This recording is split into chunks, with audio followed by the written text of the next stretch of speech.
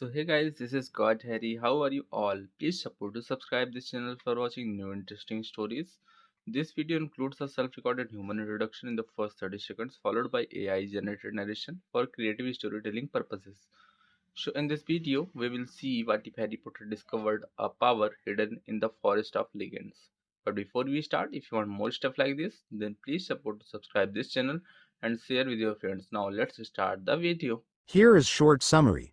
Tired of Hogwarts and its lies, Harry escapes into the Forbidden Forest of Legends only to awaken a power lost to wizard kind, and a destiny no one saw coming. But before we start, if you want more stuffs like this, then please support to subscribe this channel and share with your friends. Let's start the video. The rest of the term passed in a haze of blazing sunshine. Hogwarts was back to normal, with only a few small differences. Defense against the dark arts classes were cancelled and Lucius Malfoy had been sacked as a school governor. Draco was no longer strutting around the school as though he owned the place. On the contrary, he looked resentful and sulky. On the other hand, Ginny Weasley was perfectly happy again. And Harry Potter couldn't sleep. The world was ablaze with the color of the setting sun, the deep red and yellows captured and reflected by the perfect mirrored surface of the water. He stood, transfixed, as the world let the days slip away in a halo of fiery light. Around him, his peers laughed and ran. Their cries of simple pleasure rang from the sandstone walls. Yet he barely noticed them, their exuberance nothing more than the ghostly echoes of something that had long since died within. It was the last day of term and nothing would ever be simple again. His day ought to have been easy, ought to have been the idyllic conclusion to a year fraught with adventure and danger, ought to have drawn his second year at Hogwarts neatly to a close. Instead, he couldn't help but feel as though it were the beginning of the end. It wasn't the killing that so voraciously tore into his happiness. He'd killed the year before and somehow that had changed almost nothing. It was easy to rationalize. Kill, or be killed. It could have been natural if it hadn't been quite so obscene. His desperation had lent his mind a defense. But in the chamber beneath the school, it hadn't been another's life that hung in the balance. It hadn't been another lying in a crumpled heap of robe and bone, their blood gushing onto the unforgiving stone floor. It hadn't been another that had almost slipped from this world. He had almost died. It had been not but a matter of seconds, but in that moment his innocence had fallen away like the petals of a picked flower. In those few seconds he'd exchanged this astounding paradise of magic for a twisted nightmare that stretched on before him, endlessly.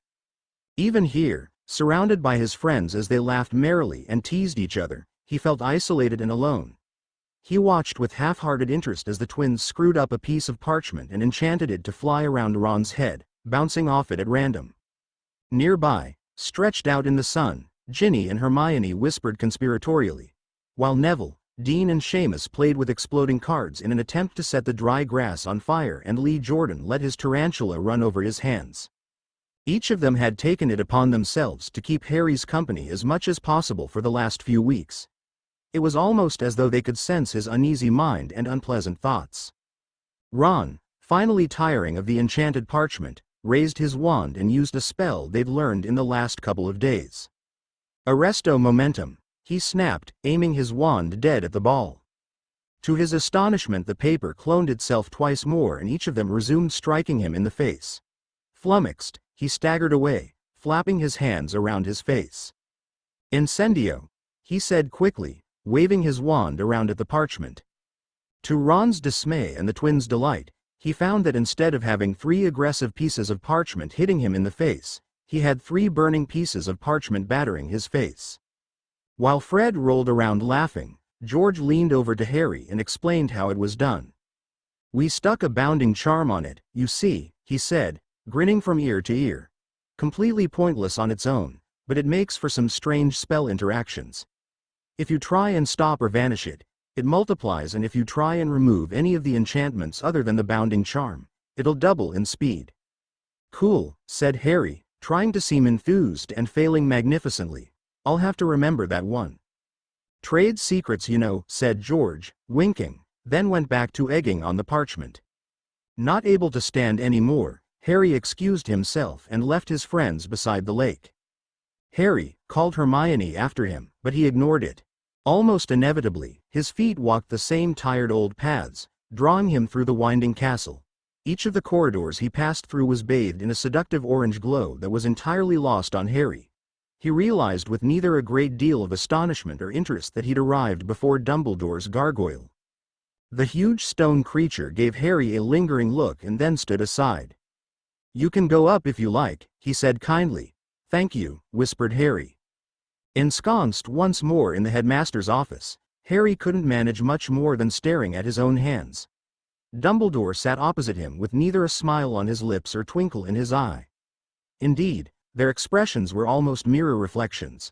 Long, drawn, sad faces. One conflicted and the other withdrawn. "Is there anything I can do, Harry?" asked Dumbledore kindly. Harry shook his head, opened his mouth and then shut it again, not because he had nothing to say, but because there was so much he wanted to say he felt that if he started he'd almost certainly never stop. But Dumbledore seemed to understand this and nodded quietly, content to sit in silence with his young student and merely console him with his presence. The atmosphere was as stifling as the long, morbid tones of a funeral, but Harry knew it wasn't a corpse they were burying, but his innocence. He felt a sudden impulse to scream, to shout, to bang things together, anything to break the silence. Anything to feel something other than the strange phantom emotions that ghosted across the surface of his mood. But he decided against it. He was too tired after all. The minutes of silence dragged on and before Harry knew it, he noticed that the sky had grown dark and overcast. The sun had swept below the horizon and night had stolen in while he was distracted. Eventually Dumbledore looked away from his close scrutiny of Harry and rose behind his desk, his absurdly colorful robes hanging around his neck like a noose. He gave Harry a small smile and gestured to the door. "I have an appointment at the Ministry, Harry," he said softly. "You're welcome to stay here, of course." "Thank you, Headmaster," said Harry softly. "I think I'll stay a little while longer." Dumbledore's sad smile didn't fade away, but he nodded slightly. "As you wish." The headmaster crossed his office, stepped around Harry's chair and opened the door. Yet Harry heard him falter and pause. "I fear I'm repeating myself, Harry," said Dumbledore quietly. "But remember, help will always be given at Hogwarts to those who ask for it." For a minute Harry hovered on the edge of tears and anger. A second later, the dam inside his head burst and everything began to tumble out of his mouth, in one completely incoherent stream. "I can't sleep, Professor," he blurted. "It's like I don't know where I am. I'm so lost. I'm just drifting around. Tom Riddle killed me, or as good as, and I don't feel the same. I feel like someone scooped me out and left this shell in its place. And I can't sleep properly. I don't have dreams anymore, I only have nightmares. When I dream now it's dark. There's no way out of it. There's nothing to take me from the darkness. There's nowhere to go. It's hot and dark and quiet. No matter how far I go, I can run forever, and it never ends." The silence that accompanied his outburst seemed to stretch on forever, and when he looked around, the doorway was empty. Again Harry felt a little burst of rage. "Help will always be given at Hogwarts to those who ask for it," he muttered sarcastically, but his eyes fell on a familiar lump in the corner of the room. Harry stood and crossed the office and lifted the crumpled sorting hat from its perch on the shelf beside the door. He closed his eyes and reached inside. His fingers closed around the handle of Gryffindor's sword and he withdrew it easily. It shimmered lazily as it lay in his hand, strange blue patterns running lethargically up and down its surface as it caught the light. "Potter?" came a voice from behind him, and Harry turned to meet the dark, intimidating stare of Severus Snape. "Professor," replied Harry curtly. "What are you doing here, Potter?" asked Snape in an icy voice. "The headmaster's office is out of bounds." "He said I could stay," snapped Harry, heat rising to his cheeks. "And play with a priceless magical artifact?" asked Snape and held out his hand for the sword. "Get out, Potter, before I give you detention every night for the rest of your time here."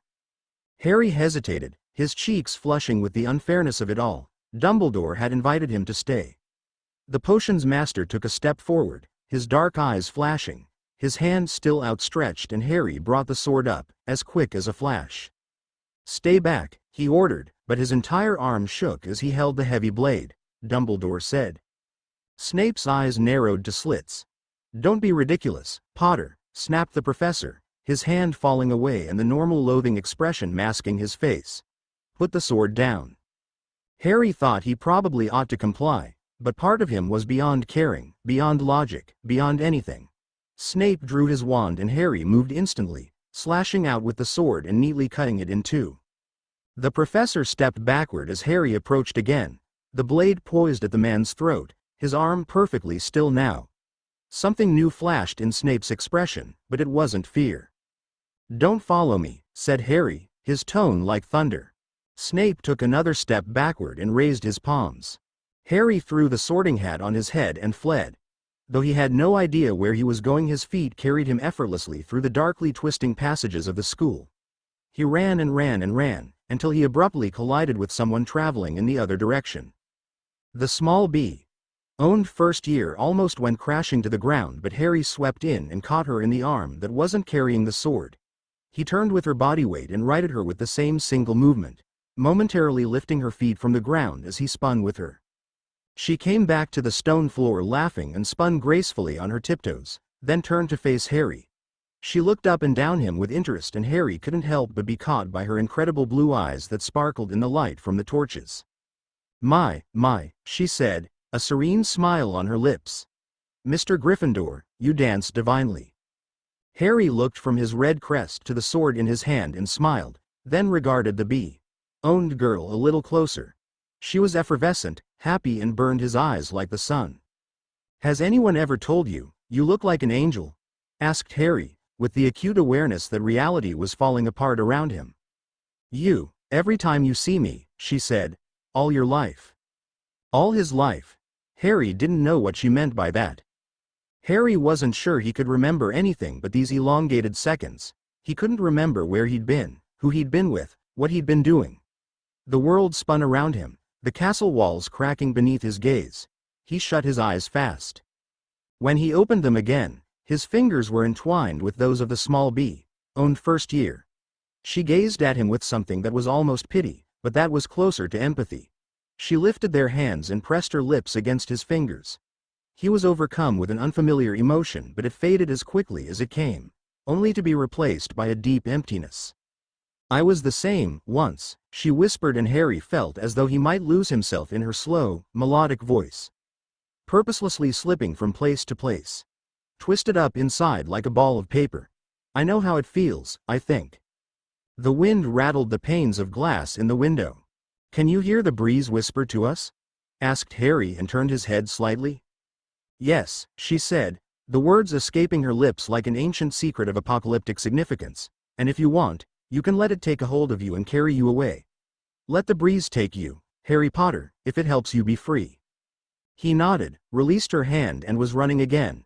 Out of the castle he ran, down the tiny paths that crisscrossed the ground like a child's doodle, and past Hagrid's house. Hedwig joined him on that final leg down to the Forbidden Forest, knowing somehow that he needed her. He stared into the depths of the forest, and the forest whispered all its little secrets to him. The secret glades where the unicorns cavorted, the pitch-black places where the acromantulas clicked, the shady spots where the bowtruckles sung their hypnotic ballads to the stars. The trunks, packed so tightly together, bled into each other. The rough bark spiraling and collapsing as though they were being smudged by a painter's brush. In the distance he could hear his name being called, the brusque, impatient calls of Snape. The terrified, worried sounds of McGonagall, the timid, high-pitched squeal of Flitwick, and 30 other voices he didn't recognize. Behind him, the motor purred. He turned to face the bright blue Anglia, its paintwork scratched and scuffed by the year in the forest. He let his fingers trace the curves of its bonnet, and it purred slightly louder, drowning the approaching voices. "She told me to let the breeze take me," said Harry.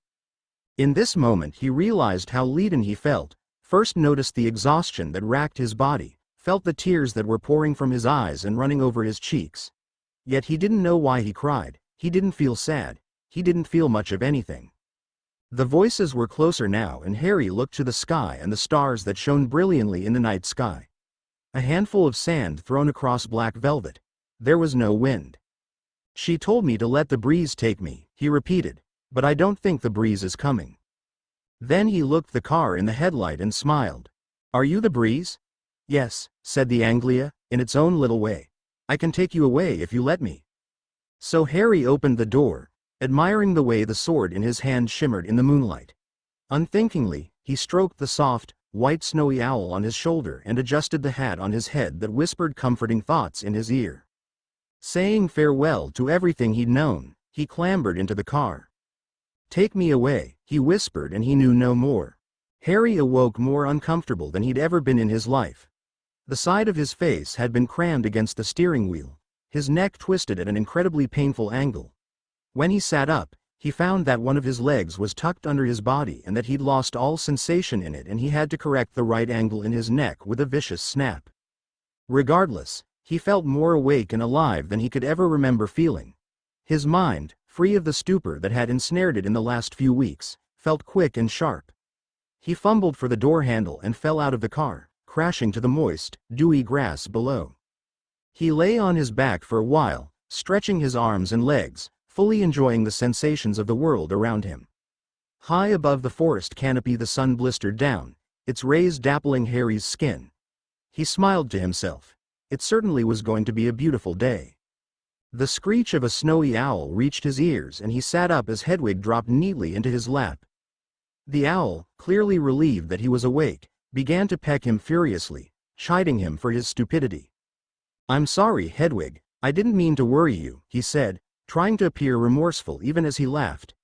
When the bird stopped mothering him, he looked around at the beautiful woodland around him, a thoughtful expression on his face. "I've never seen the Forbidden Forest look so well unforbidden." "That's because you're not in the Forbidden Forest," came a voice from behind him that made him sit bolt upright in alarm. He rose, flustering Hedwig once more, and turned to look into the car. The flying Anglia had clearly seen better days. The headlights flickered weakly and one axle had been completely ripped off the bottom. All of the glass had shattered all over the forest floor and steam billowed out from under the bonnet. Resting on the passenger seat and looking more disheveled than he'd ever seen it, was the Hogwarts sorting hat. If ever a hat could wear a disapproving expression, it was this one. For a moment, the pair of them just stared at each other, the hat gazing sternly at him and Harry gaping back. "Did I steal you?" asked Harry. "Did you?" began the hat, but appeared too flabbergasted to finish what he'd started. "I'm sorry," said Harry. "I wasn't quite in my right mind." The hat looked quite taken aback for a second. "Well, of course you weren't, boy," it barked, sounding more than a little astounded. "I can see your mind, remember? The moment you plonked me on your noggin I could see how fractured your mind had become." "Oh," said Harry, who'd not even considered the possibility. "Still though, I'm sorry to have kidnapped you and brought you here wherever here is." "Well, there I can help you," said the hat, shifting slightly, as though sitting back. "You are in Valbone Valley." He left this proclamation to sit for a minute and the pair of them continued to stare at each other. The hat clearly expecting some reaction from Harry and for his part, Harry expecting some further elaboration. It was the hat that broke first. "Merlin's beard boy, don't you know anything?" it asked, sounding incredibly frustrated. "Have they stopped teaching history of magic or are you just dim?" Harry scowled at the hat, an expression which it matched with relative glee. "I'm not dim," he protested. "I get good marks normally, but have you ever sat through one of Bin's lessons? They could bore you to death and you're—" Harry was about to say, "an inanimate object," but realized at the last minute that, of course, he wasn't. His scowl relaxed into a look of curiosity as a question occurred to him. "What do I call you anyway?" The hat seemed astonished with the abrupt change in tone and topic of the conversation and was silent for several minutes. "Well," he said delicately, as though not quite sure what to say, "I've never really had a name, but Helga used to call me Stern Lee." "Whatever for?" asked Harry in confusion. "Well," said Stern Lee, the ridges of his peak folding downward, "when I was younger I was a bit more outspoken and uncouth. One day I told Helga that she was anyway. She went running to Godric, who said, 'If you want him to stop talking, say be quiet sternly.' And she didn't quite get the gist. After a while I just sort of got used to it." Harry couldn't help but laugh, even though he tried to stifle it for the sake of Stern Lee's feelings. If indeed he had feelings. Harry couldn't be certain of how these things worked and wasn't quite ready to ask him. "Well, pleased to meet you, Stern Lee," said Harry. "I'm sorry I kidnapped you, but could you explain exactly where Valbone Valley is?" "Albania," said Stern Lee, in a very matter-of-fact sort of voice. Harry's stomach gave a painful lurch.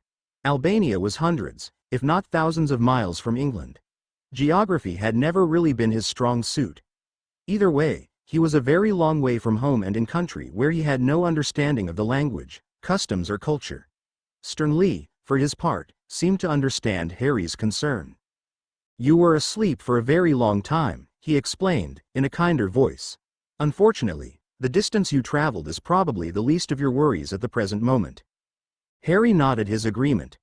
If he remembered correctly, Dumbledore had mentioned that Voldemort was lurking in the forests of Albania, and at this point he looked around him. If he wasn't very much mistaken, he too was in a forest in Albania. He swallowed a nervous gulp, and then something occurred to him that made his face light up in relief.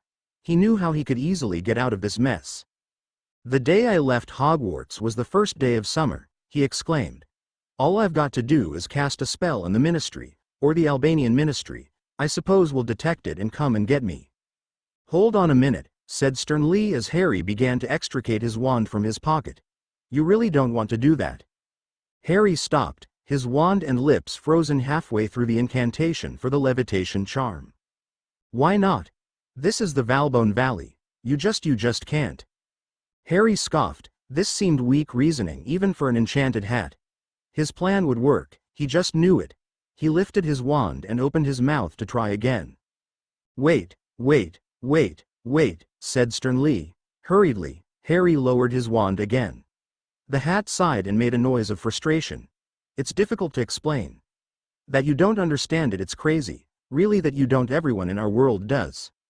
"Well, I don't," snapped Harry, feeling slightly offended and embarrassed. "So do your best." Sternly paused, clearly considering the best way to explain it. After a moment he'd apparently decided upon the words to use, because he began to speak incredibly quickly, almost exactly as Hermione did when she answered a professor's question. "This valley is one of the most incredibly magical places in Europe, if not the world. The Albanians call it Valbone, but the Greek wizards who settled here over 2,500 years ago called it Omicron Smoros. It means, doomed to woe." Harry swallowed. He didn't imagine that Greek wizards were much different to English wizards, and if there was anything he'd learned about wizards in the last 2 years, it was that they were rarely subtle or humorous when they named places. Sternly inclined his peak into an unmistakable nod. "This forest is home to any magical creature you can dare imagine. Vampires, werewolves, dragons, chimeras, acromantulas, griffins, and a whole host of others you've never even heard of. Not to mention an enormous and extremely militant population of centaurs and goblins who'd just as soon wear your guts for garters as say, 'How do you do?'" Harry frowned once more.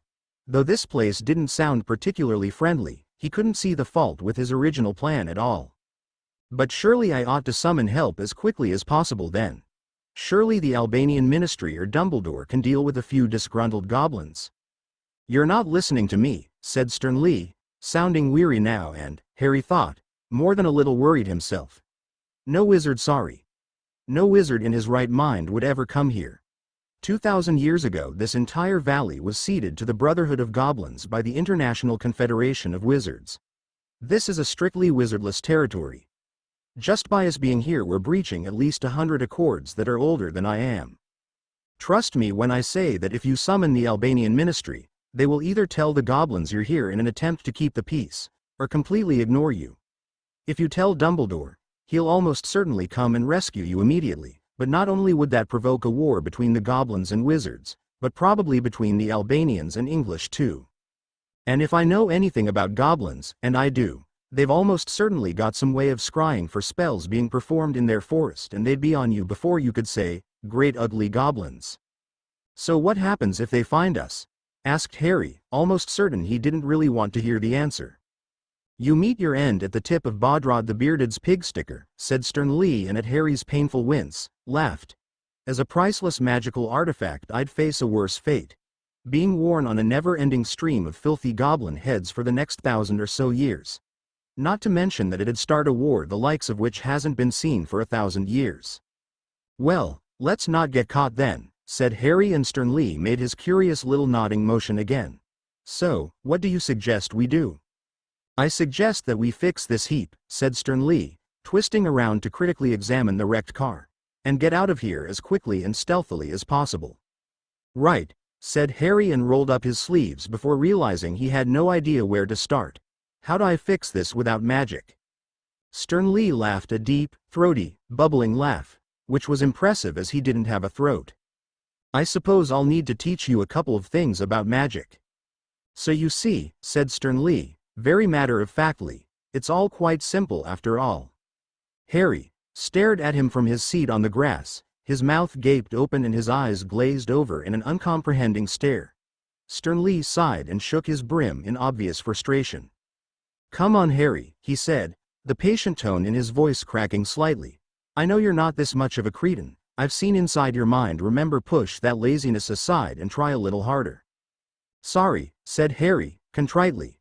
I am trying. It's just hard to focus when you regurgitate 20 rolls worth of essay into my ear. Can't we do something a little more hands-on?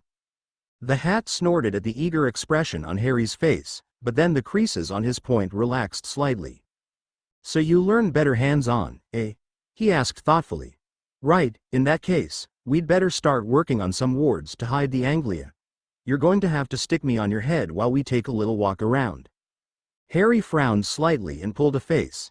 As much as he appreciated Stern Lee's help, the idea of having anyone constantly reading his thoughts rankled slightly with his sensibilities.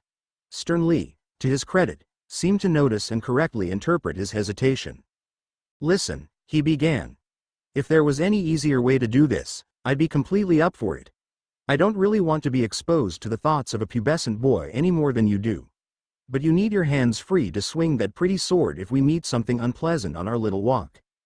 Harry's expression momentarily became resigned before a sudden flash of inspiration struck him and his face lit up excitedly. He jumped to his feet. Hedwig, he called the owl that was fluttering circles in the canopy above. Hedwig, come here please.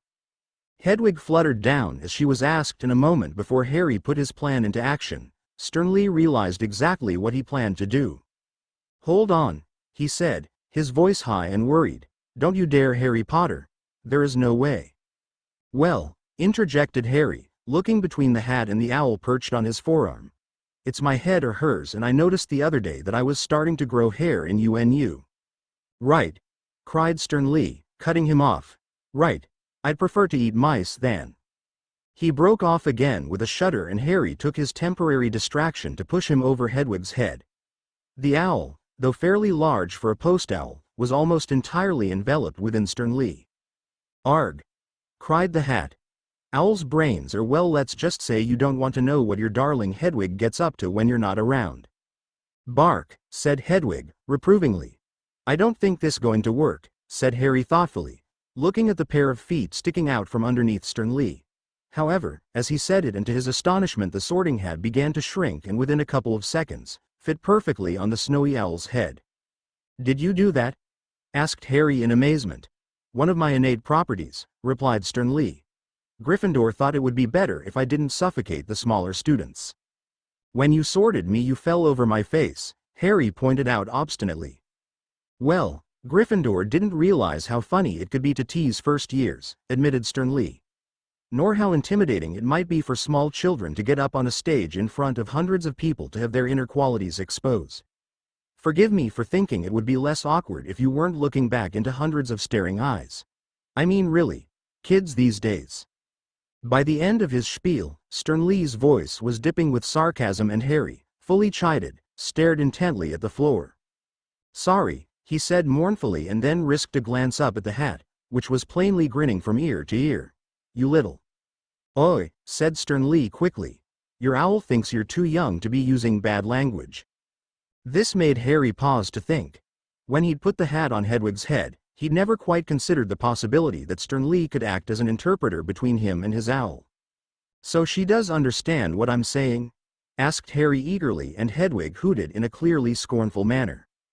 She understands you perfectly, said Stern Lee, with a chuckle. She thinks you're ignorant for not learning her language as well as she has learned yours. This too blindsided Harry. He'd always thought that Hedwig was exceptionally bright for an owl and that she'd always seemed to understand his requests. Now he felt very embarrassed to have never bothered to try and comprehend her a little better. In a moment of decisiveness he fixed Hedwig in his gaze and lifted his chin proudly. Hoot! He tried. Hoot, hoot, hoot. A moment of silence stretched between the two, and then Hedwig closed her eyes in disgust. "Yeah," said Stern Lee, clearly searching for diplomatic words. "Hedwig wants me to make it plain that on no account should you ever try to hoot like an owl again." "What did I say?" asked Harry, horrified. "You really don't want to know," said Stern Lee, shuddering gently on Hedwig's head. Then he seemed to push the thoughts aside and his tone became focused again. "We'd better get a move on, we've only a couple of hours till noon." "Right," said Harry, his sunny disposition returning in full force. "So where do we begin?" "We go in that direction," said Stern Lee, pointing with the very tip of his peak. "There's a couple of things you'll want to keep your eyes out for if we're going to make these wards. A birch tree, there'll be plenty of those in this neck of the woods. A bay laurel, that'll help consecrate some of the tools we'll have to make. A Scotch broom, you'll know that by its bright yellow and orange flowers." The trio wandered to and fro in the beautiful sunlit woodland. Together they spent a couple of hours exploring the area around the downed Anglia and picking up objects seemingly to Harry at least at random. They began with a couple of largish stones that Stern Lee proclaimed as excellent but didn't elaborate any further on. This was followed by a large branch from a rowan tree which he had to hack down with the sword of Gryffindor. Next they stumbled upon the Scotch broom, which Harry thought was beautiful and was slightly dismayed to have to partially deflower. Then he found a small cluster of birch trees close by a bay laurel. This too Stern Lee said was excellent, as they would boost the effectiveness of protective enchantments in the vicinity. At the hat's behest, Harry availed himself of as much birch wood as he could carry. After this stroke of good luck, a good 30 minutes passed in which Harry bashed his head innumerable times on low-hanging branches and fell into brambles on 2 occasions. However, it was one such stroke of misfortune walking straight into a hidden divot that sent him flying into a patch of Weasel's snout. This, Stern Lee later proclaimed, was a moment of pure genius, though the teenager assumed the hat was not complementing his foraging ability. During this process, Hedwig proved completely invaluable. Her ability to take Stern Lee high into the air allowed them not only to better locate the items they desired, but also to navigate their way back to the Anglia. All the while Harry couldn't help but stare in wonder at his surroundings.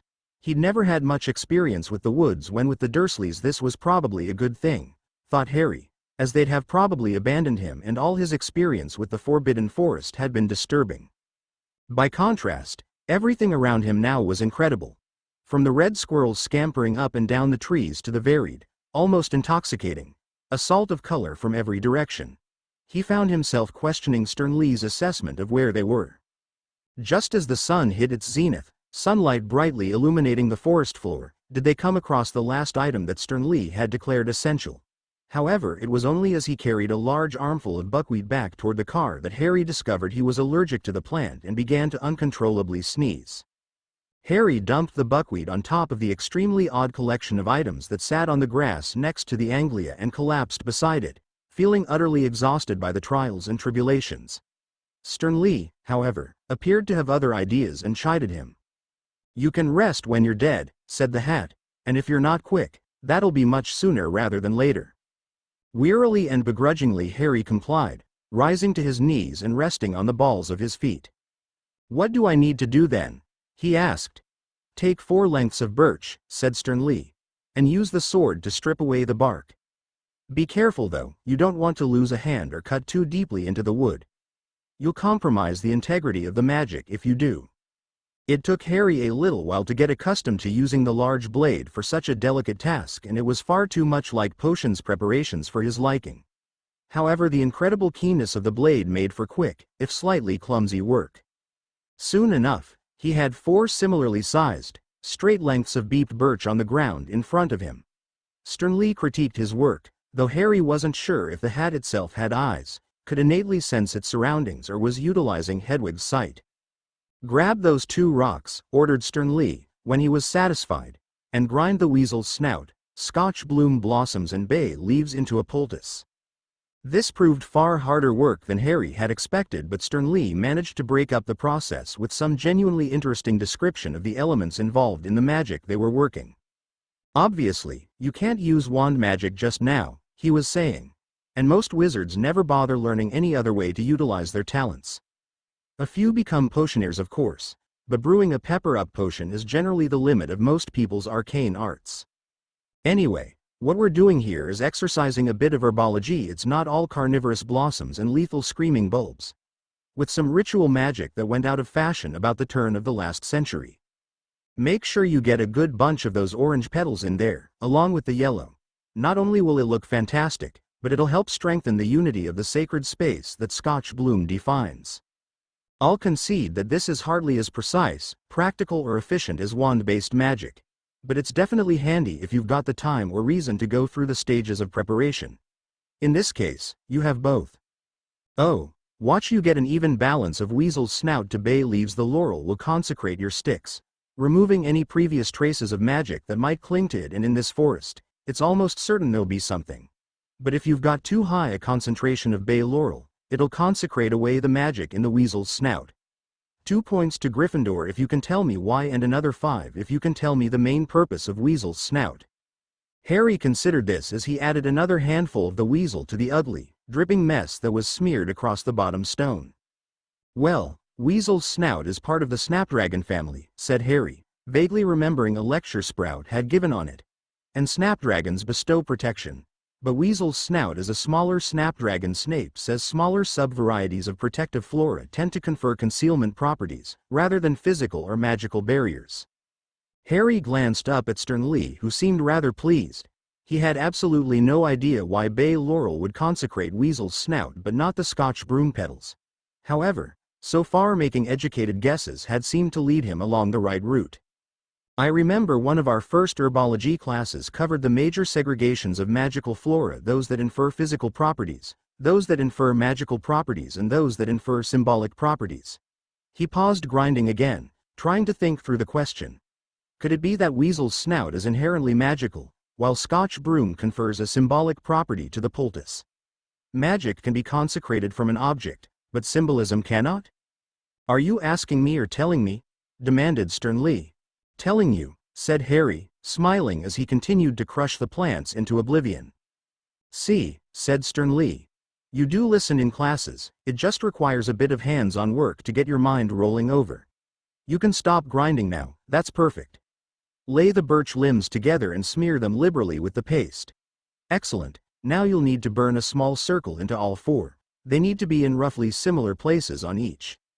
And how exactly am I? Began Harry, but paused as an idea came to him suddenly.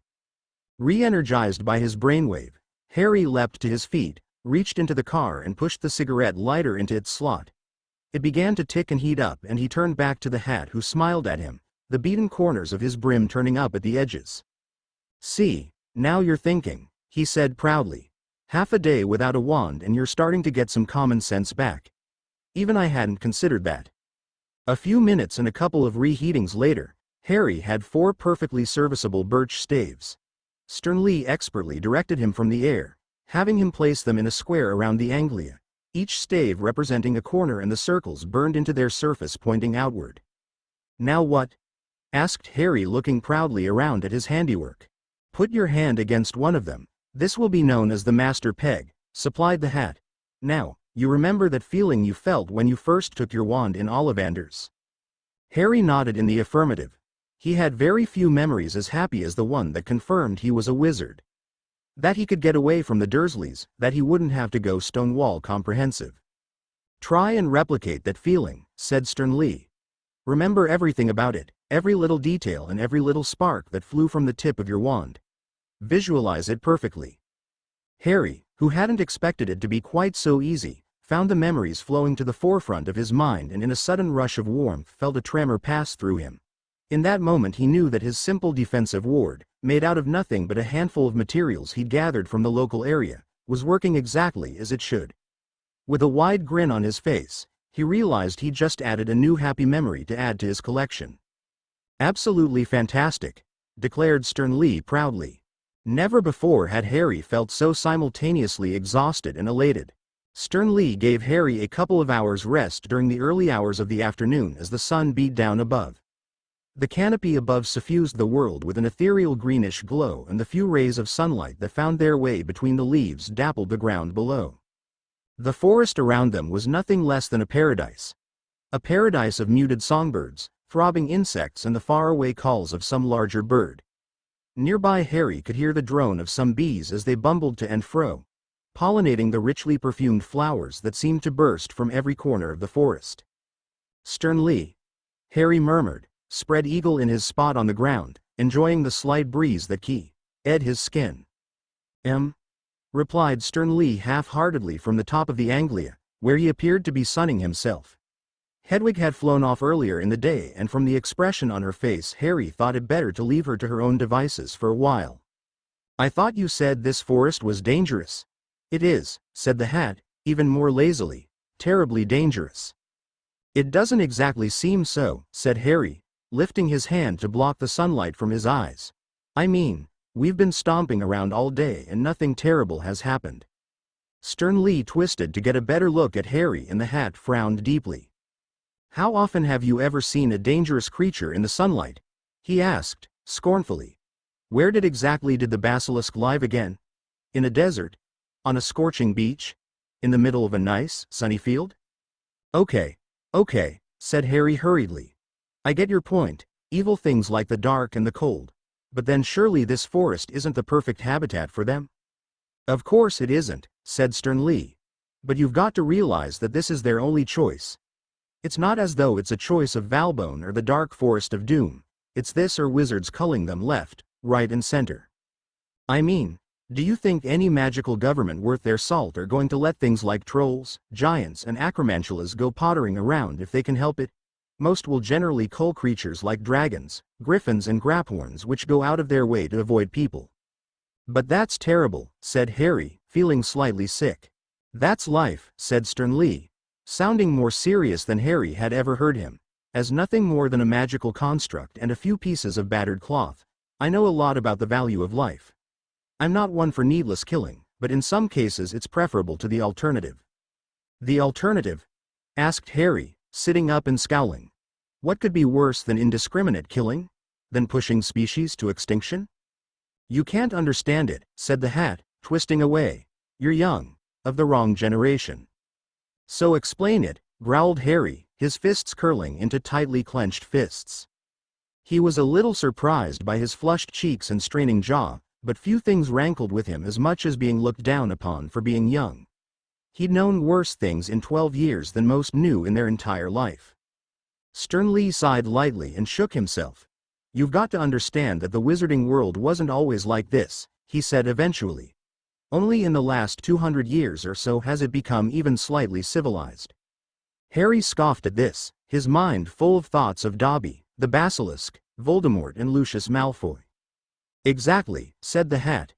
If that's what it's like now, can you imagine how it was 200 years ago before the 71st statute that banned dueling? 400, before the Ministry of Magic? 1,000, before the Wizard Council and the First Charter of Rights? Go back further. 2,000 years ago, when the majority of wizards in Northern Europe were a collection of bearded soothsayers who lived in mud huts, ate hallucinogens and shagged goats in order to further their understanding of the universe. Whatever you might think, or have been taught, people were not always the dominant species on this planet. Vampires, dementors, giants, trolls and goblins ruled the world. Humans were nothing more than cattle to them. And do you think one of them ever stopped to think that what they were doing was wrong?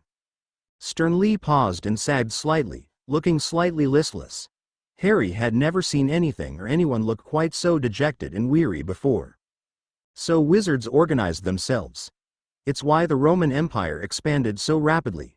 Behind the rapid advance of their legionnaires was the other, hidden war. Those that surrendered and could be assimilated into wizarding culture, like the goblins, were essentially forced into Avery.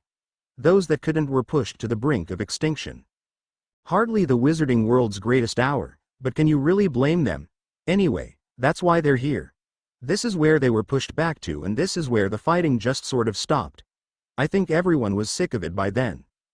Sternly lapsed into a tired silence, and Harry could tell that it wasn't the whole story, or at least the Hat had much more story to tell. But he also knew that now probably wasn't the best time to bring it up, so he silently sat and digested the information. Soon, however, it became plainly obvious with the grumbling of his stomach that he couldn't sustain himself with information alone, and so he rose to his feet. Hungry, are you? Asked Sternly, clearly relieved to have something else to dwell on. Harry nodded. We'd best go find something to eat then. With Hedwig nowhere in sight, Harry plonked sternly on his head and collected the equipment he might need during his expedition. His sword he slung through his belt, ensuring it was positioned so the blade wouldn't cut through the flimsy leather. His wand he tied to his forearm with a length of cloth he ripped from his shirt. To these essentials he added a red petrol tin from the boot of the Anglia. This, he estimated, would suffice if he found some water. He also took a blanket off the backseat, which he could convert into a makeshift bindle if necessary. With these few tools, Harry left the makeshift wards that surrounded the car and ventured out into the woods. Though he wouldn't admit it, Sternly's words had spooked Harry earlier, and so it was with careful and deliberate footsteps that Harry navigated the forest. "You're going to need a reliable water source," said Sternly. "Not to mention that's where you're most likely going to catch game." Harry balked at the idea of hunting anything, and he heard Sternly chuckle above him. "Soon enough you'll be hungry enough to get over that," said the Hat, knowledgeably. "But until then, I've got a fantastic recipe for a simple nettle soup." "Oh yeah?" asked Harry, relieved to have something else to think about. "What is it?" "It's pretty simple really," began Sternly, and Harry thought he might hear the slightest hint of humor in his voice. "You stick nettles in a pan full of water and boil them until they stop stinging the inside of your mouth." Harry gave a little sarcastic laugh. "Anyway," said Sternly, "you want to be looking for tracks. Converging tracks going downhill generally means there's water nearby. Those bees around the car are a good sign. They won't fly more than a few miles, which means there's at least some water nearby." In the end, it took about 20 minutes for Harry to find some tracks and longer still to follow them for quite some distance through the forest. Harry learned pretty quickly during his walk that although it was called Valbone Valley, the forest actually covered a much greater area than the valley itself. They heard the stream gurgling merrily along before they saw it. When they finally emerged from the thickets of trees that lined its banks, Harry stopped dead, staring in amazement at the scene unfolding before him.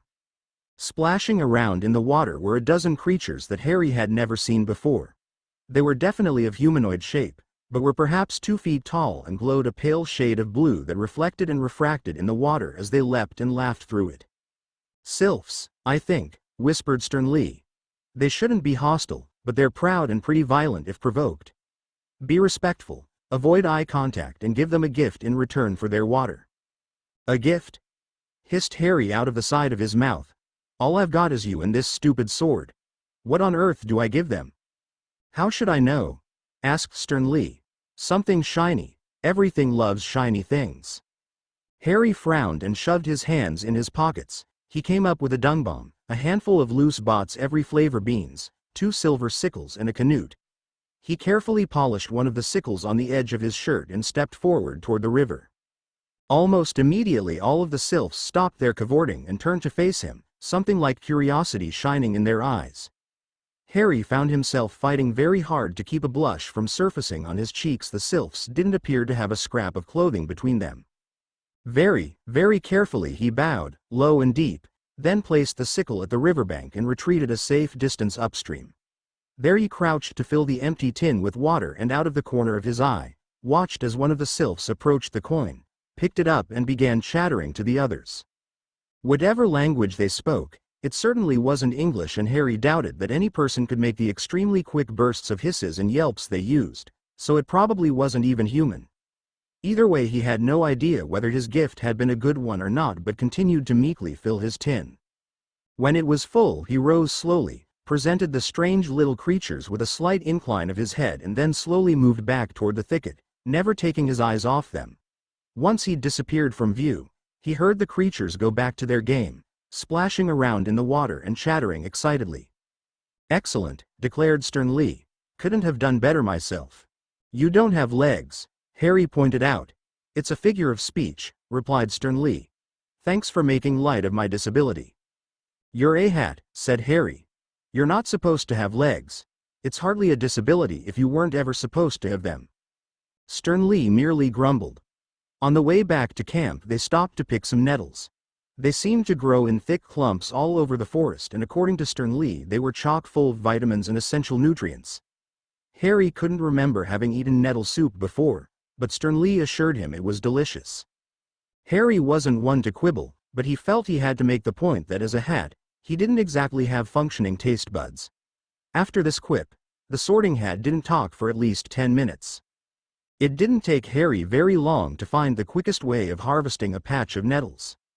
After drawing his sleeves over his hands, he gripped the sword of Gryffindor with both hands and swung it at the patch of nettles. The plant weren't even a slight match for the goblin rot blade, and in no time at all Harry was tossing them into his blanket, which he'd laid out on the grass. For some reason a rhyme that he'd once heard in primary school came back to him then, and he recited it to himself in a loud, sing-song voice as he worked. Tender-handed, stroke a nettle, and it stings you for your pains. Grasp it like a man of metal, and it's soft as silk remains. When he reached the end of the rhyme, he stopped and started all over again. It wasn't until he heard a noise behind him that he realized his folly. He spun, the sword clenched in both hands, and came face to face with the largest cat he'd ever seen. Harry gulped as the creature's golden eyes gazed unblinkingly at him. Although it didn't look aggressive, merely curious if anything, it was still 4 feet long and comprised of sleek, powerful muscles, sharp teeth and razor claws. After the initial shock had worn off, Harry began to take in other details. It was a pale golden color, with dark spots that were spattered along the length of its entire body. It had small tufts of hair that protruded from both ears and larger ones down each side of its face that seemed to resemble a beard. "That's a lynx," whispered Sternly, sounding more worried than he had about the sylphs. "I don't think they attack people, but I don't think they're normally up during the day either." "What does that mean?" hissed Harry out of the side of his mouth. "Well, either it means it's starving," said Sternly, "or you've woken him up with your idiotic singing." Neither of these two situations seemed advantageous to Harry, who was beginning to feel distinctly nervous as the lynx continued to stare at him. The cat's amber eyes seemed to glow as the light caught them, and Harry couldn't help himself from gazing into them, despite his better judgment. For the longest 5 minutes of Harry's life, the pair of them stood perfectly still, gazing at one another. Then the lynx, apparently tired of this game, silently turned and padded away into the forest. Harry let out a sigh of relief and wiped nervous sweat from his brow. "Merlin's beard," said Sternly, and Harry could only nod in agreement. Then, without a single word being spoken between them, he gathered the blanket together, knotted the 4 corners and strode back to the car, setting a blinding pace. Harry sat on the ground carefully dicing the nettles he'd collected. Despite pulling the sleeves of his robes far over his hands, he'd still managed to sting himself more times than he could count. However, as he knew from 10 years with Dursleys, the promise of a full stomach was a powerful motivator, and he diligently shredded the leaves as Sternly had insisted. Beside him sat a merrily burning fire that made him smile slightly every time he looked at it. Sternly had taught him how to stack a fire that burned almost smokelessly. Although he assured Harry that the simple wards they'd erected earlier in the day ought to completely conceal his presence, they both agreed it was simply better to not leave things to chance. Harry wasn't entirely sure what time it was. Neither his watch nor the Anglia's dashboard seemed to be working. But the sun was well on its descent toward the horizon, casting long shadows across the ground. And although it still hung in the sky, the cold chill of night had set in, and he was grateful for the warmth of the fire. "So what do you think, Sternly?" asked Harry as he finished the last of the nettles. "Cut the top off this fuel tin and stick it on the fire?" Sternly snorted from his perch on the boot, not looking up from the car's instruction manual they'd found tucked under a seat. "Are you a wizard or not?" he asked gruffly. "Don't tell me you can't do simple transfiguration." Harry frowned. "I thought you said that I shouldn't do wand magic?" he asked, stoking the fire with his sword. Sternly turned a condescending look upon him, then flipped to the next page with his mouth, ruining the effect slightly. "Well, what do you think we made those wards for? Rough as they'll conceal you while you're between them." "Oh," said Harry, comprehension dawning on him. With this simplification of matters, he rose to his feet and pulled one of the hubcaps off the car. Then he removed his wand from the makeshift sling on his forearm where he'd had it all day and took careful aim. "Scourgify," he said, and suddenly the hubcap gleamed in the firelight. After all, he wasn't going to cook on a dirty hubcap. Finally, concentrating deeply, he swished his wand to shape the hubcap into something more appropriate for cooking in. Harry had to admit it wasn't the greatest piece of transfiguration ever, but it had certainly served the purpose. He spent a little more time than necessary mixing the nettles and water in his crudely shaped pot, using copious levitation and stirring charms in the process. He probably could have done it quickly by hand, but the glorious thrill of using his magic properly overwhelmed him slightly. Just then, something dawned on him and he turned to Stern Lee, a puzzled expression on his face. "Stern Lee, you know I can use magic here?" he asked. Replied Stern Lee, apparently engrossed in the manual. "Have I been able to all day? Since you finished the wards, certainly." "So why did you just let me cut all those nettles by hand?" asked Harry, annoyance plainly written in his tone. Stern Lee craned to look at him and then made the hat equivalent of a shrug. "I don't eat food. Humans are funny about that sort of thing. I thought you might prefer." "Prefer stinging myself, stupid?" asked Harry, turning his wand on the hat, a curious expression on his face. "I wonder how flammable you are." Now, said Stern Lee, looking slightly worried and wriggling away as quickly as he could. "There's no need for that. It was only a bit of fun. And let's face it, if you burn me, who's going to get you out of here?" "Oh, I wasn't thinking of completely incinerating you," said Harry, his eyes gleaming. "Just singeing you around the edges slightly." "Now Harry, there's no need," began the hat, in a placating sort of voice, but as Harry shot a jet of fire past him, broke away into an exceptionally girly shriek. Harry froze for a second, eyes wide in astonishment, then dissolved into side-splitting laughter that left him doubled up and gasping for breath. "Wah, what was that?" he gasped between guffaws. "That was pathetic." "You tried to burn me," shrieked Stern Lee, making Harry laugh even harder. They stayed that way for several minutes, Harry gripping his sides and gasping for breath between fits of laughter and Stern Lee looking as affronted as a hat possibly can. Later in the evening, after Harry had managed to soothe Stern Lee's hurt feelings, he took the nettle soup off the fire and transfigured a spare piece of birch into a serviceable spoon. Despite his misgivings, the soup wasn't half bad, if not a little bland. There was certainly no hint of the sharp needles or toxins that had stung his flesh before. He left enough to eat a meal later in the evening on the off chance that he got hungry again and stripped off his shoes and socks. His feet, unused to long walks over difficult terrain, had swollen and the beginnings of blisters had begun to set in. Even Harry, who had very little experience of the outdoors, knew that if he left them for any period of time they'd become unmanageable. "Hey Stern Lee," he said, disturbing the hat from his reading again. "Any good spells for blisters?" "Try a pisky," he said, as though he weren't really paying attention. "I don't know that one," admitted Harry, and the hat looked over. "What do they even teach you in school these days?" he asked, sourly. "Back in my day." "You're a hat, Stern Lee," Harry reminded him. "Right," said Stern Lee. "So I am." "Right. Take your wand and draw a sort of lowercase e in the air over your blisters and say, a pisky." Harry frowned in concentration, lifted his wand and did as commanded. "A pisky," he said firmly, and was rewarded by the sight of the swelling of his feet reduce slightly. While by no means perfect, it was certainly better. Stern Lee gave a satisfied HRMPH and looked back to the manual.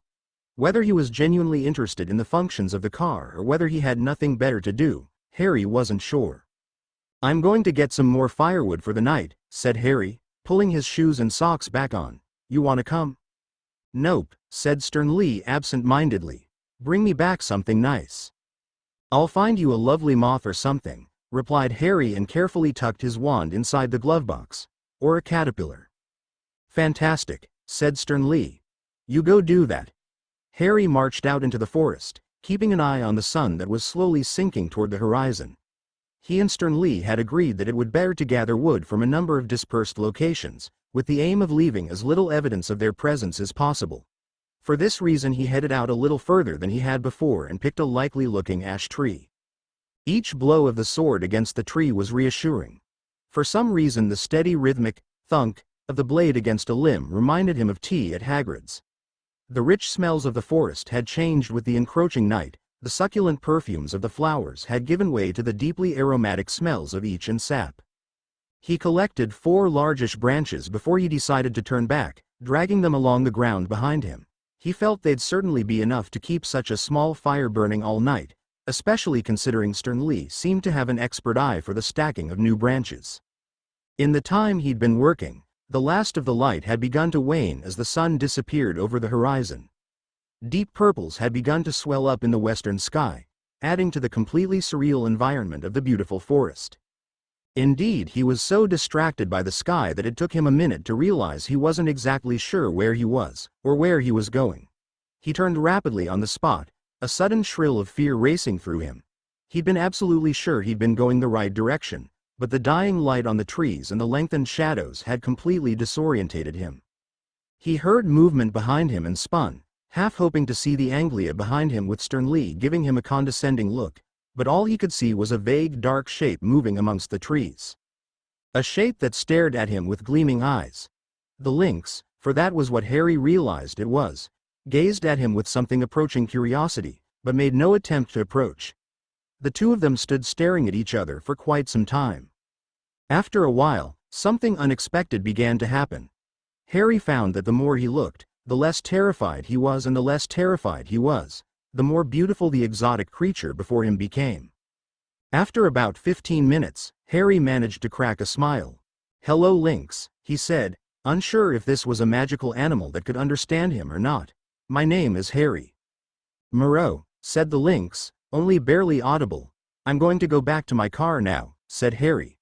"You're not going to try and eat me when I turn around, are you?" "Moreau," replied the lynx, reassuringly. Harry nodded his thanks and looked around in an attempt to get his bearings. Luckily he was saved from having to try and navigate his way back to the car by the timely arrival of Hedwig, who shepherded him safely back toward the car. "Good night, Lynx," called Harry over his shoulder as he left. And he could have sworn that in the distance behind him, he heard the tiniest, faintest, Moreau in response.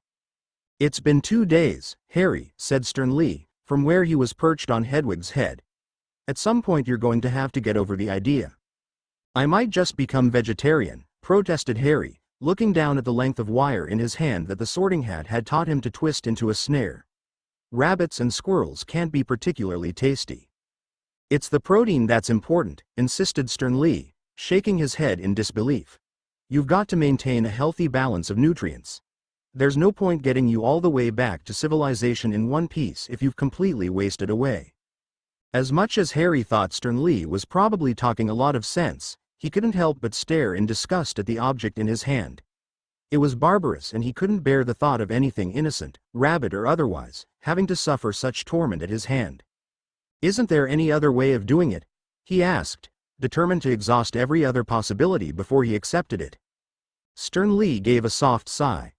"I'm not one to advocate the needless killing of anything," he said patiently. "But sometimes it's necessary, and this is the best way to do it. What right do you have to eat of a creature that you can't face up to killing yourself?" Harry considered this and then nodded. Stern Lee was right, of course, it did make sense, but he still couldn't quite accept that he'd have to do it. Perhaps it would be easier if he were hungrier, but as it was, Stern Lee had proved a dab hand at picking out plants that were not only edible, but tasty, and Harry was too used to going without food at the Dursleys to be too worried about the occasional hungry pang. "Stern Lee, I was wondering," began Harry in a desperate attempt to change the subject. "How do you know all these things you do?" Stern Lee made a curious gesture that Harry had begun to understand was his attempt at a shrug.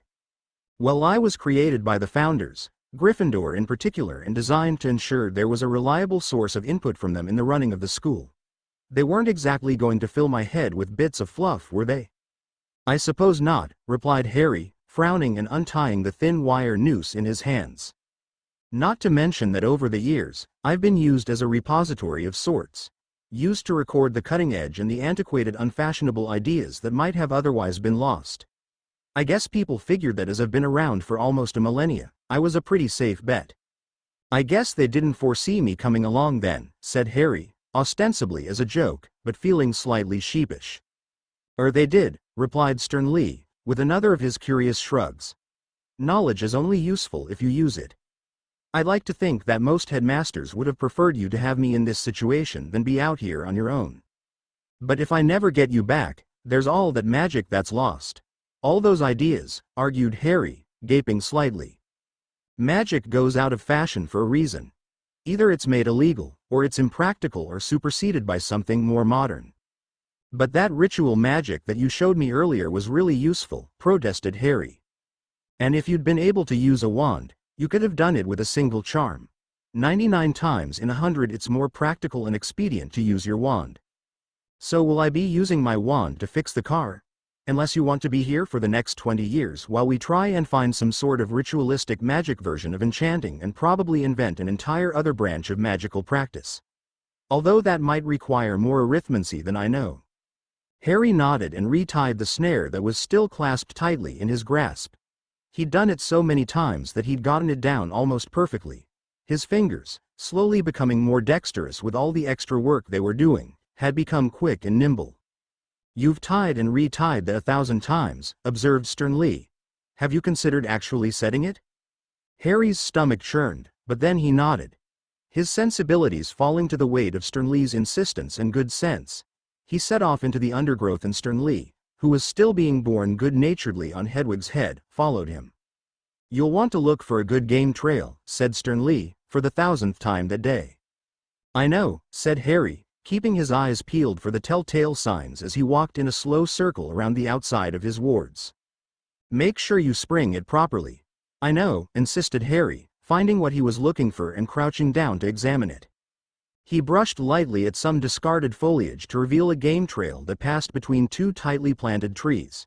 Here he tied his snare to one of the trunks and then lightly fastened it to the other, to suspend it vertically.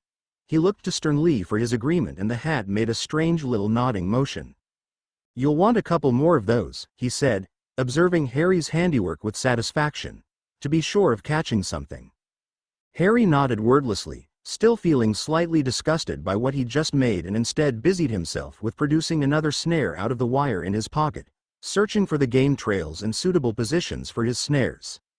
By the time Sternly decided he was finished, he'd placed 7 snares in various positions nearby the car and was thoroughly sickened by the process, despite having not caught anything yet. Sternly, in an apparent attempt to cheer Harry up, promised him that if his snares were successful, he'd teach Harry some more advanced trapping techniques. There's spring-loaded snares, of course, babbled the hat, and that leads you into all sorts, like the baited spring leg snare, the trapeze spring snare, and my personal favorite, the double spring snare. When Harry couldn't take it anymore, he excused himself to go and collect more water from the river, remembering to take one of his few remaining sickles in order to appease the sylphs if they made a reappearance. He was joined, as he often was when he was otherwise alone in the forest, by the lynx. Harry wasn't quite sure if it was stalking him, looking out for him, or merely keeping an eye on him as he pottered around the big cat's territory, but he never got too close, but likewise never made any ostensibly threatening actions. When Harry reached the river, there wasn't any sign of the sylphs, so he simply crouched to fill the fuel tin, the running water making a pleasant babbling noise against the rocks around him. Once again he was struck with how idyllic the forest was during the hours of bright sunshine, but having spent 2 nights within it, he knew that the forest was not without its darkness. Last night he and Sternly had listened to the wolves baying at the full moon, which Harry had thought was poetic, until he really thought about it and felt his stomach tie itself in a neat little knot. There'd been another, darker call in the early hours, which had woken Harry from his dreamless slumber and sent a shiver down his spine. Even Sternly hadn't been able to identify what the creature had been. And Harry had the sneaking suspicion that this was the case, the hat had decided not to tell him in an attempt to give him some peace of mind. Harry wasn't sure which one he wanted to believe. He straightened up and turned to leave, but stopped short as he saw one of the blue-skinned sylphs stood on the river bank, gazing at him in obvious interest. Immediately Harry bent himself into a low bow which, to his surprise, the sylph reciprocated, then resumed staring at him. Nice morning, isn't it? Asked Harry, glancing up at the sky, completely at a loss to what exactly he ought to do. Why you here? It asked, in an accent that was almost Eastern European but undermined by a quality that Harry couldn't put his finger on. Harry considered for a moment and wondered how he ought to explain things to a creature with probably no idea of what a car even was. I fell from the sky, he said in the end, opting for simplicity over anything else. He accompanied the statement with a hand gesture. I see, replied the sylph, as though this was perfectly normal behavior. It was only as she repeated the hand gesture that Harry realized the statement had been intended literally. The sylph had seen the crash. I go now, said the sylph, turning away from him. Something occurred to Harry as it strode away and he took a step after it. Wait, he said quickly, and the sylph turned a wary eye on him, its brow furrowed. Harry decided it was probably better if he explained quickly. I've laid traps, around my home, to catch rabbits, but they're probably the right size to catch sylphs too. You and your friends should be careful. We know, said the sylph. We see. We not sylph. We Stojoval. Oh, I'm terribly sorry, replied Harry in surprise and made another hasty bow. We too, replied the Stojoval. Always.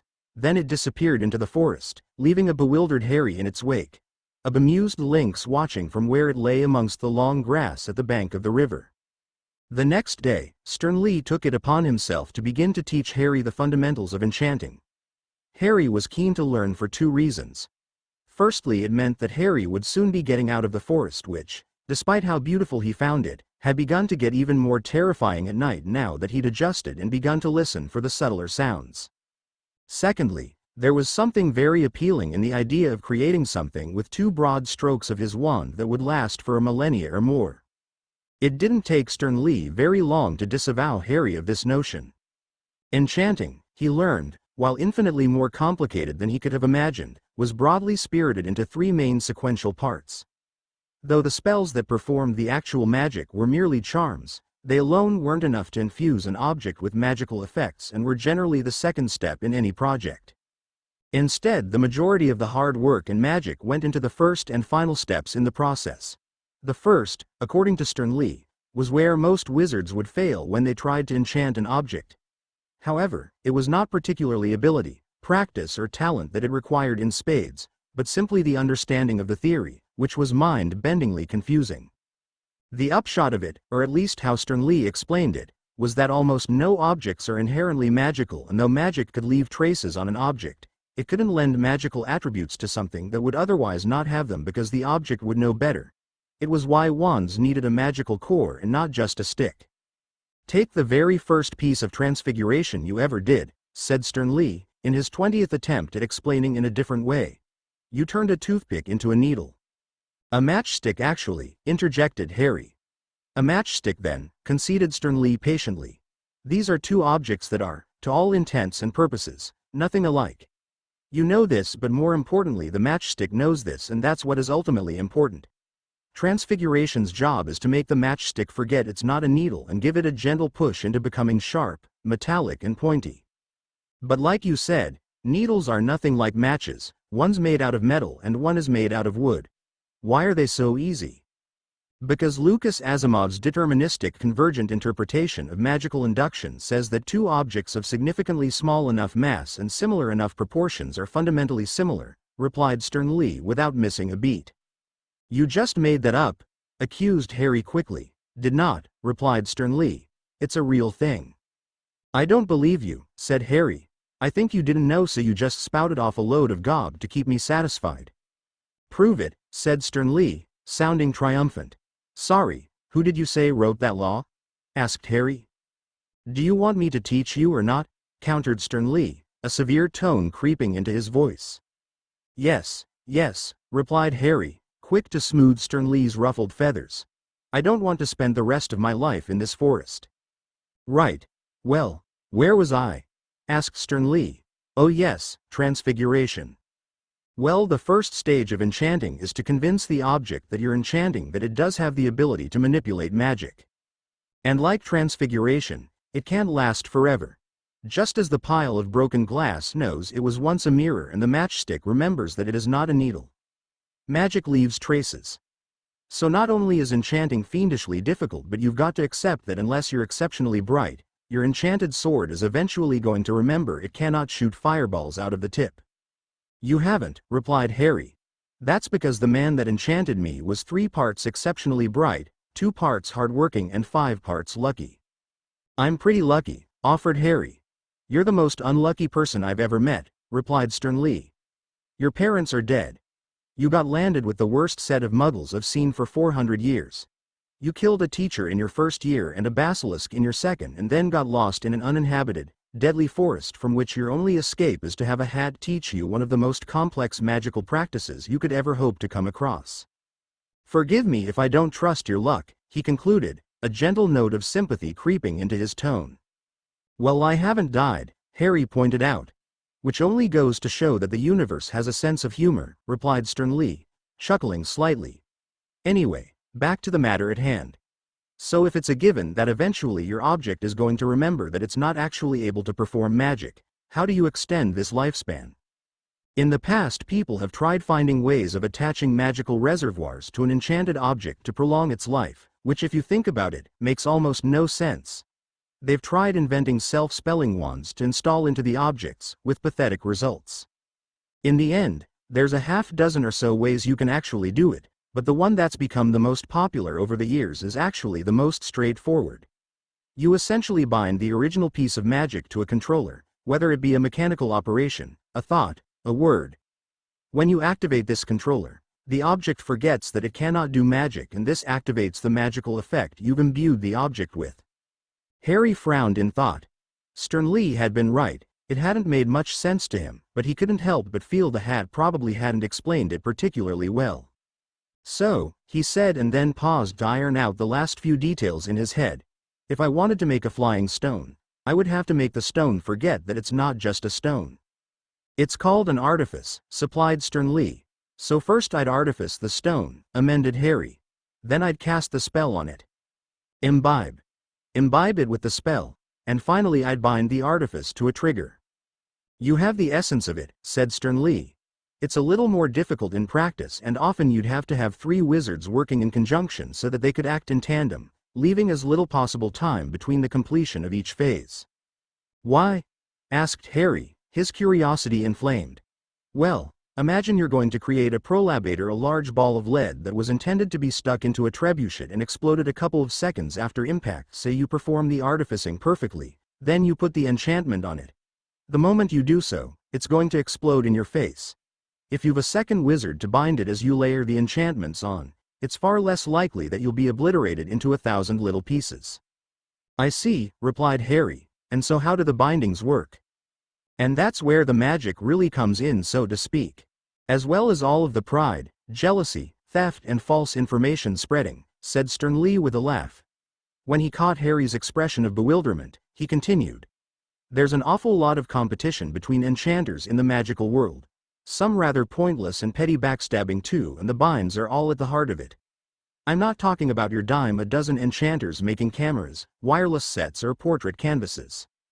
Or even those capable of producing something as elaborate, but relatively simple as your car that'll just require a lot of hard work. No, we're talking about those with the ability to produce things of incredible magical sophistication. It's difficult to understand, given that the majority of your life in the magical world you've spent in Hogwarts being exposed to some of the greatest feats of magic ever attempted. Things like vanishing cabinets, the Mirror of Erised and, well, me are all beyond the realms of almost any wizard alive in Britain today.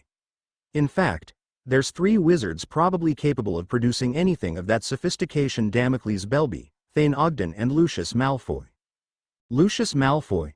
Asked Harry, aghast. He got beaten up by his house elf. You don't think that family made their money from washing windows, do you? Asked Stern Lee. That's the thing about enchanters, it's not necessarily the ability of the wizard, but the history of their blood. The wizarding world has no form of intellectual property, so the moment one person invents something, every other Tom, Dick and Harry is welcome to roll his sleeves back to his elbow and get stuck in. The only way anyone can protect their ideas is to build it in a way that nobody else can understand it. So all 3 of those enchanters and a slew of the lesser enchanters will have their own style, their own binds, their own incredibly complicated methods of ensuring nobody can pick their work apart. And all of that information has been passed from father to son for the last 1,000 years or so. So only they know how to do it. There are others. I have no doubt that Dumbledore could very easily compete with the best of them, despite not having the blood for it if he really wanted to. I know that McGonagall and Flitwick are probably close on their heels, considering they've only got half the binds at their disposal, but they'll never become enchanters. Why not? It's an incredibly unpleasant game, said Stern Lee. When Lucius Malfoy is the most pleasant of the 3 big names, you might get an inkling of what I'm talking about. 20 years ago, Belby's daughter Mara seduced Ogden's brother Bob in a pub, drugged him and made off with half the family's literature. All because 10 years earlier Tiberius Ogden killed Edon Malfoy in a duel over a signature bind that was of disputed origin, which I know for a fact that Druella Black sold to both of them for a small fortune. Druella Black? Stern Lee gave him an odd look, somewhere between a frown of confusion and curiosity. The noble and most ancient house of Blacks were an old family, he said, cautiously. They've all pretty much died out or been married off now. There's a couple of them around still, but I don't think there's been anyone with the Black name at large for 11 years. Since, began Harry, then stopped and looked at the ground. Did he? No, they were big supporters of his. Regulus Black joined him though, replied Stern Lee, his voice distant. Anyway, how about we start working on some magic, eh? Harry nodded quickly and drew his wand, eager to begin. Where do we start? Asked Stern Lee, slipping into a tone that Harry could only identify as his teaching voice. With the artifice, replied Harry quickly and happily. Correct, replied Stern Lee. Grab yourself a couple of decent-sized rocks and we'll get to work. While artificing was far harder work than Harry could have ever expected, it at least taught him something exceedingly valuable about himself in the last 2 years. He'd been exceptionally lazy in class. He knew that he'd never worked as hard as Hermione had and had always consoled himself with the fact that despite it, he'd always been a little above average. But it was only as he really threw himself into learning to artifice that he realized how little he'd really been pushing himself. Never before had he felt so exhausted, confused, overwhelmed and challenged by anything he'd been learning. Yet still onward he pressed, and every little gain, breakthrough and eureka moment convinced him that he'd been working far below his potential. Stern Lee, who'd assured him that artificing was almost certainly first-year nude stuff, was astounded with the slow but steady advance Harry was making into the field. He was obviously still miles away from producing any actual results, but his attempts were getting more and more worthy. For what felt like the 1000th time of trying, Harry lifted his wand and directed it toward the rock on the ground in front of him. Behind him lay the stone's 30 or so cracked siblings, some broken cleanly through the middle and others pulverized into a fine gravel. The first stage of artificing Harry felt he knew by heart. That first flutter of something that he'd grown to understand as the vaguest of magical consciousness as he tapped into the natural inclinations of the stone before him. I am a stone on the ground, watch how I sit, thought Harry, who'd found after his 159th attempt that empathizing with the rock seemed to help his cause. As soon as stones can swim, leaves will sink. He who pelts every barking dog must pick up a great many stones. Those who move mountains must begin with a single stone. I am that stone. Of course, Harry knew that nothing the stone felt was anything close to as complicated as forming even an idea, not to mention letters, words, sentences and concepts as large as a proverb, but somehow it gave him the understanding of what it might be like to be a rock. With he and the stone as similar as they could possibly be, Harry began to oppress its natural inclinations. It knew and was perfectly content with the idea that it was just a rock. Harry was determined to disavow it of this notion and convince it that it could, in fact, perform great feats of magic beyond anything any mere rock could hope to achieve. Harry found it helped if he thought of himself as the rock's own personal Stern Lee. Come on, he whispered to the rock, as the breeze around him picked up around him. You could be so much more. A hero amongst the rocks. I don't want this, he imagined the stone saying, crossing its rocky arms stubbornly. Why me? I'm only a rock. Sometimes it is not a question of why or who but a question of what must be done, continued Harry, oblivious to the looks Stern Lee was giving him from not too far away. At this precise moment, Harry felt the subtle resistance that had been pushing against his intentions crumble away and the rock become slowly accustomed to the idea that it might, somewhere deep down, be capable of magic. I've got it, shouted Harry in excitement and promptly lost it, or I did. Stern Lee's brim broke into the widest grin that Harry had ever seen the hat give. Fantastic, declared the Sorting Hat. You're making great progress, but you probably ought to take a break soon. A break? Asked Harry, then looked around and was surprised to see how long the shadows were around him. Time had quite slipped away from him as he'd sat and worked. His stomach growled and his mouth was parched, but despite all this, Harry was eager to press on. He twirled his wand dramatically between fingers that had been growing hugely more dexterous and confident in the last few days. "Just one more?" he asked, glancing up at Sternly with big eyes, but Sternly laughed him off. "You were just having a conversation with a rock," said the hat, shaking slightly with mirth. "I think it's probably time for a break." Even Harry couldn't argue with this and so rose and stretched, working out the kinks that had developed in his joints from the hours spent hunching over lumps of rock. "Fancy a walk to the river and back?" he asked. "I probably ought to check those snares too." Sternly looked toward the sky, then nodded slightly. "We ought to be quick," he said, "but I suppose if we don't, anything caught in them will be gone by morning." Together they followed the wide loop around the campsite to each of the traps they'd set. Most of them were intact. One had been disturbed but hadn't caught anything. This one Harry reset. Another had caught a squirrel that hung limply in the trap which Harry retrieved, and the final one contained a live rabbit that thrashed madly as Harry approached. He looked at it for a long moment. It was the first live animal that he'd caught. Both the squirrel he'd caught today and the hare he'd found yesterday had been dead long before he reached them. This one, however, was only partially caught in the trap, and its struggles against the sharp wire had cut it and spread blood all over the forest floor. "You need to be quick, Harry," said Sternly, comfortingly from his perch on Hedwig. "You're doing him an unkindness the longer you leave it alive." "I know," said Harry, and even though his stomach still churned, he lifted the sword of Gryffindor. 10 minutes later, when they arrived at the river, there was no sign of the Stojoval.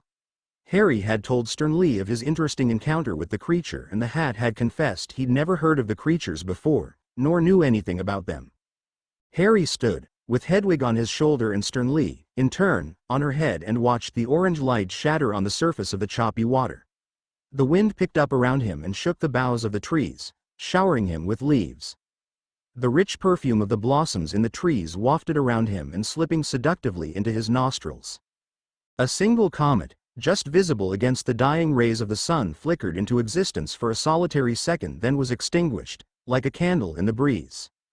A strange intangible quality of the atmosphere reminded him of the night he'd left Hogwarts and filled him with an uncomfortable feeling in his chest. Tonight he ought to be sleeping in the spare room at the Dursleys as the baking heat of endless summer days blended together into an endless summer. Instead he was hopelessly lost in an impenetrable, hostile forest. He couldn't decide which was worse, hopelessly lost or hopelessly bound. Terrifying or boring? Yet, he decided, glancing up at Sternly and Hedwig, his companions silhouetted against the blaze of the setting sun, he knew it was better to be with friends. "I'm glad you're here, Sternly," said Harry as the sun drew away from the dark. "You too, Hedwig." "So am I," replied Sternly honestly. "Bark," said Hedwig. Harry returned to artificing the next day and, drawing on the experience of his breakthrough the day before, picked it up remarkably quickly. In almost no time at all, Harry was producing artifice stones that were almost clamoring for magic to perform. "Excellent," declared Sternly, as Harry produced the 20th such stone. "I think it's time to move on to the theory of binding." "You missed a step," Harry pointed out quickly. "Don't I need to know the charms first?" "Point your wand at that rock," said Sternly. "Say, Wingardium Leviosa, and swish and flick with the wand."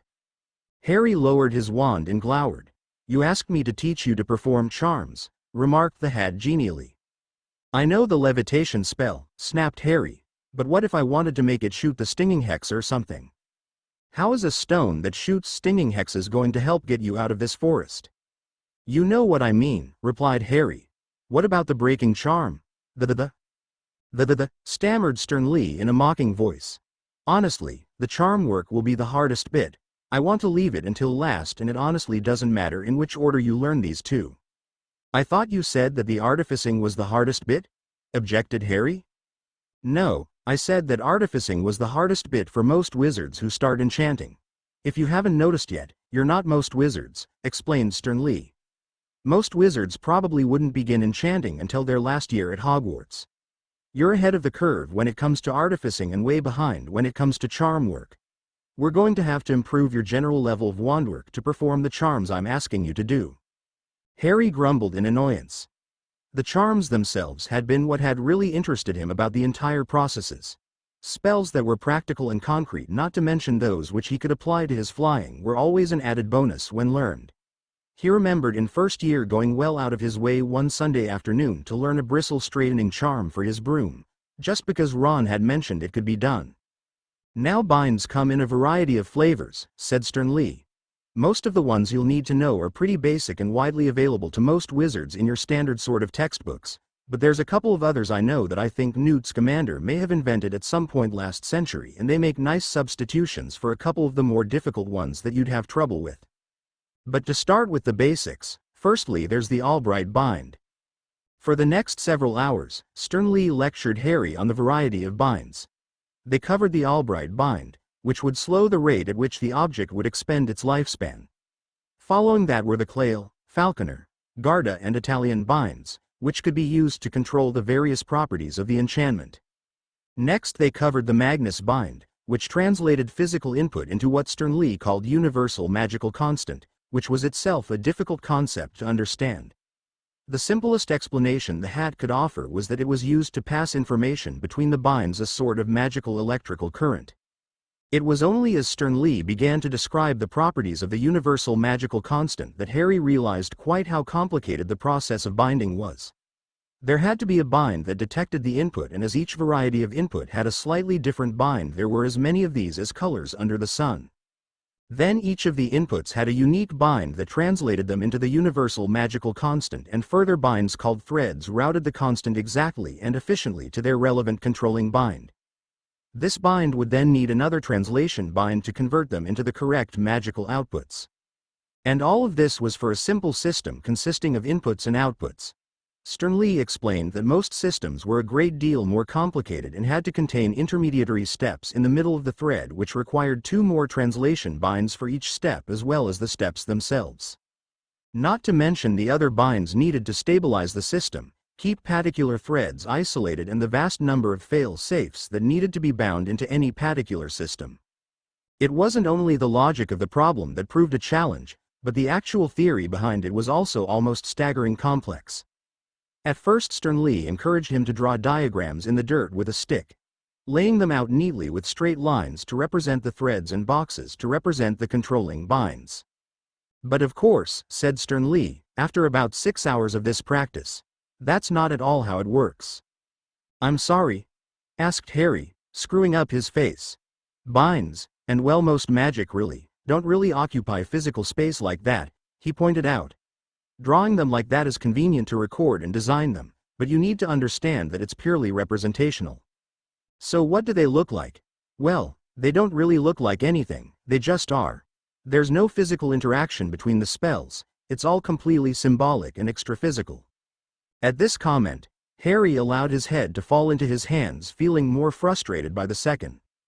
But despite that, he did slowly find himself making progress. Little by little he learned how to use, manipulate and combine bindings. But and to his complete surprise, not only did he learn the how, but also the why.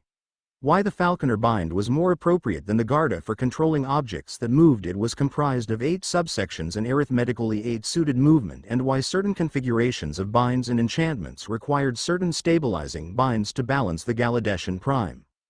Whatever that was. When Stern Lee's lessons came to a stop once more, Harry found himself parched and starving again. The sky had clouded over as well, which Harry contemplated as unusual in summer, but he'd experienced summer thunderstorms before and wasn't overtly concerned. Instead, he went to the boot of the car, where he'd been stockpiling his food and water out of the reach of wildlife, and tucked into the little food and water he had left. He'd have to make another circle of the traps soon enough, forage some more nettles and retrieve some more water from the stream before it went dark. But for those few minutes, Harry just enjoyed the smell of the forest around him, the chattering of the birds in the trees and the faraway bleating of a solitary deer. It's about to rain, observed Stern Lee.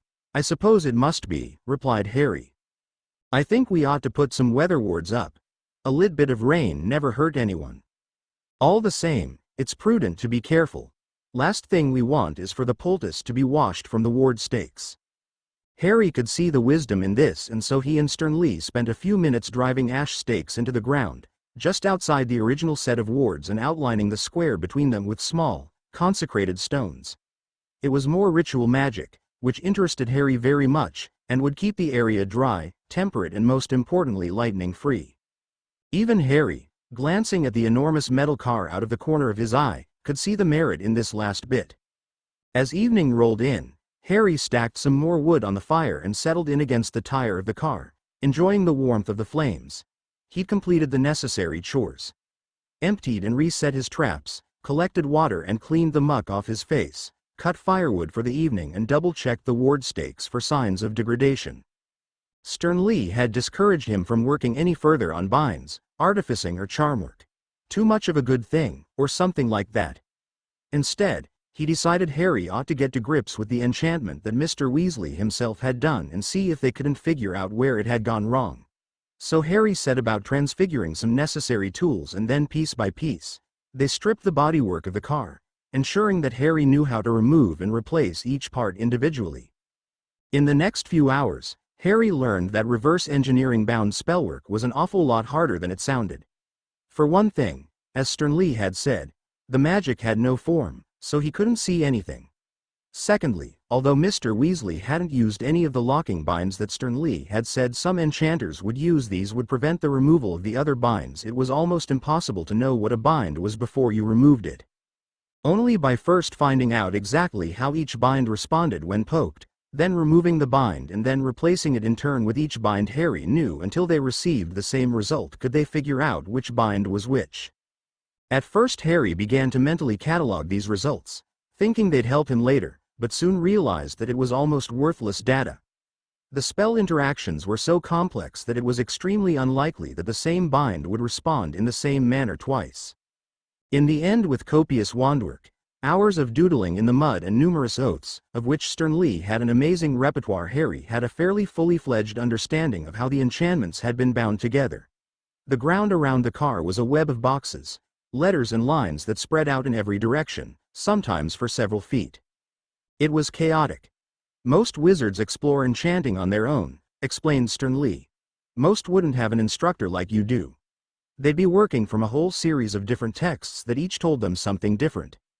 Harry could tell that this was exactly how Mr. Weasley had learned, for the enchanting was a strange piecemeal combination of different, often conflicting binds. He indicated a strange loop of binds in one corner of the diagram on the floor that he couldn't make head nor tail of. "What are those for?" he asked curiously, and was surprised by the expression of disgust on the hat's face. "I doubt Arthur Weasley had any idea what those binds do," he said, in a disgusted voice. "I imagine he lifted them straight from another tela." "What's a tela?" asked Harry. "That's a tela," replied Stern Lee, indicating the spidery diagram around the car. "Normally they're neater and in a book, but the essence is there." Harry nodded in understanding. "And what's wrong with those binds?" "Unusual stuff," responded Stern Lee, a strange darkness in his voice that Harry hadn't ever heard before. "Almost makes me wonder where he got them. Where does he work?" "The Misuse of Muggle Artifacts office in the Ministry," supplied Harry quickly. "But what does it do?" "It's difficult to explain," said the Sorting Hat. "It makes it sentient to a degree in order to bind it to the will of the enchanter, make it unerringly subservient. It's normally used to make magical materials behave in a particular way that they wouldn't usually." "But Mr. Weasley couldn't have known that," pointed out Harry. "No, and it's certainly missing the identifying bind," replied Stern Lee. "Which essentially means it's subservient to nobody." "Well, that's good, isn't it?" asked Harry, feeling suddenly proud of the car. "It's like a new life." "Except it isn't alive," replied Stern Lee, his brow furrowed. "It isn't really sentient, there's just that glimmer of intelligence there." "It saved Ron and me from a pack of great dirty spiders," Harry pointed out, and this made Stern Lee frown even more. "And that worries me even more. It shouldn't be able to reason at that level." "Spell interactions? Must be, but I can't for the life of me figure out what could be causing it," admitted Stern Lee. "Well, you're sentient," observed Harry. "So are all the portraits in Hogwarts, the photographs in my album, and so was." He stopped short. "Tom Riddle's diary?" asked Stern Lee, an ominous tone to his voice. Then the frown on his face rescinded and he made his curious shrugging motion. "It won't be that bad, but I do wonder where Arthur Weasley got the idea to enchant a car to fly." The clouds above broke during the night. Thunder fell thick and fast as though thrown, with some apparent amount of glee, by an errant and mischievous god. Enormous bolts erupted from the sky, scorching the earth and blistering everything around it. Several trees around Harry found themselves abruptly immolated by columns of fire that burned entire feet into the ground. Harry, for his part, cowered in the Anglia, hoping that it really would protect him from the storm. He half remembered hearing this somewhere in the Muggle world. It was not that he didn't trust his weather wards, but in fairness they'd only been described to him by a hat. However, he discovered, to his pleasure, that he could certainly trust the hat's judgment as an enormous lightning bolt struck a semi-transparent dome of light above the car. Everything was suddenly overwhelmed in a bright flash of light that burned itself into his retinas and sent him quivering to footwell. It was only several hours later, when he was certain the clouds had petered away, that he finally crawled, blinking, into the pale moonlight. Despite the early hour and the age he seemed to have been awake, he was not in the slightest tired. Nor was he worried by the carnage that surrounded him, rather he was deeply fascinated by what he saw. Deep trenches were cut into the ground where a flying branch had been hurled, by the enormous force of the wind, against the ground. Entire trunks were rent in two, split by the fall of the lightning. The forest floor was pockmarked with dark-ringed craters, and an all-pervasive smell of burnt wood and superheated air invaded his nostrils to take up permanent residence. Stern Lee proved far less adventurous than Harry. "What does it look like out there?" he called, his voice soft as though not to attract the ire of the fleeing storm. Harry laughed softly as he examined the still smoking ruins of what had once been a mighty oak. "It's cleared up beautifully," replied Harry, his eyes drifting up to the twinkling stars in the sky and the slightly brightening sky to the east. "Even the rabbits are out in full force." And indeed they were, hopping to and fro frantically, as though expecting the heavens to open on them once more. Harry couldn't help but smile as he observed their antics. "Check on the wards," prompted Stern Lee, his voice quavering slightly. Harry laughed again. Of all the things for the Hat to be terrified of in this forest, and he'd chosen the weather. Regardless, he went to check on the ward posts and found that one of his weather stakes had been damaged by a falling tree. Harry thought he and Stern Lee probably ought to correct this oversight in the morning, perhaps putting some more protective wards around the outside to prevent such things from happening, but it could wait. He repaired the damage as best he could, his nimble fingers making short work of binding the stake back together with a length of knotted stalk, as Stern Lee had instructed him. He knew that the stake would eventually need replacing, but he was content to allow it to sit until morning. The slight crack wasn't enough to put them in any serious danger, especially with the storm dissipating. Still, it was better to be safe than sorry, and Harry hoped the ground would dry out soon. In its current boggy state, he suspected that anything he attempted to drive into the earth would disappear for good. His little checks made and chores completed, Harry made his way back to the car and clambered into the back seat. He'd only just managed to stretch himself out when lethargy and exhaustion swept over him in equal measures. As he dozed, he found his mind surprisingly full of thoughts and fears for his new friends the Lynx and the Stojoval. Just before he fell asleep, he made a pledge to find them in the morning and ensure they were all right. He woke up bright and early the next day just as the sun peeked through the window of the Anglia, the bright rays catching motes of dust suspended in the air. Somehow the damage looked less severe in the daylight. Though the blackened stumps and ripped turf still looked like the victims of some horrific battle, there was certainly less damage than he'd previously thought. When he informed Stern Lee of his plan to go seeking out the Stoyazaval and the Lynx, the Hat was less than enthusiastic about the idea. "They're not pets," he remarked in a careful tone. "They might not take kindly to your interfering. I'd rather them not take kindly to it than die because I didn't take action when I should," remarked Harry blithely. "They've been nice and neighborly to me, I don't see why I shouldn't exchange the favor." The rest of Stern Lee's vehement protests fell upon deaf ears, and Harry quickly decided to leave the moldy heirloom behind. Instead, he retrieved the Sword of Gryffindor from the front seat and took the last of the cooked rabbit with him as he headed out into the forest.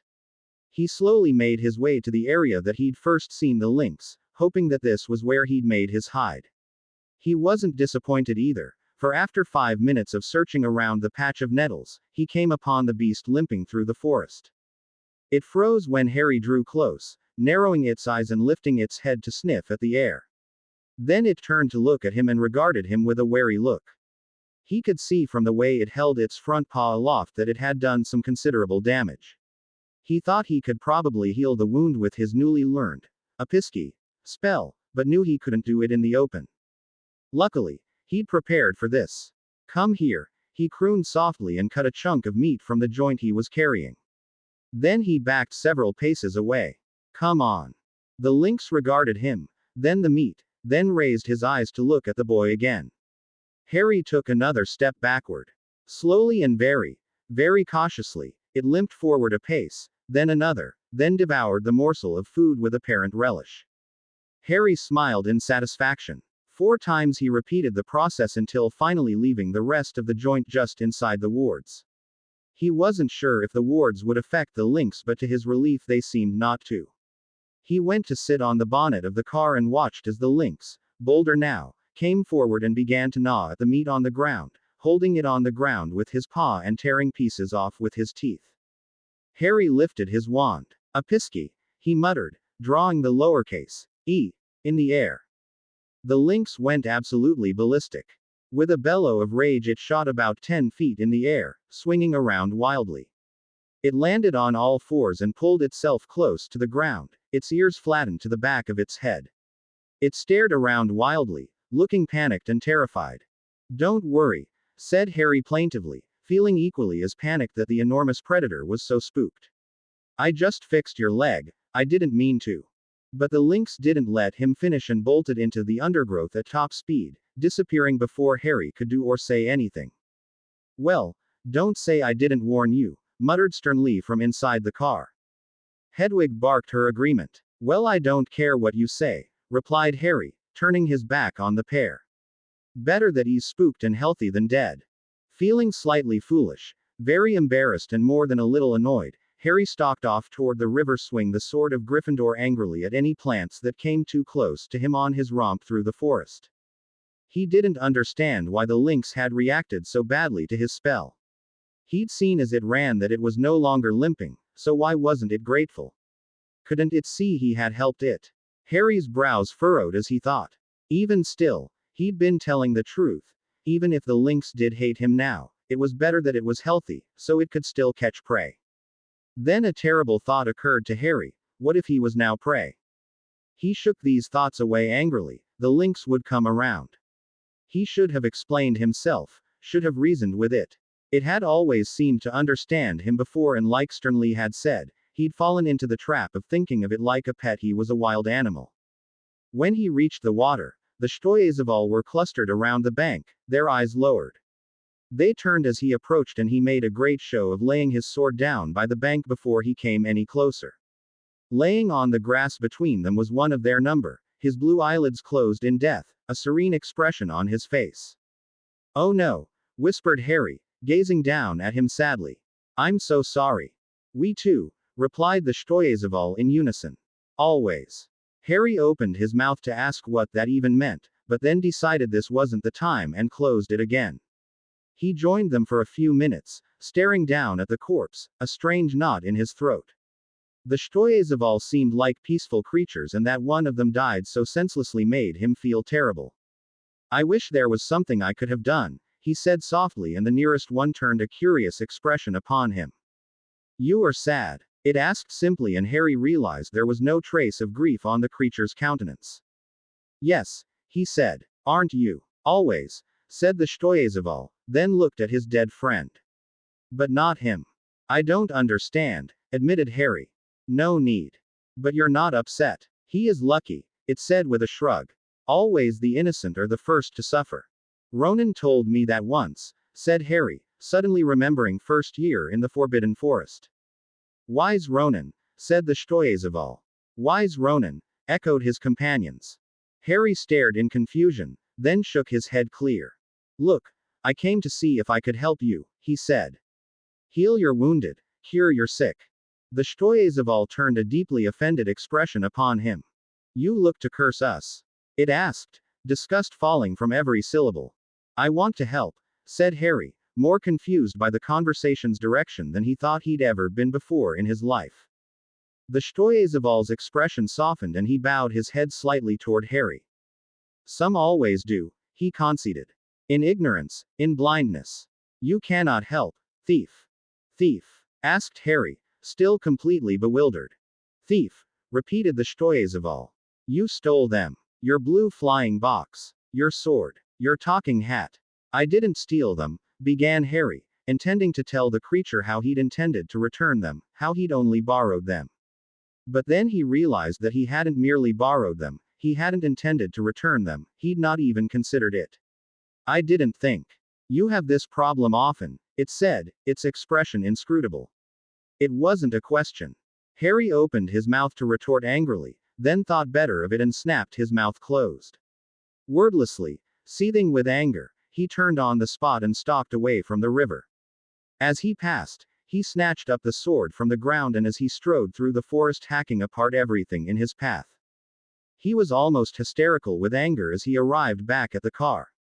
Still seething, he buried the sword a few inches into the soft earth and kicked the wheel of the Anglia angrily. Harry, said Sternly softly, from the top of the car. You meant well, Harry. Your heart was in the right place. Yes, well, apparently I'm ignorant and blind, snapped Harry and kicked the wheel again for good measure. Apparently the innocent are the first to suffer and Mars is bright this evening and centaurs and Stoyezaval can go shove their head up their own.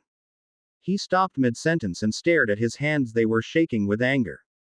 Except it wasn't really anger, because he could feel the tears on his face and the pain in his chest as he tried to breathe.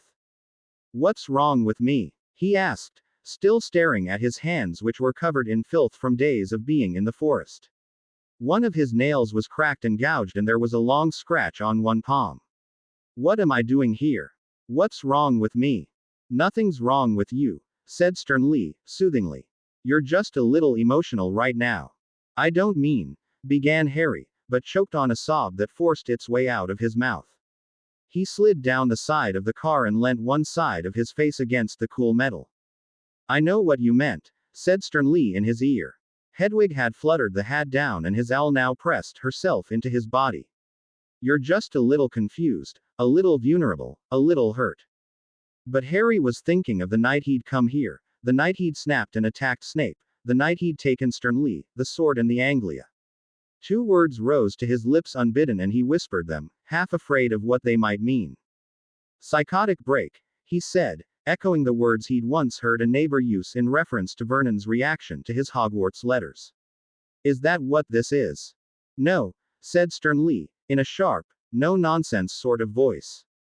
Don't be ridiculous. You were just a little confused, you've been fine for ages afterwards.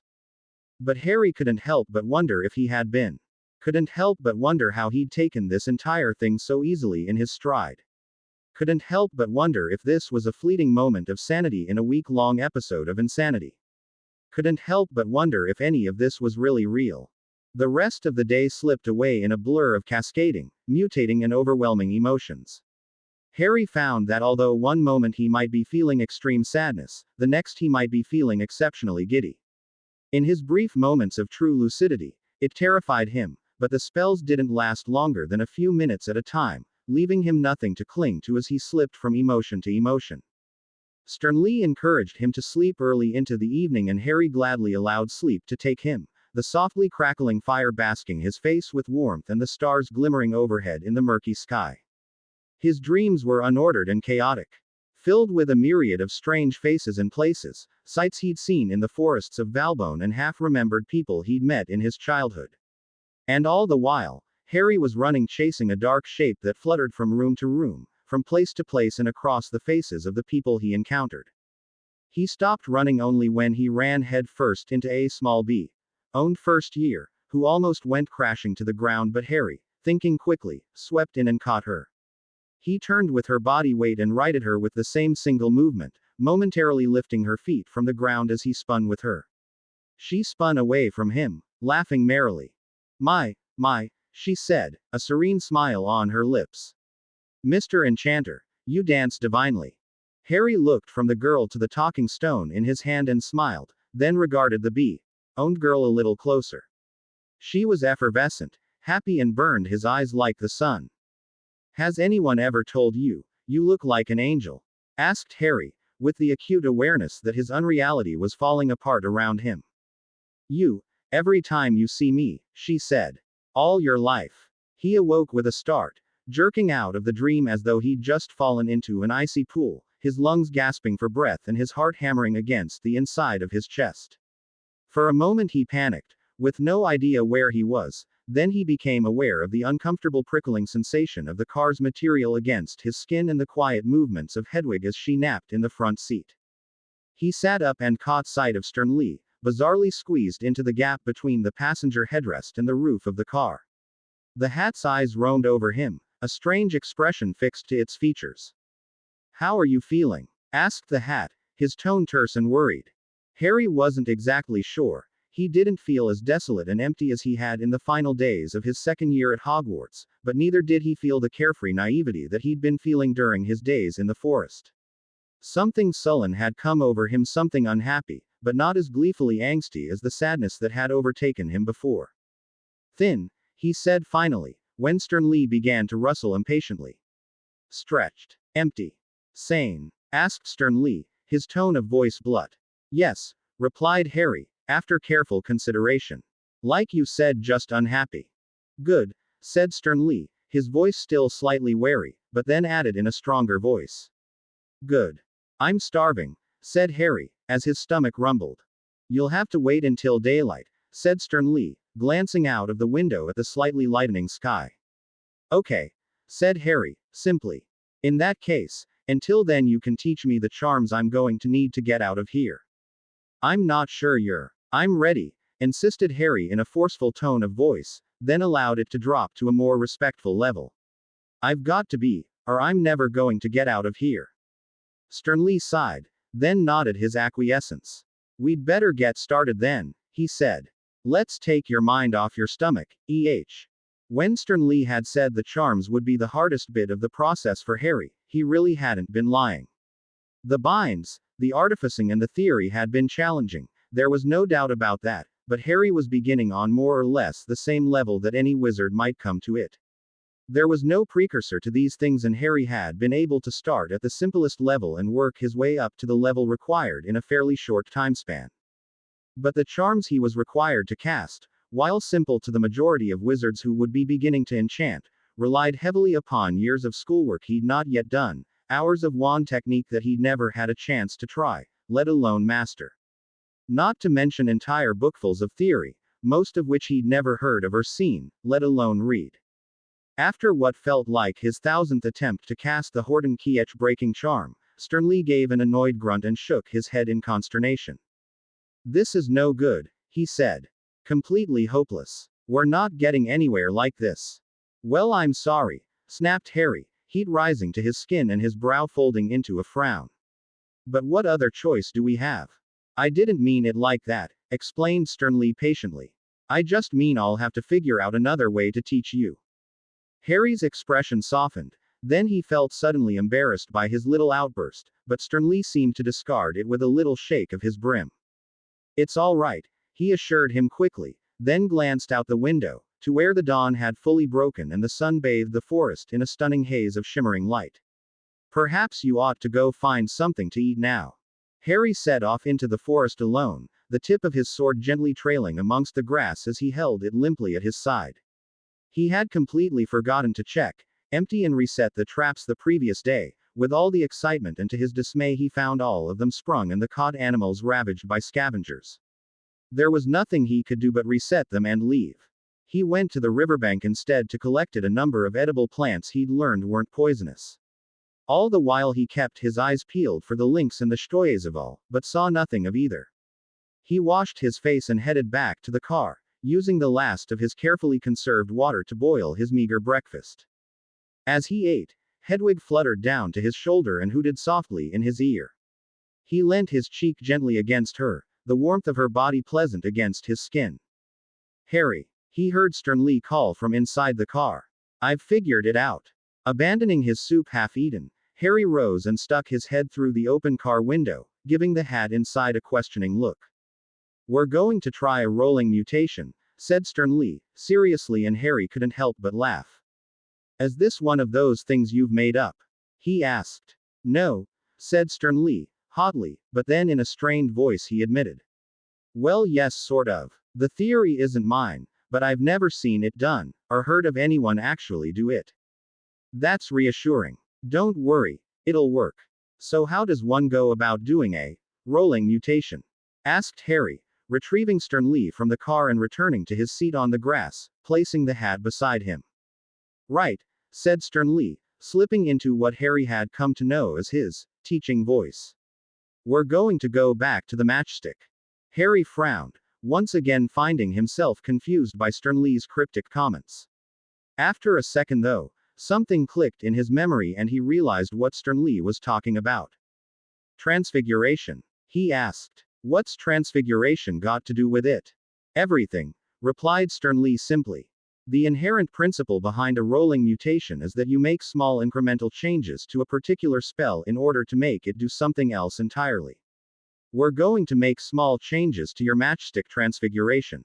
It's a simple enough spell that you can an understanding of the basic principle without worrying too much about the spell itself. Sternly finished talking and gazed at Harry, who stared back at him with a blank expression. What? Asked the hat after several long moments. You lost me after the word inherent, explained Harry. This is as productive as trying to teach algebra to a stone, grumbled Sternly.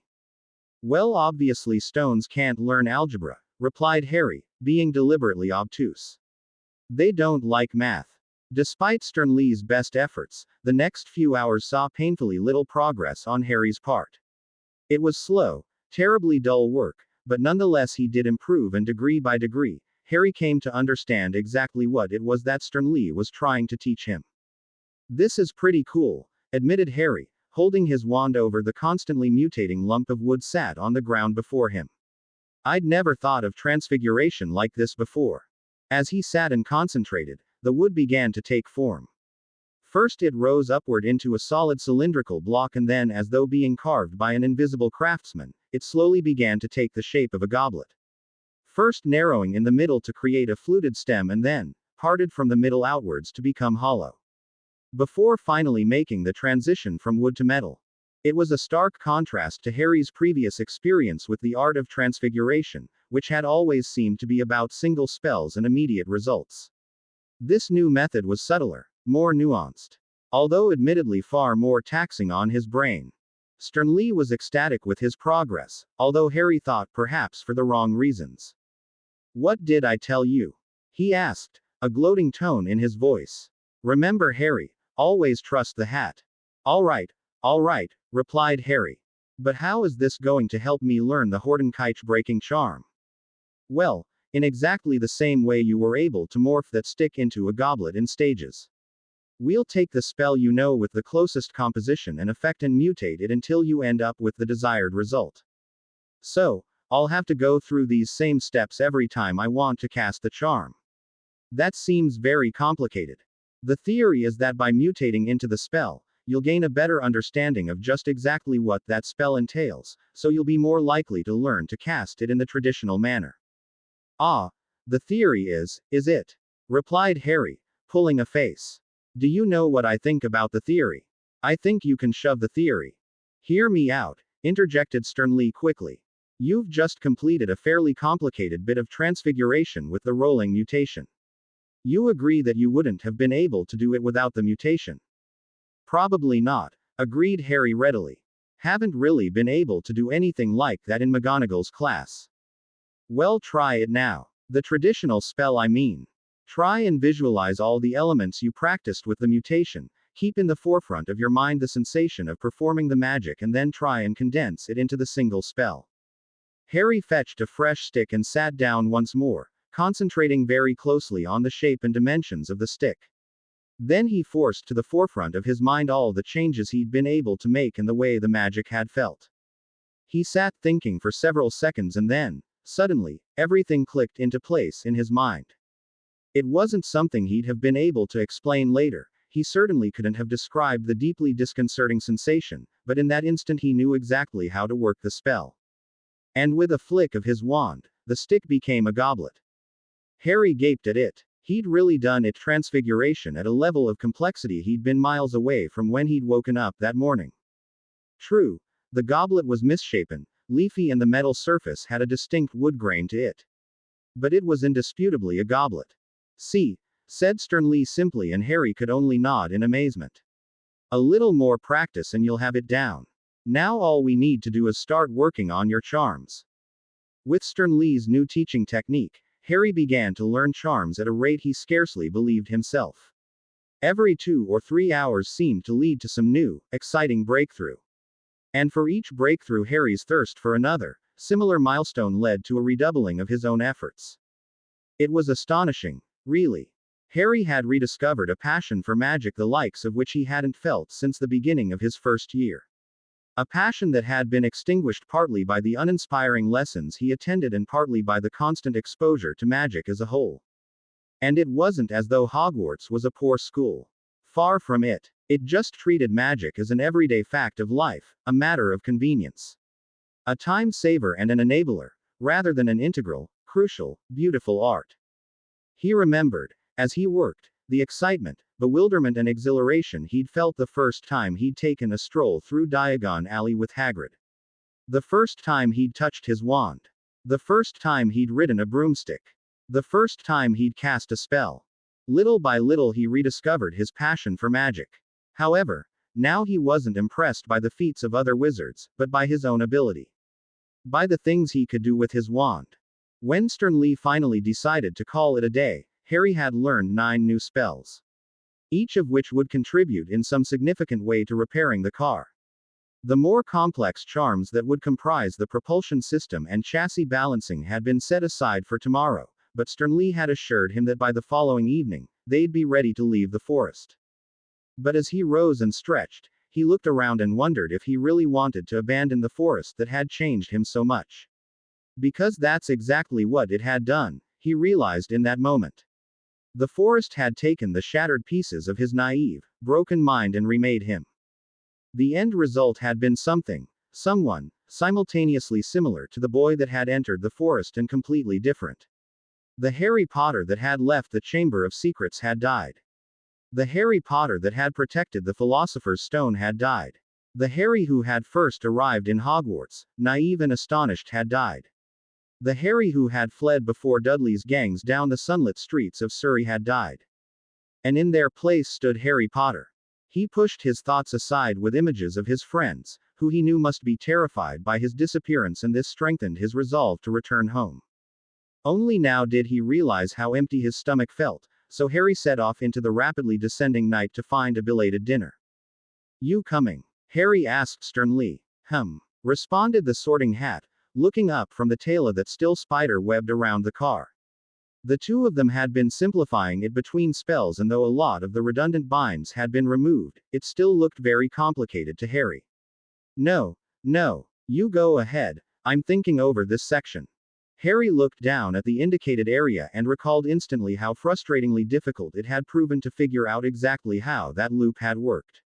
"Suit yourself," said Harry, taking the sword and walking out of the warded area. The sun hung low in the sky, casting long shadows across the mossy ground, and caught the leaves of the trees around him, dappling the forest with warmth. The blooming flowers that dotted the ground perfumed the air with their sweet scent, and the slightest of breezes ruffled the hair of his fringe. The first 2 traps he encountered had been sprung, but whatever they had caught had either escaped or been found by one of the other predators that lurked in the forest. However, the third one he came to held a live rabbit that thrashed madly as Harry approached, blood welling up where the noose met the creature's neck. "Hold still," he whispered, crouching down closer and lifting the sword. However, just as the tip came down, the rabbit leapt aside, and the blade, instead of slicing through the beast's neck, cut neatly through the loop that held the noose to the tree. The rabbit bolted away through the undergrowth, scattering leaves left, right and center as it flailed wildly. Harry muttered one of Sternly's favorite colorful curses and followed it at a trot. He didn't want to leave the wounded, dying creature loose in the forest, especially since he wanted his snare back.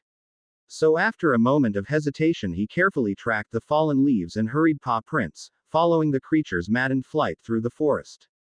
However, after following it for some 5 or 10 minutes, it came to an abrupt end where it intersected with the track of some much larger creature.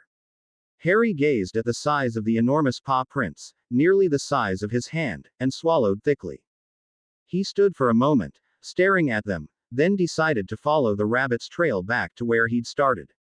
He'd only been walking a minute, however, when he realized that he wasn't following a trail at all, but just a random pattern of misplaced leaves and bent stems. He swallowed again and glanced up at the sky. The sun had slipped below the canopy of the trees now, and the only light that remained for him to see by was the very little that found its way between the trunks. He knew what a dangerous situation he was in now. If the sun set and he was still out alone in the forest, he'd be completely defenseless to the creatures that came out at night. A little shiver of fright passed through him as he considered his position. Slowly, he began to walk back the way he'd come, following the tracks that had brought him here. He'd only gone a dozen or so feet when he heard something moving in the forest nearby. He sat bolt upright, his eyes alert and gazing intently into the woods around him. His skin prickled, his eyes watered, his throat contracted with fear. Then, somewhere out among the trees, a wolf howled. Harry simultaneously resisted the urge to run madly away from the sound and to stand still. He knew that he had an exceptionally small time window in which to find his bearings, else he'd be hopelessly lost. But he also knew that there was no way that the wolf didn't know that he was here. Even if it hadn't caught his scent, he'd been making far too much noise to avoid detection. So he headed at a gentle jog along the path that he'd been following, his fingers clenched tightly on his sword, his eyes alternating between spotting his own trail and keeping a sharp eye on the surrounding area. The forest seemed to loom over him. Every slightest breeze became an enemy, every crunch of debris underfoot something creeping up behind him. His heart hammered in his chest so hard that Harry was surprised it didn't just explode. The wolf howled again, closer this time, and another spasm of fear shot through Harry, but he pushed it away roughly. Hadn't he faced a basilisk after all? Hadn't he faced Voldemort? What was one wolf? But it won't just be one wolf, will it? Asked a nasty voice in the back of his head. Wolves hunt in packs. Harry pushed the voice away, even though he knew that there was truth in the thought. One wolf, or 20, it made no difference to his tactics. He had to follow the path, he had to make it back to Anglia, even if he had to cut his way through an army of brilliant yellow eyes and dripping, gleaming teeth. Adrenaline and fear in equal measures flowed through him as he ran. Then again, he thought, perhaps they're just as afraid of me as I am of them. Maybe they're friendly, just as the lynx had been friendly to him. Just as the Shotsavagil had been. He swung the sword experimentally as he trotted, testing his arm, limbering it just in case he had to fight. Just in case. He rounded a thicket of brambles, emerged into a clearing and instantly knew that he had been traveling in the wrong direction. The clearing itself was beautiful, dense foliage and vivid blooms all stained white in the moonlight. But there hadn't been any clearing on the way out. Harry swallowed thickly and tightened the grip on his sword. He must have misjudged a turning and now he had no idea where or how long ago he'd made the mistake. He was lost. Fear and panic threatened to overwhelm him, but he fought it down, furrowing his brow as he tried to concentrate beyond the terror that tried to block out rational thought, but it was hard. His body was coursing with energy, making him quiver like a leaf, and a frightened little voice at the back of his mind kept piping up. You're doomed, it said. Lost, hunted, as good as dead. No, said Harry, answering the voice out loud. I may be lost and hunted, but I won't give up. So what do I do now? Just speaking calmly to himself was enough to quell some of the terror that knotted deep inside him, and once he'd gotten beyond the fright, the sensible thing was obvious. He stood no chance of finding his way in the dark. It just wouldn't happen. He'd absolutely no idea what direction the Anglia was, and if he continued to walk, he would only get more lost. What's more, with the wolves prowling about, he was only a target wandering blind through the forest. But he hadn't been traveling that long and he knew he couldn't be too far out of his way. He'd be able to find the inn in the morning. He knew he ought to find some form of shelter. In the morning, the wolves would be asleep and he'd be able to find his way back to the Anglia. Or better still, Hedwig will almost certainly come looking for him. And in that case, he thought, I ought to be obvious to her from the air. And that left only one logical course of action. Harry began to climb the nearest tree on the edge of the clearing that seemed broad enough to support his weight. He ignored the howls of the wolves, despite the fact that he was sure they were closing in, focusing instead on finding hand and footholds to pull himself higher up the height of the large oak. He was good at climbing trees, He'd done it all the time when he was younger to avoid Dudley, his cousin's friends, and Aunt Marge's dogs. And if dogs couldn't climb trees, he didn't see why wolves ought to be able to. Sorry, boys, whispered Harry to the wolves as he swung up onto a large enough branch to support his weight. Meat is off the menu. He climbed a little higher into the tree, until he found a nice fork between two branches where he could perch quietly, watching for the approach of the wolves. He nestled into his spot, finding the most comfortable position to sit and wait. He didn't have to wait long. Only a minute or so after he'd perched himself in the tree, a wolf padded into the clearing, sniffing the ground tentatively. Harry could remember thinking that the dog that belonged to Aunt Marge had been extraordinarily large, ugly and vicious, but this wolf probably could have eaten Ripper in 2 bites. It was at least 6 feet long, and despite standing on all fours, it was at least as tall as Harry himself. Its eyes were enormous golden orbs and its teeth gleamed fiercely as it padded along, despite the dying light. Harry watched as it sniffed the ground, clearly following Harry's scent, and arrived at the base of the tree. It stood there, staring at the trunk for a few seconds, as though puzzled. Then walked around the base of the tree in a wide arc, still tentatively nosing the long blades of grass. Eventually it returned to the base of the tree and looked straight up. Harry's bright green eyes met the vivid yellow ones of the wolf. They sat for a few moments, staring at each other, and slowly, deliberately, the wolf bared its teeth and growled. Harry considered this gesture, his head cocked to one side. Fine, he thought, if you want to be like that. He bared his own teeth and growled back. The wolf looked startled at the sudden mimicry, then Harry was almost certain he saw satisfaction creep into its expression. It turned away from the tree and stepped a few paces away, lifted its head into the air and howled. It was a long, whooping howl, so loud that Harry had to block his ears with his palms and clench his eyes shut fast. By the time it was done and Harry opened his eyes again, 2 more wolves were stood in the clearing with the first. Then 2 more arrived, followed by 6 more in close succession. Each of these wolves were smaller than the first, by a good amount, but that didn't make them seem any less intimidating, for each had his gleaming yellow eyes and razor-sharp white teeth, dripping with saliva.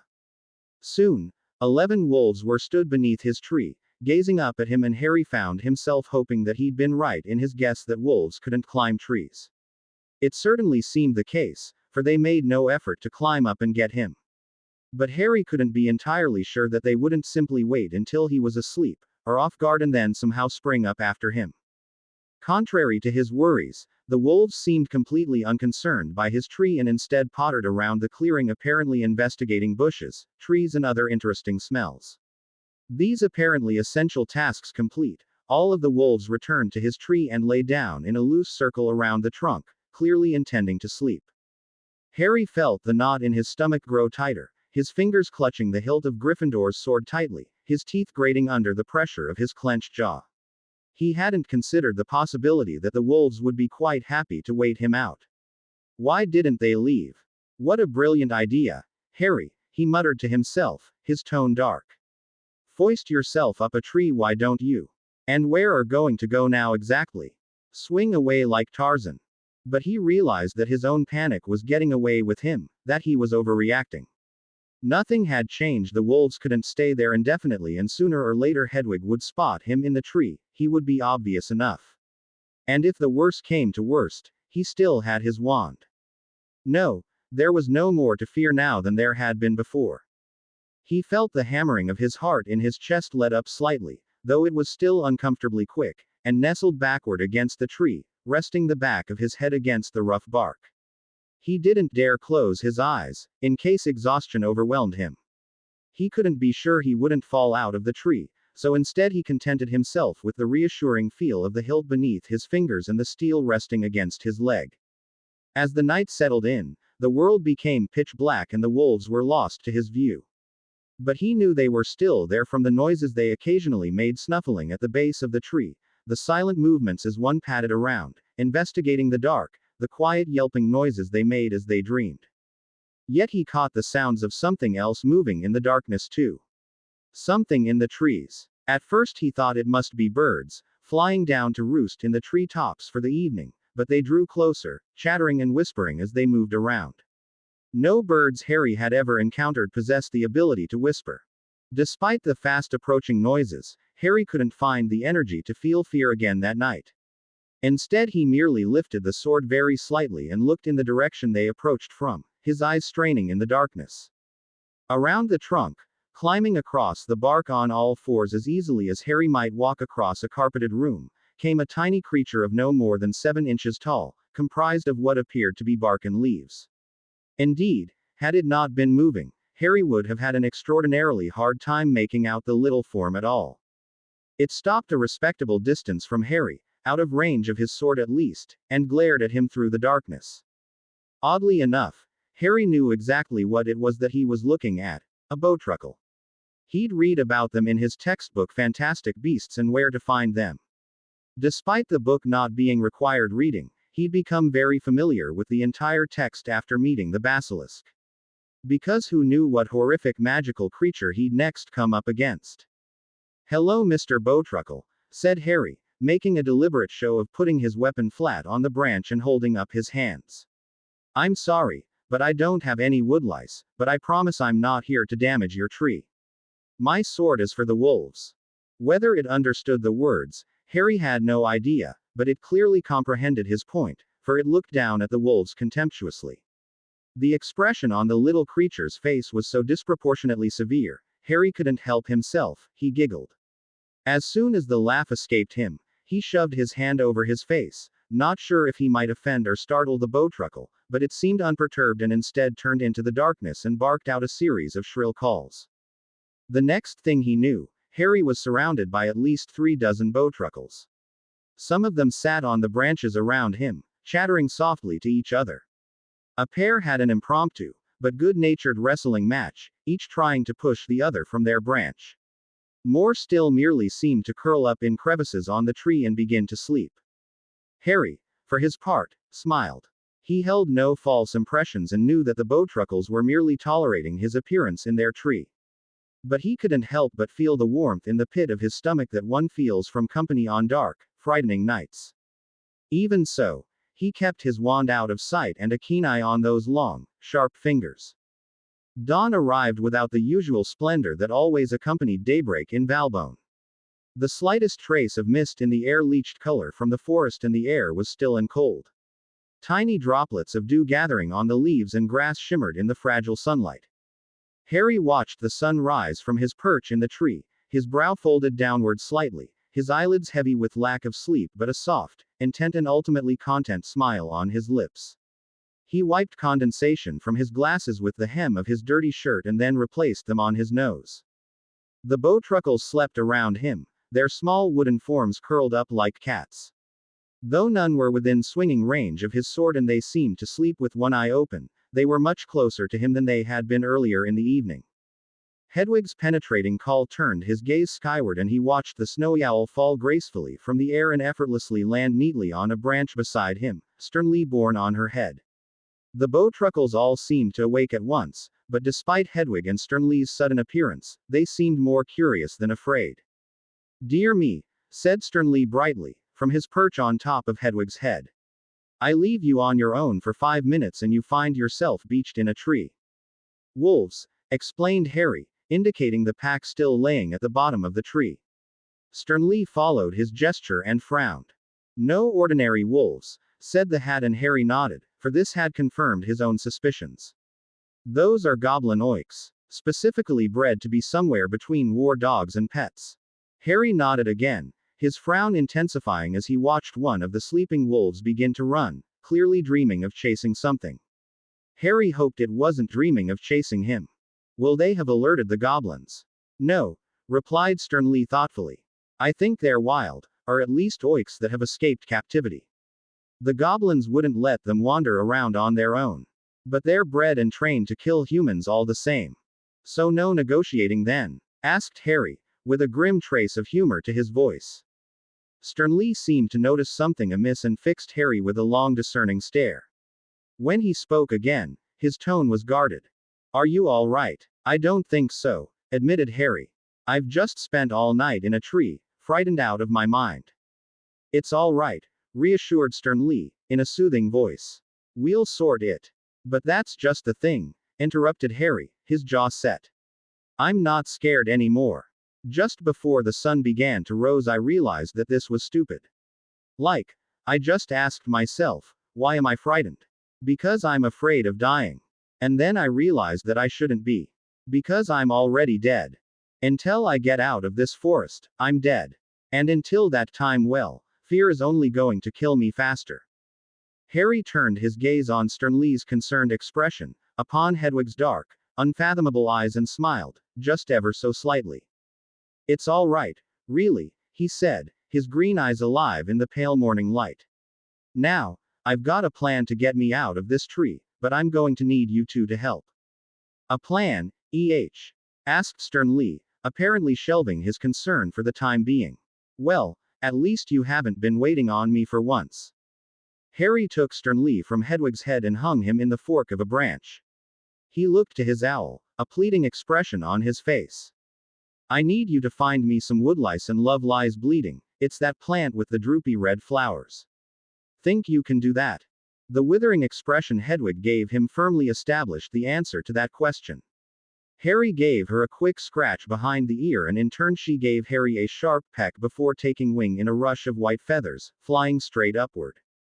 How far am I from the car? Which direction? 2 miles. 1.5 miles. And you'd need to head north. Harry nodded softly, using the sun to judge roughly north and gazing out in that direction. Are you going to explain your plan? Asked Sternly, sounding a little nervous. Harry nodded, though was distracted by a little movement beneath him. One of the wolves was waking, stirring ever so slightly and beginning to limber up out of sleep. The plan. The plan is I fight against an entire pack of wolves. Harry didn't have to look at the sorting hat to know that he'd adopted an incredulous expression. Regardless, Harry nodded, his brow set in determined lines. He raised the sword slightly again, hefting the weight in his hand. I reckon if I can kill the big one quickly, it might just disorganize them enough for me to escape. Harry, killing something in anger, it's not the same as killing a trapped rabbit for food. It's not as easy as killing a 50-foot snake. Asked Harry, a wry expression on his face. That was luck, snapped Sternly, his tones hard. This isn't the same at all. You're right, it's not, replied Harry. This time I'm going to mean it. This time I'm not going to be afraid and running for my life. Harry, there'll be another way, wheedled the hat. We can find a cleverer way to do this. Sometimes it's not about spells and cleverness. Harry's voice was firm, his mind decided, his will and courage bundled up and ready to fight. He just needed a few things. He needed Hedwig, he needed Sternly. I'm going to do this, said Harry. But I won't stand a chance without you. I need you to help me. Of course I'll help, said Sternly. I just think that there are other options. Duly noted. We go as soon as Hedwig gets back. I need her to take you up so you can direct me, warn me, watch my back. Of course. The tones in Sternly's voice sounded dissenting and worried, but Harry ignored them. Won't win everyone over every time, Potter, he told himself. It only took Hedwig 5 minutes to return and another 5 for Harry to explain the plan. She too seemed to object to Harry's idea, but readily agreed to help him in any way she could. Or at least that was how Harry interpreted it. Finally, he had the final stage of his plan. With a humble and contrite expression he turned to the Bowtruckles and held out his meager offering of woodlice. After a second, they all descended from their respective branches and were greedily devouring them. All save one, who came to sit on Harry's knee, legs crossed and facing the boy. I'm really sorry to ask, began Harry. But I offer you these woodlice in exchange for a branch of your tree. The Bowtruckle seemed to understand and tipped his head to one side as if weighing up the options. Harry waited with bated breath for what seemed like minutes until the little creature eventually nodded its head. Harry allowed the breath to slip between his lips and the Bowtruckle leapt up the trunk and indicated a branch, about the size of a cricket bat, just above Harry's head. Harry nodded in understanding and, very carefully, used the sword to cut the limb away from the trunk. He hefted it experimentally in the other hand to the sword and smiled. Using the sword, he began to prune the branch and scratch away the bark, exposing the wood grain beneath. When he was done, He took the flowers Hedwig had collected and gently, careful not to waste any, began to crush them into a paste and lather it onto the branch. That's very clever, offered Sternly, a little grudgingly. How did you work that out? I have had all night, replied Harry, though his voice was soft and happy as he worked. He tore a sleeve from his shirt and wrapped it tightly around one end of the stave, forming a handle. Though I got the idea from potions. He might be an ass, but Snape generally knows what he's talking about. Teachers generally do. Not all of them, laughed Harry, thinking of Lockhart. When he was satisfied with his makeshift cudgel, having spun it a couple of times lazily in one hand, Harry plopped sternly down on Hedwig's head, where he shrunk to owl size once more. Fly safe, said Harry, pressing his forehead gently against his owl's. Hedwig crooned softly. If this all goes bad, said Harry. Make your way back to England, Sternly can explain to everyone. Make it sound better than it was and pretend I said something brilliant. You'll be fine, said Sternly, in a reassuring tone of voice. You were right, this is the best plan. Of course it isn't. I came up with it. There was something humorous in Harry's voice, despite the impending danger. I don't have a good track record with plans. Without waiting for a reply, Harry slipped from the branch and began to climb downward, followed at a healthy distance by the Bowtruckles, who seemed genuinely sad that Harry had decided he couldn't live in their tree any longer. Harry lowered himself to the lower branches of the tree as stealthily as he could. Perched here, he was just out of reach of the wolves, even if they jumped, but had a good view of them. All but one were still sleeping and the one that had roused itself earlier was still walking groggily. He'd hoped they'd all be asleep, but one was better than all and if he waited any longer, they'd catch his scent and then he'd not stand a chance. He picked out the largest one, slumped at the base of the tree and readied his weapons. Any moment now. The one wakeful wolf staggered sleepily over to the base of the tree, just below Harry. For a moment, Harry's heart leapt into his throat, for he was sure the wolf couldn't help but notice him. But then the wolf turned, cocked a leg and all hell broke loose. One moment, the wolf was happy relieving himself against the base of the tree and the next the Bowtruckles were among the wolves, screeching indignant battle cries and their long fingers snatching at canine eyes.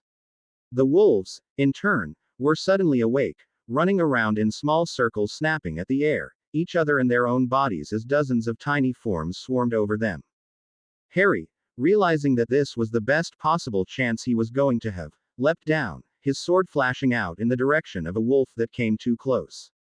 There was a flash of color blood and a pained yelp and it fell away, leaving a clear route north out of the clearing. All thoughts of battle forced out of his head, he sprinted into the gap, as though the hounds of hell themselves were chasing him. Which, as it happened, wasn't quite as fanciful a notion as he'd have liked. Howls of anger and yelps of pain followed him out of the clearing, but closer and closing he could hear the crashing of pursuers and the panting of wolves hot on his tail. Two behind you, came Sternly's voice from somewhere above him. Harry broke out of the sprint and spun, swinging up his stave. The two wolves in pursuit were in midair, teeth bared and seeking his throat. But both were caught by the explosion of fire that roared from the end of the stick. The smell of burning fur and scorched flesh reached Harry's nostrils, but he paid it no heed and continued running into the forest. There's one looping around ahead, said Sternly. Go east. Harry turned to his right, just as another wolf burst out of the undergrowth, missing him by inches. He stumbled away, swinging the sword out as he did.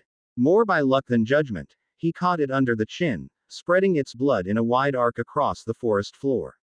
It made a noise somewhere between a yelp and a gurgle and collapsed to the ground. Harry paid it no heed and pushed on, Sternly shouting encouragement above him. He was light-headed now, with his heart pounding in his ears and his eyes stinging from the combination of sweat and wolf blood that ran in rivulets down his face. Further east, cried Sternly, coming in closer. They've seen off the Bowtruckles and are heading straight for the car. They'll beat you there, so you'll have to avoid them. Go up the valley. I've gotta, panted Harry. I've gotta get back to the car. It's the only way out. And you're going to fight another 6 wolves while you're at it. Harry almost vomited at the thought and came to a stop at a tree. He leant against it, panting heavily and retching as the blood, still warm, ran from his face and into his mouth. You can only take a minute. There's still a tracking you, said Sternly, taking to the air again. Head up the sides of the valley. Harry couldn't figure out why Sternly was telling him to go up, but blood was crashing around his head so much and he was so out of breath that he could barely think, let alone reason the hat's illogics. So he did as he was told, heading up the side of the valley at a softer jog, knowing that the sprint he'd been using before would do more harm than good. At first he climbed a gentle slope up through woodland paths bathed in an eerie green light, but soon he was scrabbling up scree slopes and over rocks, the forest a distant memory below. As he looked back once or twice, he caught sight of the wolves following him, loping along at an easy pace, apparently unconcerned by the steep slope. Sternly's plan of heading up seemed to be backfiring, as they could travel over this ground much faster than he could and were quickly catching him up. Just a bit further, assured the hat, from above. Just a little, watch out.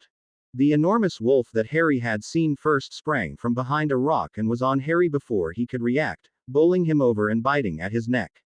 Luckily Harry landed on the scree and it collapsed beneath him, sending him sliding down the valley side in a shower of dust and small stones. The wolf leapt after him, growling and snarling, teeth bared and snapping. Harry flung the stave out and with an enormous bang, the entire thing exploded in an enormous fireball, flinging the wolf away in a plume of smoke and showering Harry with shards of wood that cut his skin. Unbearable pain lanced through his left hand and when Harry looked down, it seemed nothing more than a useless lump of flesh, blood and shards of bone. He gagged, but forced himself to rise, leaning on his good hand. The wolf, its face horrible torn by the same explosion, climbed unsteadily to all fours and regarded Harry with a fearsome expression.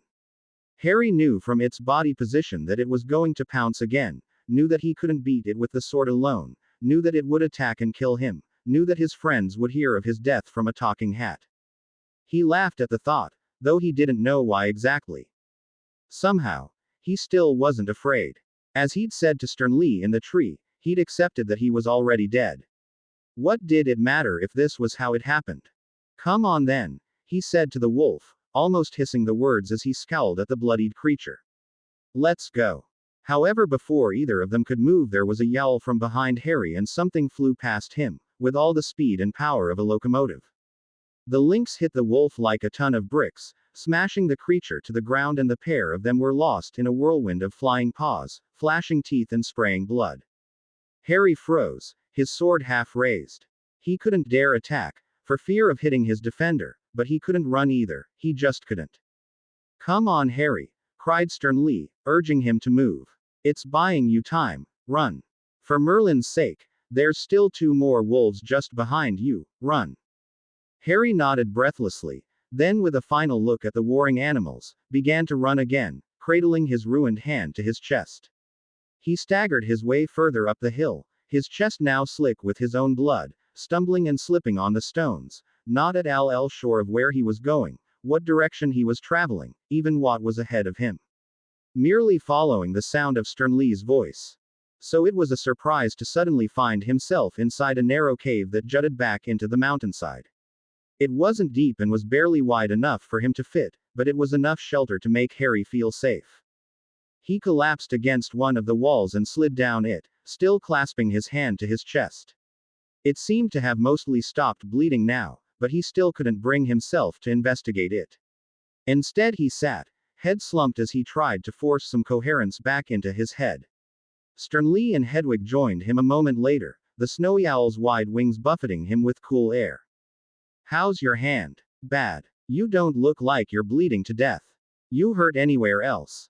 Harry shook his head. Some bumps, some grazes, better than I could have hoped for, really. Use your other sleeve to bandage your hand. Harry did as he was told, removing his blood-soaked shirt and shivering as he tore the fabric away. Carefully he wrapped the dirty white material around his hand, sobbing with pain as he did, pulling it tight to staunch the blood flow. It's going to get infected like that, said Sternly.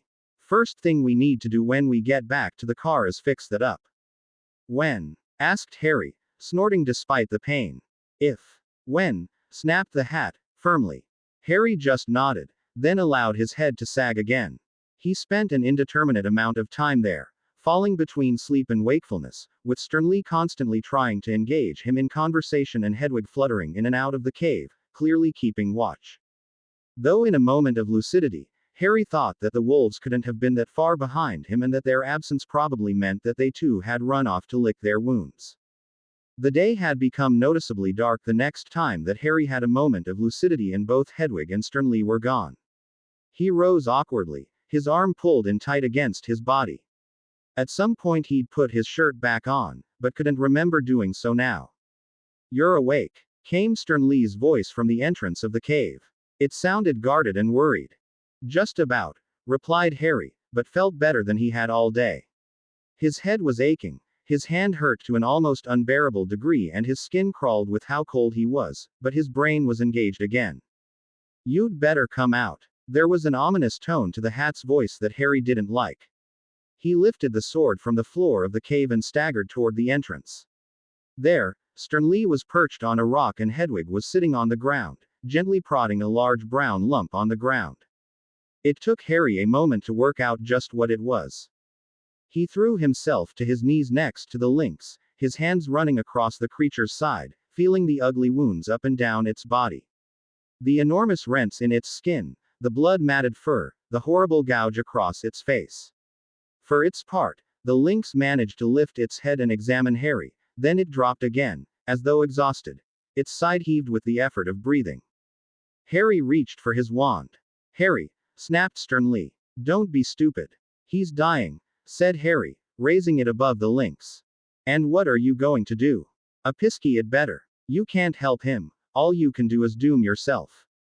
Harry froze, wand outstretched and then swallowed the lump in his throat. "Teach me," he said and silence fell over them for what seemed like hours. "Teach me." "I can't. You know I can't." Harry felt his eyes burn and his breathing become ragged. "Then we've got to get him back to the car. We've got to. How far is it?" "Miles and miles." Harry wept tears of grief and frustration. "Help me," he roared at the hat. "Stop just sitting there and do something." "Harry," said Sternly, his voice soft. Harry ignored him and moved around to the head of the lynx, lifted it awkwardly into his lap and sat there, cradling it. His good arm wrapped around its neck, the other resting against its torn muzzle. Slowly, it looked up at him and then licked his ruined hand with its enormous, rough tongue, lapping the dried blood away. "He fought them," said Sternly. "Hedwig has been watching him. He fought off all 3 wolves." Harry bit back the angry retort and leant his head down to nuzzle the neck of the great beast. The tears fell hot and heavy against the creature's soft fur. He should have been there. He should have stayed to help. And yet he knew that there would have only been one outcome to that. "Thank you," he whispered into the creature's neck. "I'm so sorry." "Moreau," said the lynx and licked Harry's hand a final time. Then it lay still. It was nearly nightfall by the time Harry descended from the ridge and the dying rays of the sun seemed to set the forest of Valbonne ablaze with orange light. Harry's sword hung limply in one hand, while he held the other tight to his chest. His shirt was now more red than white, his trousers ripped in a dozen places, his glasses were more bent than ever before and his entire body ached. He had pulled the lynx's body inside the cave and sealed it, stone by stone. It was the closest to a proper funeral he could give his friend. When he had finished, Harry had stared at the pile of rocks with a forlorn feeling. There was nothing at all to commemorate the loss of such a brave creature. He knew that to anyone else's eyes, it would just be a pile of rocks. Perhaps because he would remember, that would make it all right. Somehow. He had fallen twice while carrying the heavy stones across the scree slopes and now he sported a dozen bruises and grazes in addition to his maimed hand. Strangely enough, none of these injuries hurt even the slightest. Either he was too exhausted with the fighting, or too exhausted with the grief. Too exhausted to feel pain, too exhausted to feel sad, too exhausted to feel anything.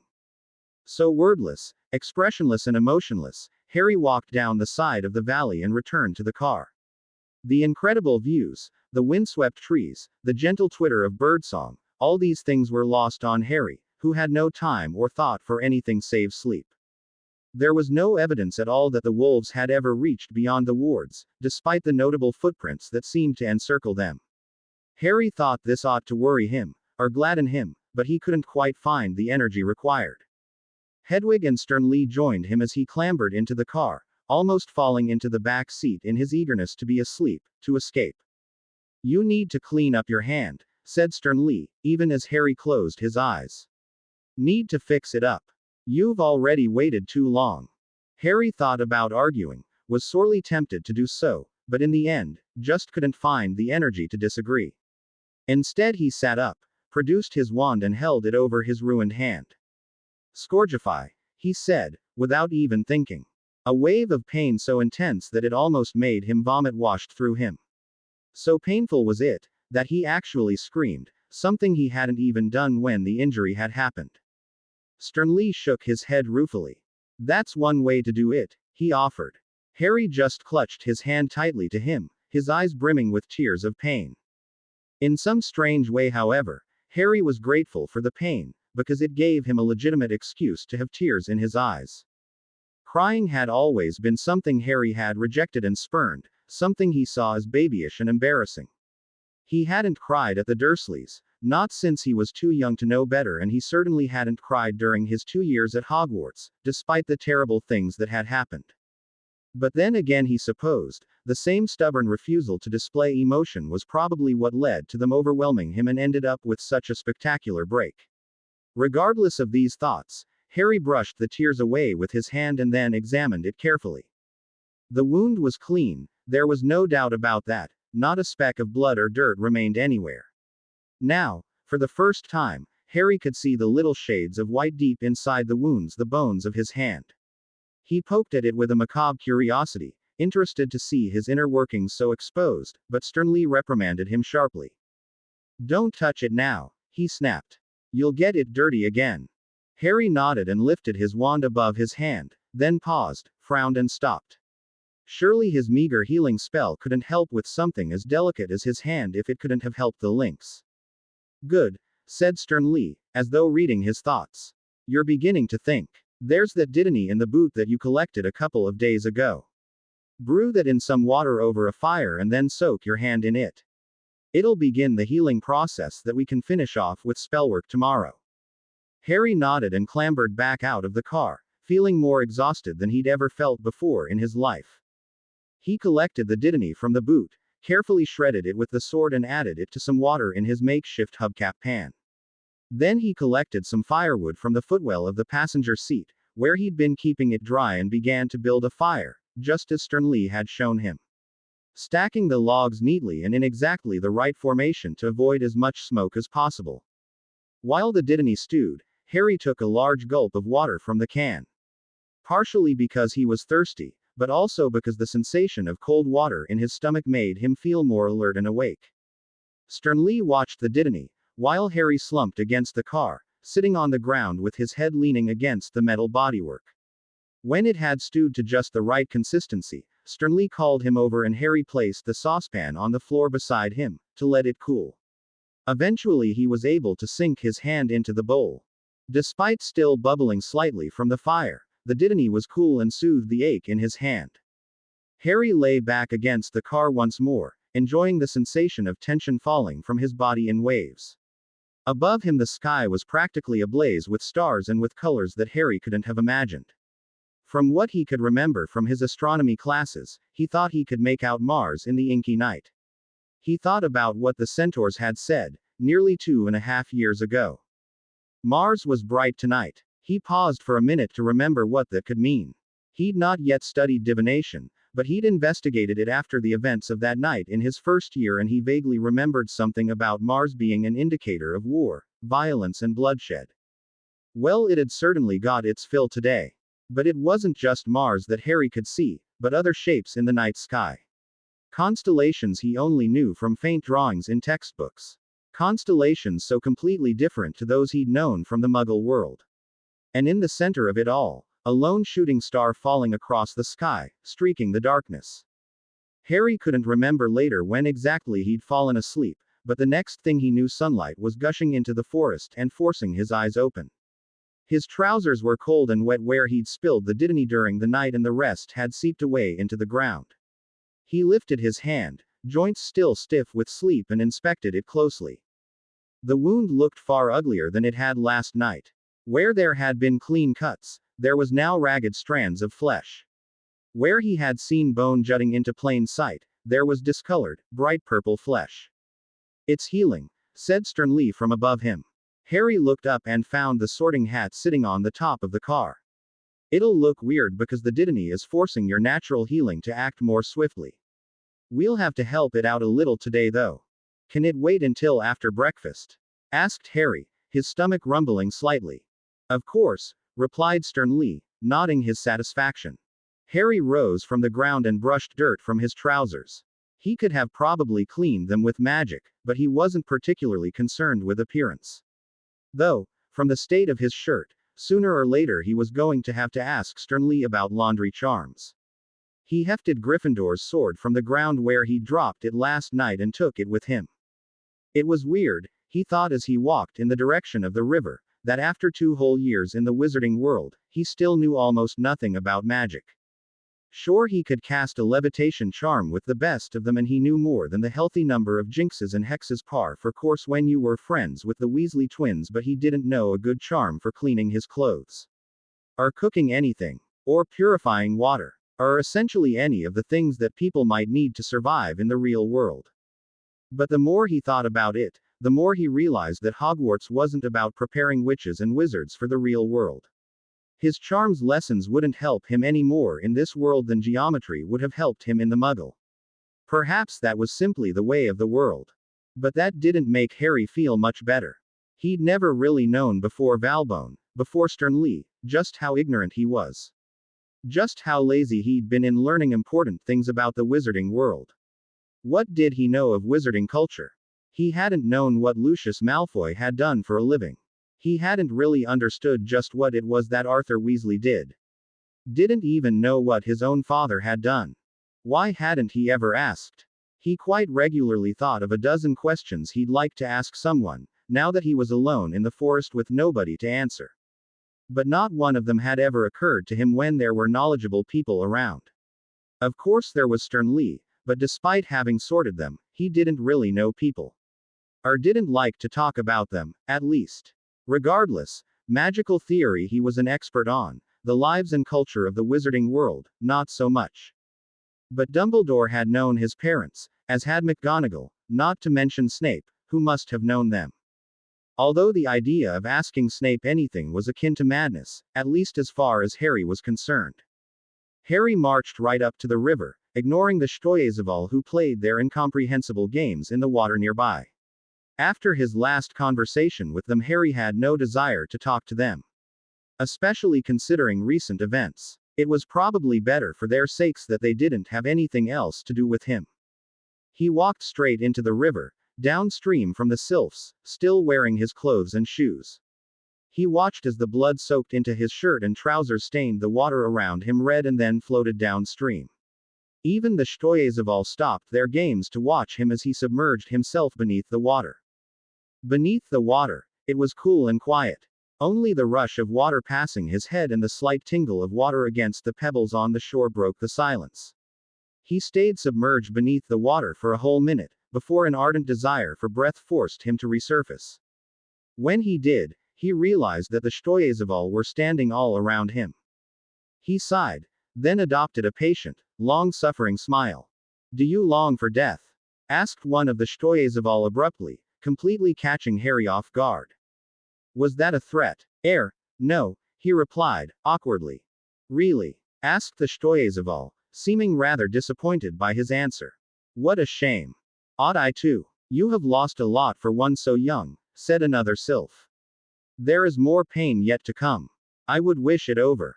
"Well, you aren't me," snapped Harry, anger overwhelming him suddenly, though he couldn't have said why.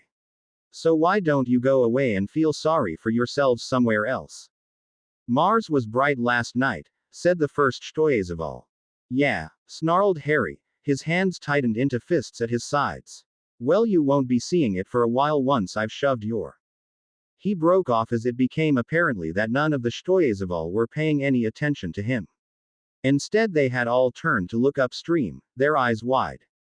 Harry followed their gaze and saw something that made his heart lurch with fear. An enormous wolf, Its face still mangled from Harry's ritual fire, stood on a small rise, staring at them in the water with a fierce expression. Harry stood his ground, his bright green eyes locked to the wolf's own piercing yellow ones. For minutes they stared, and for Harry, there was nothing else in the world but the oik. It had hunted and attacked him, it had killed his friend, it had ruined his hand. Harry knew, as keenly as he'd ever known anything, that their fight wasn't over. Couldn't be over. Not until every last drop of their bad blood fell to the ground. Then, without breaking the stare, Harry lifted the sword straight up into the air and smiled. The wolf gave him a loathing look, then with a single, tortuous howl, it disappeared into the depths of the forest. Harry lowered the sword gently and looked down to see the Shtoyes all gone. Instead, all he saw was his own distorted reflection in the water, still half covered with blood, fully soaked and with a fearsome expression on his face. All scowl and feral grin. It faded as he considered what had clearly been a challenge. He would have to fight the oik, and he needed Sternly's help to do so. In that moment, then and there, Harry resolved that he would not leave Valbonne until the oik was in the ground and he was wearing its hide as a cape. They had unfinished business, he and the big, bad wolf. And after all, Mars was bright, and who was he to flaunt the skies? Harry returned to the car with his face and his heart set. Though, he couldn't help but feel that his dramatic return was slightly undermined by the fact that his clothes were soaked through and his sodden hair let water run down his forehead and into his eyes, forcing him to blink comically. Sternly, for his part, seemed to find the funny side to his appearance, rather than taking heed of Harry's expression, for he began to laugh uproariously at the sight of him. "This cannot be good," he said, still laughing as he watched Harry pull a handful of Dittany from the boot of the car. "What on earth happened to you?" "Mars," replied Harry, with deliberate evasiveness, feeling more than a little embarrassed by Sternly's raucous laughter. He began methodically reducing the Dittany to fine shreds on the blade of his sword, allowing the sliced plant to fall on the bonnet of the Anglia. "I need you to teach me to fix my hand." "Well, some more Dittany is a good place to start," observed Sternly. "Then I'll have to teach you a few more complex healing charms than Higgins." "Higgins?" asked Harry without looking up from his work. "Higgins' minor malady charm," replied Sternly. Then when Harry glanced up, his face contorted in annoyance, the hat clarified. "A pisky." "Ah." Harry returned to his chopping. He'd found that his skill with the sword, particularly in fine work like this, had improved tremendously since arriving in Valbonne. He doubted he could have produced better work with his usual silver potions knife. Sternly watched him a while, becoming more and more restless until he couldn't hold it in any more. "You've got enough Dittany there for your hand twice over." "I know. It's not for my hand." Harry finished cutting the Dittany and renewed the transfiguration on the hubcap, which had been gradually losing its shape in the days that Harry had been using it. Sternly's teaching meant that the process was much more fluid and refined than it had been only a few days ago. Harry barely glanced at the perfect saucepan that he began dropping the diced Dittany into, but Sternly, on the other hand, let out a little chuckle. "That was really impressive, Harry." "Thanks," replied Harry, his tone completely impassive. Sternly stared at him appraisingly for a long while, then suddenly burst, his tone simultaneously concerned and annoyed. "Would you tell me just what it is that's going on? And why you're preparing so much damn Dittany? What's gotten into you?" Harry gave the hat a level look. "War," he said simply, and began to top up the saucepan with water. Silence reigned for a few minutes, because Sternly seemed rather taken aback and was unable to speak for a moment. When he did, his tone was confused. "You've lost me," admitted the Sorting Hat. "That is the answer to all three of your questions," Harry said with a shrug. "I'm going to hunt down and kill all of those wolves." With that said, Harry began to describe the series of events that had unfolded at the river, his observations of Mars and his certainty at the coming battle.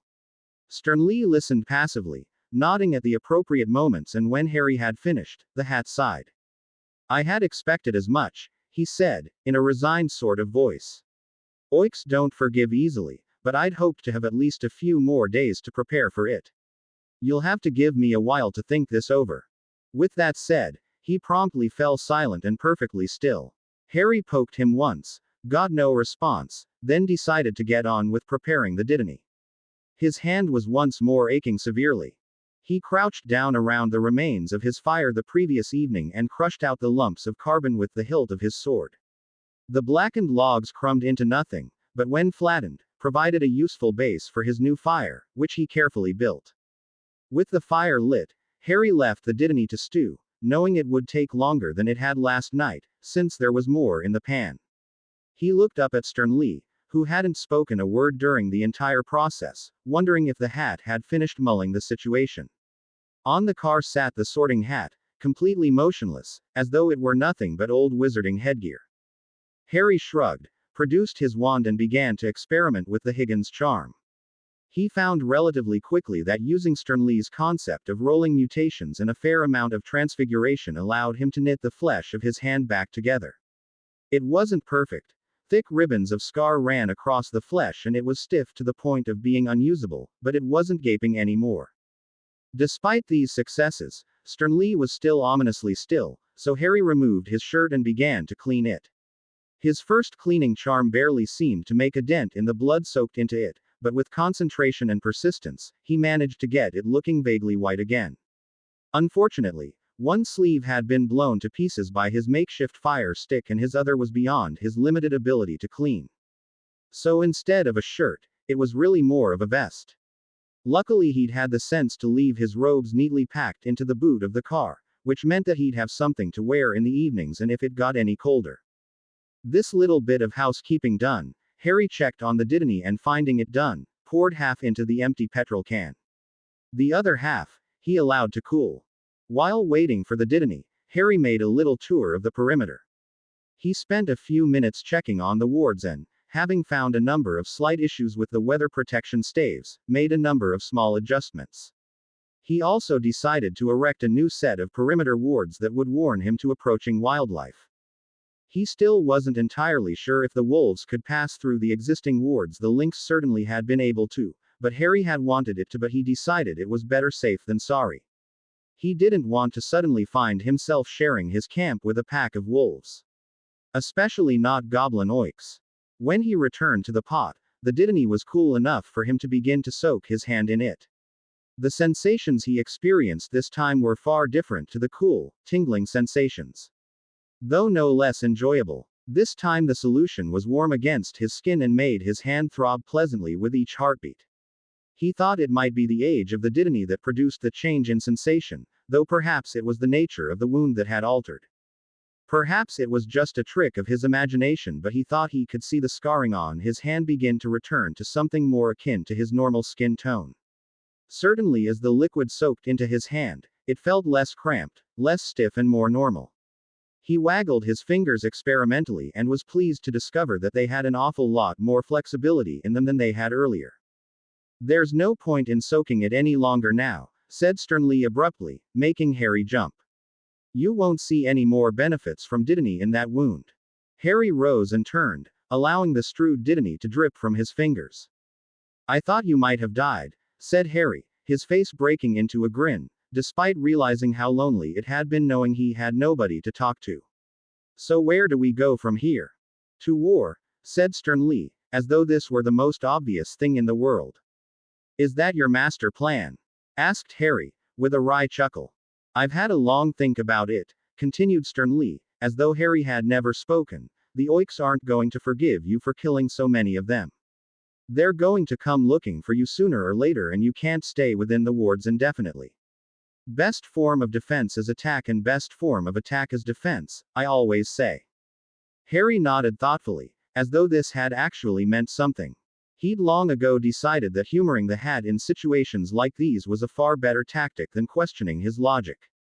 As knowledgeable and wise as Sternly undoubtedly was, he quite often got caught up in the excitement of the situation. Harry knew that pointing this out embarrassed his friend and he wasn't keen to upset the hat at this particular moment in time. "So where do we start?" asked Harry, nudging the conversation in the right direction. Sternly's answering smile was so tremendously creepy that Harry couldn't resist the shudder that ran up his spine. "Did I ever tell you that I'm fond of traps?" asked the hat, his very words seeming to drip with anticipation. Harry thought of the hours of lectures he'd received about the different types of trap that Sternly knew how to make and which he favored for particular situations. Indeed, even Harry, who'd known absolutely nothing about traps before arriving in Valbonne, now knew the best ways to trap a dozen different animals. "I think you might have mentioned it," said Harry with a wry grin. "Well, I think we ought to answer the age-old question, don't you?" "What age-old question? Who is the better strategist? The wolf or the hat? Is that really an age-old question?" "Yes, it is," said Sternly, with a tone of voice so severe that Harry didn't dare argue with him. "Now, remember the tree that fell just outside the wards during the thunderstorm. Go and bring it here. We have weapons to make." Sternly's battle plans turned out to be both complex and confusing. Indeed, they were so intricate that Harry couldn't ever manage to remember half of them without losing details. However, according to the hat, this was actually an advantage. "After all," he said, "how will the enemy have any idea what's going on if you don't?"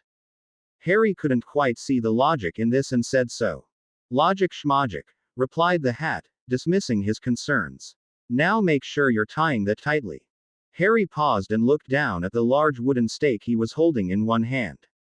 With the other he'd been wrapping some strong vines around it and only just now noticed that he'd snagged it 4 lengths ago.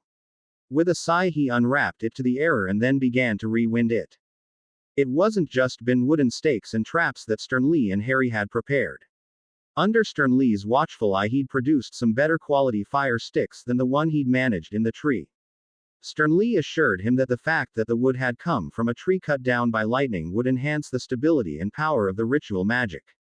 As well as these, Harry had also been putting his newly learned enchanting abilities to the test.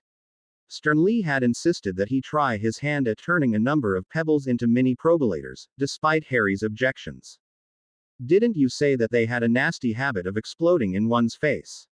asked Harry, staring down at the pebble he was supposed to be enchanting with a worried expression. "For Merlin's sake, Harry," said Sternly, with a long-suffering tone to his voice. "I promise it's not going to explode in your face. I must have explained the theory 10 times to you already." "Yeah," said Harry, still not entirely convinced. "I don't suppose you could just explain it one more time." Sternly sighed wearily, then sat very still for a long moment. "Okay, fine," he said eventually. "You are going to perform what is known as a double artifice. This essentially consists of artificing the stone as normal, to perform magic and applying the normal binds. After this, you will artifice the stone again, convincing it that it is completely magically inert. To this you apply the normal binds and tie them to a done bind." "That's the one," began Harry and then frowned. "The one that we're using for the car's invisibility booster, right?" "Correct. It is a bind that can kill any other binds it's combined with, provided it is given the correct input. And then I apply the probulator's charms, and because the pebble cannot perform magic, it won't explode in my face, right?" continued Harry. "And then I bind the charms properly, and when it's all finished, I can activate the done bind, and because the charms are harnessed by the other binds, it'll be a fully working probulator." "Correct," said Sternly, apparently pleased that Harry had finally got it into his head. "The technique is called pulling the tablecloth.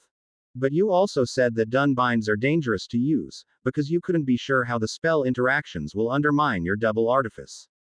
Sternly seemed rather taken aback, whether because his student had actually been paying attention or because he was offended that Harry was insinuating he may not have accounted for this possibility. Harry wasn't sure. "Yes, normally that'd be true," admitted Sternly. "But in this case, I do know the spell interactions and you'll be fine." "How?" asked Harry, stubbornly. "Because I once spent a delightful week watching Dexter Fortescue repeatedly blow his fingers off experimenting with this very idea," said Sternly, his voice wistful. He caught the unasked question in Harry's curious gaze. "He used to take naps in his office and was a dreadful snorer." "You're very petty, Sternly," said Harry, reproachfully. "It is one of my few vices," replied the hat. In the end, Harry ended up creating half a dozen mini probulators with Sternly's technique. He also created a number of long, thin javelins, an idea all of Harry's own, that used the spells he'd been learning to fix the car that would make them fly straighter, swifter and further than anything he could throw himself. Even Sternly had been impressed by Harry's creativity when it came to these. As well as these, there were the traps, almost 24 of various shapes, sizes and purposes. All in all, Harry felt as though he'd created quite the small arsenal, and Sternly seemed rather impressed with his own brilliance, as well as Harry's handiwork. Those oiks won't know what hit them, he stated confidently, and Harry had to agree. They'd spent almost the entire day preparing the weapons, so Sternly told Harry in no uncertain terms that the campaign would have to start in the morning. So before the sun set, Harry took one of the smaller traps they'd created out into the forest and set it across a game trail. He'd not found the time or inclination to catch anything since the incident the day before, but the constant eating of nettles and the injuries he'd sustained had left him with a deep-seated hunger that wasn't going to be overcome by leafy greens. The evening air was cool, despite the day's earlier muggy heat, and Harry enjoyed the change in temperature. The breeze rustled through the leaves on the trees and carried the slightest hint of perfume from the blossoms in bloom around him. Harry found the perfect place for his trap, where the trail crossed the root of an enormous oak, and spent a few minutes setting it up. He was just in the process of bending back a low-hanging branch when a bowtruckle appeared in the tree above. Harry couldn't honestly have said whether it was one of those that had helped him fight the oiks yesterday, but it seemed happy enough to see him, before it scampered back into the tree. He was glad to see that they held no grudge against him for involving them in his fight, and was happy that they knew about the existence of the trap. The last thing he wanted to do was unnecessarily hurt one of his little friends, especially after what had happened to the lynx. As he headed back to the Anglia, the sun began to dip below the forest canopy. Beams of sunlight gleamed through the uppermost branches and dappled the forest floor. Despite the events of the last few days, despite the slight ache in his left hand and the severe one in his heart, Harry couldn't help but find it beautiful. He arrived back at the Anglia and set aside a couple of plants he'd discovered while walking through the forest. In only the short time he'd been in the forest, it had become second nature to Harry to constantly assess the plants he passed for their potential use and take the ones that he recognized as important. He'd ended up with quite a collection, from plants that fought infection to ones that were deliciously spicy.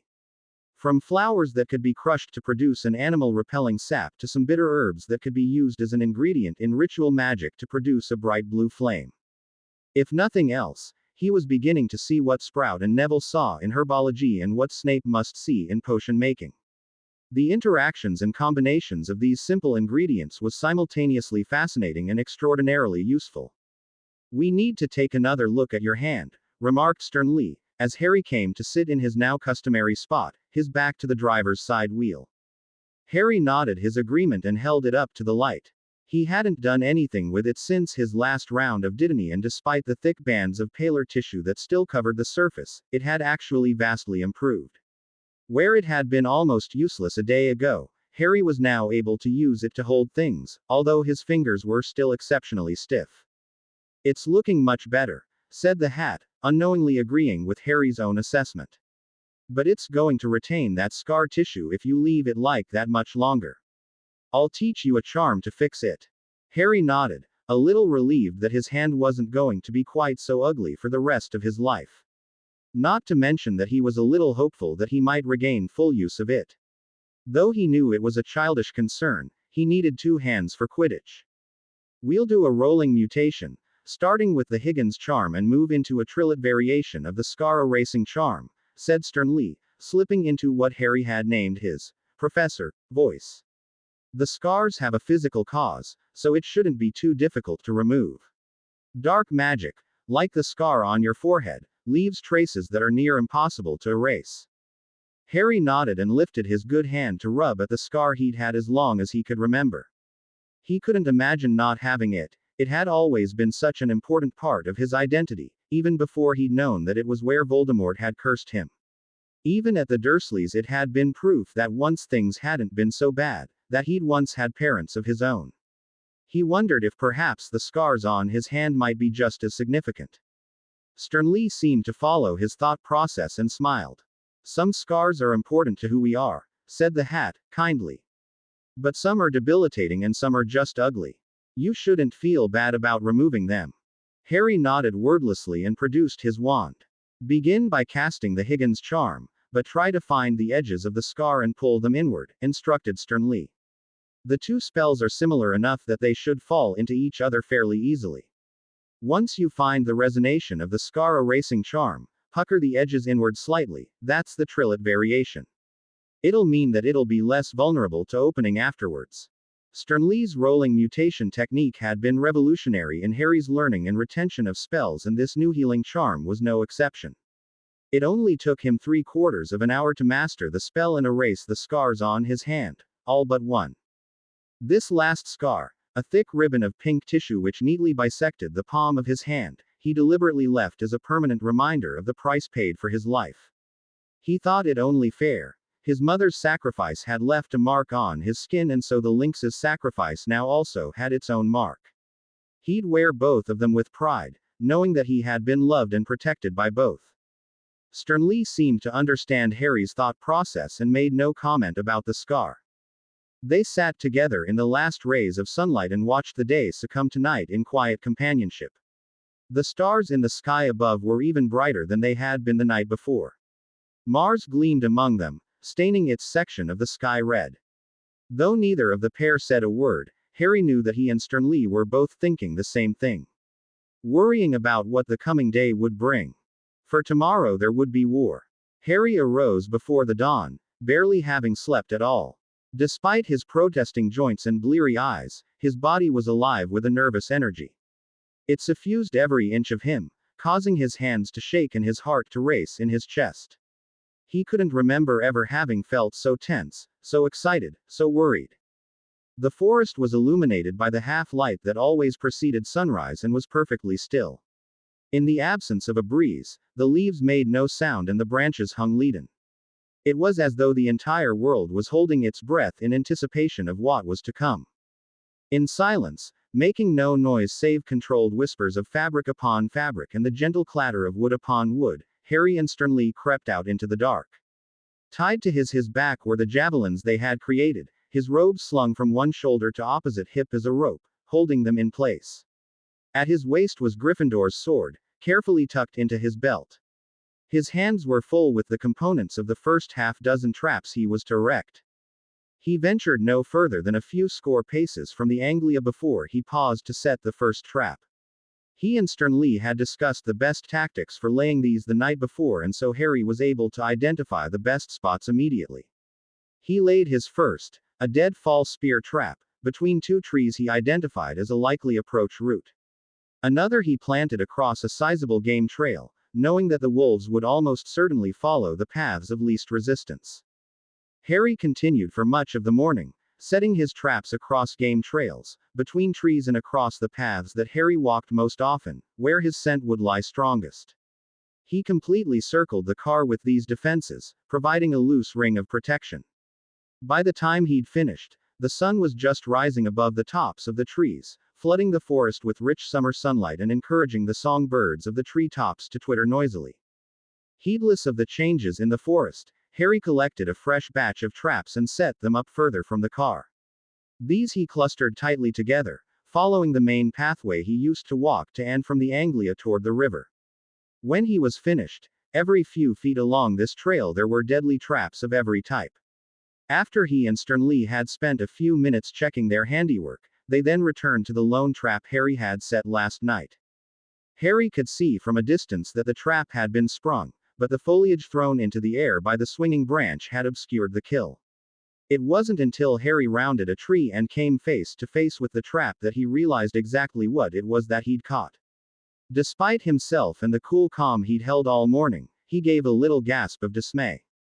For pierced by the stake and, mercifully, dead, was a small deer.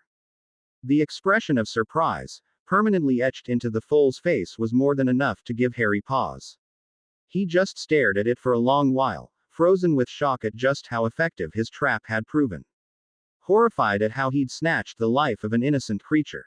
Somehow this was much worse than killing rabbits.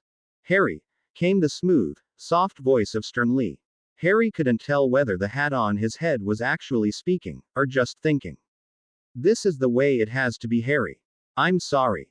Harry nodded and suddenly found himself swallowing back bile. Though it wasn't the dead creature itself that made him feel so sick, but instead it was the realization that he could still cope with it. The old Harry never could have.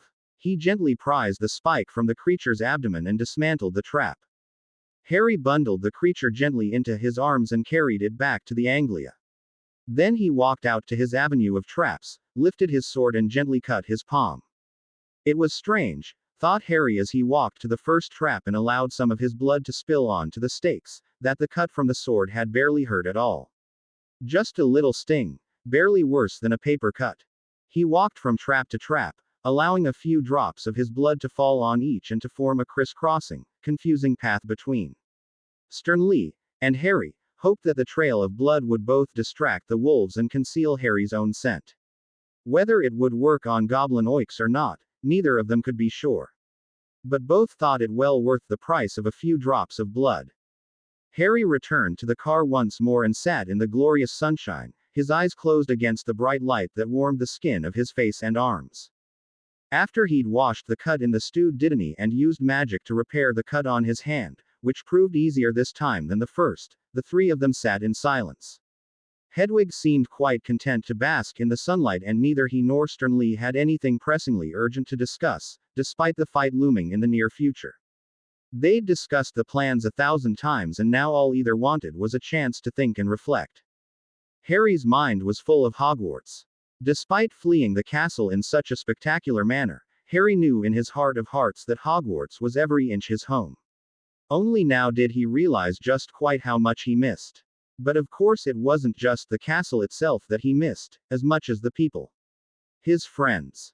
From lazy afternoons playing Quidditch beside the lake with the Weasleys, to quiet evenings studying in the Gryffindor common room with Hermione. Not to mention conversations with the headmaster in his office or tea at Hagrid's.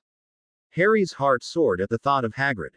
The keeper of keys would have loved Valbone, would have known exactly how to deal with these oiks, would have been able to save the Lynx. He found himself wondering how Ron or Hermione might have coped with this. Could they have done better than he had? Hermione was far cleverer, but Harry thought she might have been more intimidated than he, less ready to fight. And Ron, Harry smiled at the thought of his best friend. Ron was brave and bigger than he was. He might well have done better in a fight than he would. But would he have coped as well with the magic? Probably not, thought Harry, feeling a little bad for thinking so. For the first time in 2 years it occurred to him how well each of the three friends suited and complemented each other. Hermione with her books and cleverness, Ron with his jokes and faultless loyalty. And he, what did he contribute? Heroics. Daring. Perhaps he was just the glue that held the other two together. Whatever, he just wished he had them with him now. Harry forced memories of his friends out of his head and turned to Sternly. Anything you regret, Sternly? Asked Harry. Not taking the chance to see Helga in the bath, replied the hat in a distant tone, as though lost in through. What a woman. Harry's face burned hot and he didn't press the question any further. Hedwig returned only a few minutes later and Harry promptly dropped Sternly on her head, so he could act as a translator. The snowy owl had spent much of the morning tracking down the wolf pack and had apparently found them sleeping in the shade of a large elm a little more than 2 miles away. Harry rose from his spot on the ground and once more collected his weapons. This time he added the probalators to his haul of creations, carefully nestling them in his pockets. He gave Hedwig one final stroke and she took to the skies, fluttering above to keep watch. Harry glanced around at his camp and smiled slightly, if only to calm the jittery nervousness that overwhelmed him suddenly. Everything was as well prepared as it was going to be, he thought, and then crept out into the forest. He followed Hedwig, careful to avoid his own traps, and she guided him toward the wolf pack, the owl flying from branch to branch in order to act as a waypoint. Harry smiled every time he caught sight of her, the sorting hat perched jauntily on one side of her head. Harry could tell when they were close to the pack, for Hedwig began to swoop to the ground each time she left the branch. It was part of their previously agreed upon signals. This meant that Harry had to be extra careful and spent a great deal of time moving from cover to cover as silently as he could. Sooner than he would have liked, he was in sight of the elm and could just about make out the indistinct shapes of 9 wolves at the base of the tree. He'd thought he'd remembered dispatching more in their first encounter, but perhaps he'd been over-optimistic, or the wounds hadn't been as serious as he'd thought. Regardless, this was his one chance to ambush them. He crawled a little distance closer to the sleeping creatures, removed 2 javelins from those slung at his back and planted one firmly in the earth. The second he lifted and sighted on the wolf closest to the tree. Holding it as he'd once been shown at primary school, he hefted the spear once to test its weight and then hurled it into the pack of wolves. Then all hell broke loose. The javelin sailed majestically through the air before plummeting into the pack of wolves, eliciting a yelp of pain as it took one of the sleeping beasts through the chest. The remaining oiks leapt up immediately, noses twitching, tongues lolling and eyes gleaming as they tried to discover the cause of the yelp. However, Harry didn't wait for them to gather their wits and let loose with his second javelin. Though he didn't even wait to watch it strike before he was gone, he heard another yelp from the wolves behind him as he went dashing madly through the woods, back the way he'd come. Green rushed all around him as he sprinted through the forest, everything except the ground in front of him a blur in his peripheral vision. For the first few seconds, he couldn't be sure that the wolves were in pursuit. Between the sounds of his heart thudding in his ear and the noises he made as he went crashing through the undergrowth, hell itself could have been chasing him for all he knew. But then came the howls. Long, indignant, angry howls. And he knew the wolves were on his tail. A little thrill of fear shot through Harry and he pushed it away as quickly as it had come. He had to run now. He didn't have time to be scared. After the first 100 meters or so, Hedwig swooped from the sky before him, sternly still on her head, and they only paused long enough for the hat to shout a few words. "They're all right on your tail," he said. "There's a boulder just up ahead. Good place to use your probalators, I reckon." Harry didn't have breath to respond, so merely nodded and powered on with a little burst of energy. The blur of green in his vision intensified as all he saw before him were the next 2 steps. As he reached the large stone Sternly had indicated, he unslung another javelin from his back. Then, he vaulted the rock, turned and let loose with the spear, sending it sailing between the enormous trees of the forest. He fell back behind the boulder, pressing his back against the cool stone. There was no yelp of pain this time, but that was just fine with Harry. He'd only thrown it to find his arm and range. Peeking over the boulder, he could see the first hints of the wolves closing down upon him through the gaps in the dense foliage, loping along at incredible pace. They were closer than he'd anticipated. Harry removed 2 probalators from his pocket and blew softly on the first one to arm it. He stood, took a moment to calculate the trajectory of the throw and then cast it out toward the wolves. It landed in the space between Harry and the oiks and exploded with a deafening roar that cast mud, flecks of stone and splinters in an enormous arc of destruction. The wolves barked and yelped in fear and paused, momentarily too scared to go on. This was all the chance Harry needed, and he blew on and threw the second probalator, the small stone whizzing off into the trees and landing directly among the wolves. Not even pausing to witness the destruction firsthand, Harry raced off into the forest once more, leaving the astonished and frightened wolves to regroup behind him. He crashed through a number of blue flowering plants, crushing the blossoms beneath his feet as he ran. Once again, it wasn't long before the wolves were in the chase, but Sternly's hit-and-run tactics had given Harry exactly the lead he'd needed. As he reached the straight path through the forest which he'd extravagantly trapped, Hedwig descended once more for Sternly to shout instructions. "Right, left, middle," he called, reminding Harry of their pre-established route through the maze of traps. Left, left, middle, left, right. The first 3 had been enough. Like clockwork, Harry's memory had kicked in and he remembered the route perfectly, navigating the traps with ease. Around the red bush that concealed the bow trap and under the branch that held the horizontal spear trap cocked. The wolves were not so lucky. As Harry emerged from the kill zone, the wolves hit the other side, and almost as soon as they did, the hisses of swinging branches accompanied by yelps and howls of pain began to reach Harry's ears. Whether his blood had made any difference, Harry couldn't be sure, but the wolves certainly ran straight along the path and headlong into almost every trap. Harry, at the other side of the trapped path, took a running jump toward a large elm tree, hooking his arm around one of the branches and hoisting himself up the trunk. Here he crouched low and removed another 2 of his javelins, preparing himself to ambush the wolves once more. "They're still coming," Sternly told Harry, having taken another jaunt on Hedwig above the battlefield. "Slower now, more cautiously. You've got to admire their persistence, remarked Harry, though certainly felt he'd admire it more if they weren't trying to kill and eat him. How many left? Hard to make out, replied Stern Lee. Those first two javelins took one out apiece. There were two too badly injured after the probolator to carry on the chase and were left behind. At least one more is lying still in the middle of all those traps, and I think those still coming are all injured. Harry nodded and licked his lips in anticipation. Between the wolves and him there was a clear stretch of ground in the forest. Previously there'd been a number of trees here, but the storm a few days earlier had felled several, making it a perfect place for Harry's final ambush. The wolves emerged into the clearing tentatively, and from what he could see, Harry couldn't really blame them. Where there had been 9, only 4 remained. One was his particular enemy, the enormous oik with the mangled face, and was touting 2 large gashes in its upper chest alongside the other injuries Harry had already caused. The other 3 were faring considerably worse. Each was festooned with a plethora of cuts, scorch marks and other miscellaneous injuries. One appeared barely able to put any weight on one paw, while another gushed blood from a wound on its head into its eyes and was perpetually blinking. Harry steeled himself and let loose with the first javelin. It soared through the air toward the largest wolf, but was anticipated and the wolf leapt aside, just in time.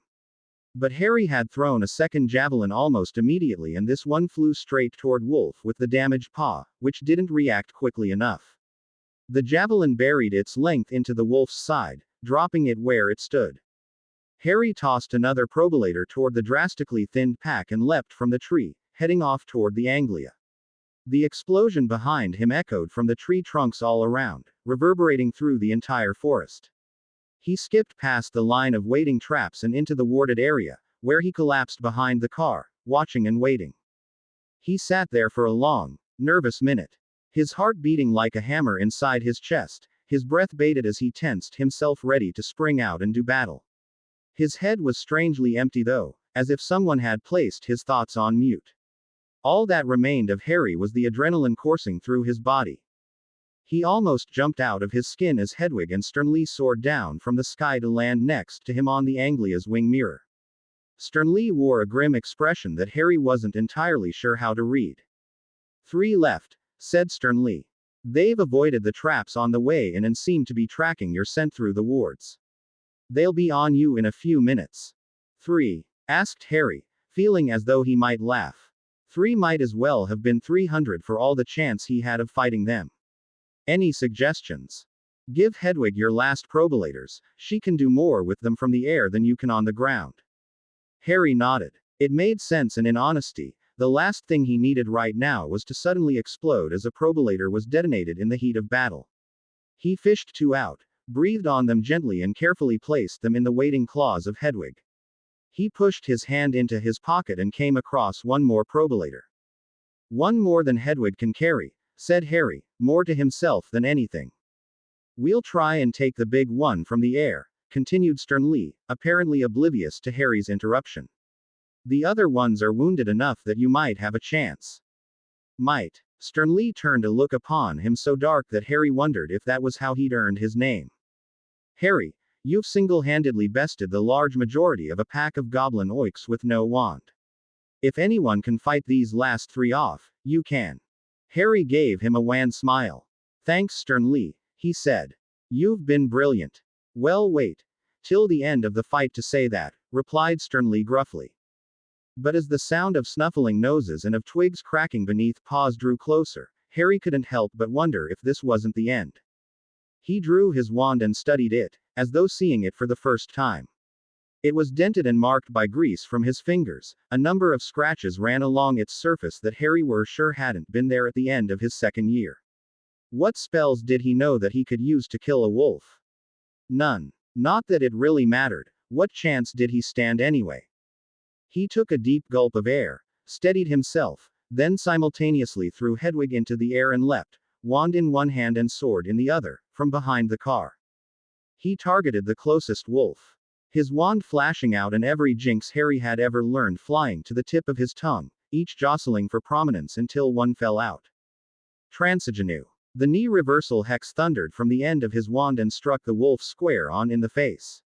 From what Harry remembered of the jinx, It ought to have been painless, but the spell hadn't been designed for wolves, and Harry watched as the creature's legs all turned inwards with a painful sounding crunch of breaking bones. The wolf let out an almighty howl and collapsed to the ground, twitching pathetically. Harry turned his attention to the second just as Hedwig and Sternly swooped down, the first probolator striking the large wolf in the face, but failing to explode. Apparently the mere impact was exceptionally painful, for the wolf howled and jumped away from Harry, eyes scanning the sky. But the other wolf leapt at Harry, its teeth seeking his throat, and he had to throw himself aside, losing sight of the battle between Sternly and the Oik. He rose as swiftly as he could, but was immediately bowled over by a second lunge from the wolf that sent him sprawling on the ground. It reared over him, gleaming fangs flashing down, but Harry whipped up his sword, missing with the blade, but the cross hilt crashing hard into the wolf's skull. Though it knocked the wolf's darting head to one side, the creature's powerful legs still pinned Harry to the ground. He swung the sword again, the pommel crashing down on the beast's head, and this time the wolf was dazed enough for Harry to roll it over, landing on top of it. Like lightning the wolf reacted, biting out and tearing a huge cut in Harry's arm. With a gasp of pain he instinctively let go of the sword and it fell out of reach. He rolled away and rose just as the wolf came at him again, soaring through the air. Tarantalagra! He cried, getting his wand up just in time. As the wolf knocked him to the ground again, its legs began to fly chaotically in all directions and it splayed on top of him. Heedless of its crazily dancing legs, the wolf snapped again at his face, but Harry was able to seize the wolf by the muzzle with one hand and force the mouth away. He pushed the beast away with as much strength as he could while reaching for the sword, but it was far too heavy, far too strong. Inch by inch it won the battle toward his throat, its yellow eyes gleaming in excitement as it pushed toward victory. Just as Harry thought it was all over, an explosion erupted nearby, spattering mud across both combatants. Hedwig's last probolator. He'd given her two, after all. But he'd had one left. And that meant acting as fast as lightning. Harry reached into his pocket with his free hand and seized the last probolator. He wrenched it free of his trousers and pushed the pebble into the wolf's gaping mouth. Praying that wolf breath was as good as human breath as far as the probolators were concerned, Harry used both hands to force the wolf's jaw closed and then headbutted the beast firmly under the jaw with all the power he could muster. The wolf swallowed, its eyes wide with astonishment. Then there was a sound like the tearing of paper and the entire creature gave an enormous, awkward spasm, then fell lifelessly on top of Harry. He pushed the creature off him hurriedly and staggered to his feet. He snatched the sword from the ground and leapt in the direction of the largest wolf, his sword and wand ready to fight. And then he stopped. The Oik was lying on the ground, wounded and defeated. Hedwig and Sternly, neither of whom seemed hurt in any way, fluttered down and perched on the roof of the car. Neither of them made any noise, but waited to see what Harry would do next. Blood ran from an enormous gash in the wolf's side and stained the grass crimson. It looked up at Harry from where it lay, its chest heaving with the effort of breathing, and for a split second, Harry drew some bizarre parallel between it and the lynx. Both of which he'd seen in their final moments, both of which had fallen in battle, bloodied and wounded. Instinctively he raised his wand and stepped forward to help. To save the Oik where he'd been unable to save the lynx. But then it glared up at him, angry golden eyes filled to bursting with hatred, and he stopped. Because he knew it wasn't the lynx, it was nothing like his friend, and nothing he could do would change that. The first thing it would do if he helped it would be to throw itself at his throat. He lowered the wand and stared down at it as it tried in vain to lift its head and attack. He ought to have felt anger for the death of his friend, he supposed, or triumph at defeating his foe. Or guilt perhaps, for killing so many of the wolf's brethren. But he didn't. If anything, he felt a little sorry for the pathetic creature at his feet. Bred for little else but to kill and destroy. Consumed with hatred from the day it was born till the day it died. He lifted the sword. He thought he ought to say something. Something victorious, perhaps. Something witty, poignant, fearsome or vengeful. But he didn't feel any of those things, so instead he said exactly how he felt. Sorry. The sword fell. Harry wiped the sword of Gryffindor on the grass and then tossed it haphazardly aside, not even bothering to watch as it slid away across the ground. His head was full of a loud buzzing, as though a swarm of bees had somehow managed to infiltrate his brain. The skin on his face tingled and everything in his vision was distorted and surreal. He walked closer to the car, where Stern Lee and Hedwig waited and watched. "We ought to look at that wound," said Stern Lee. "Yes," said Harry, but automatically. As if he only had the slightest control over his own actions. "We probably ought to." But he didn't, and instead he merely sank to the ground and lay on his back, staring up at the bright blue sky.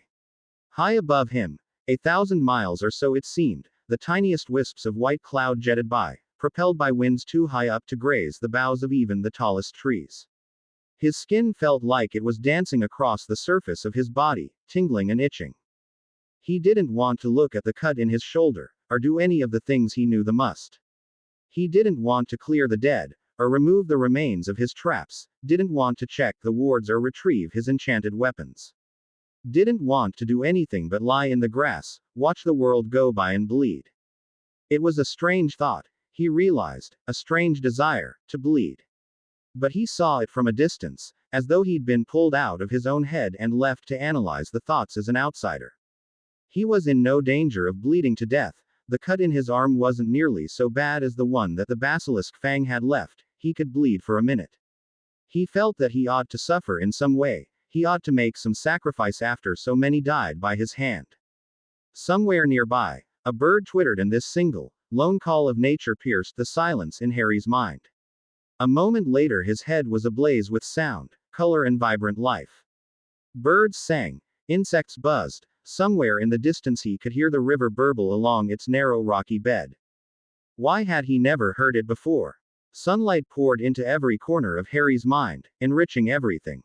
The greens of the grass and the trees were brighter, the blue of the sky and the anglia hypnotically so. Every blossom on every tree and shrub seemed to burn with intensity, each lighting up the day as bright as the sun. The slightest of small smiles crept onto his lips.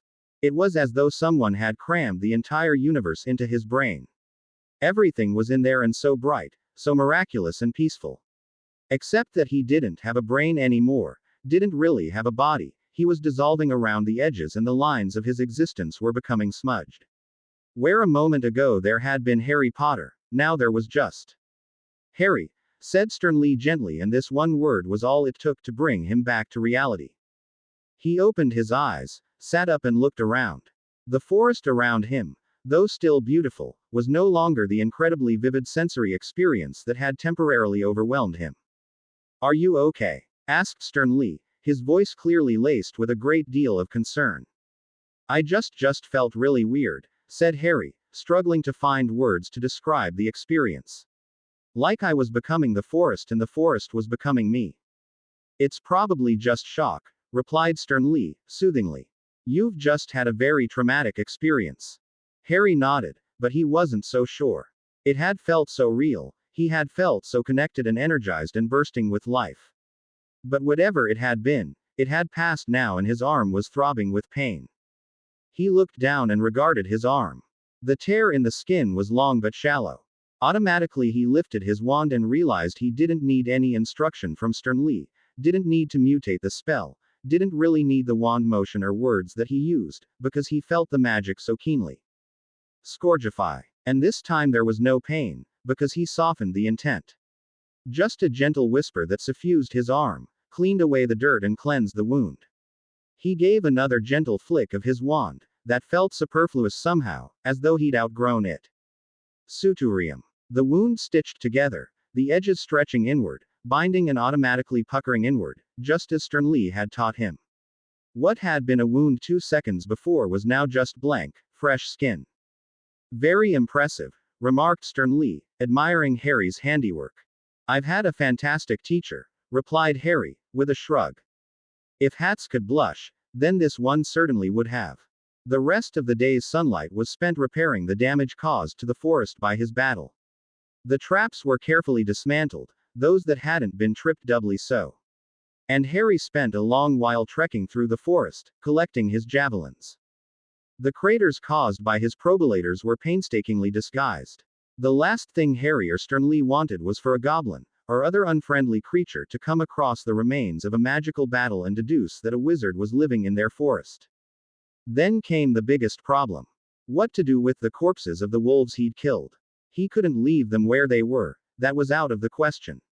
Something would notice, sooner or later. And he couldn't burn them, it would attract far too much attention.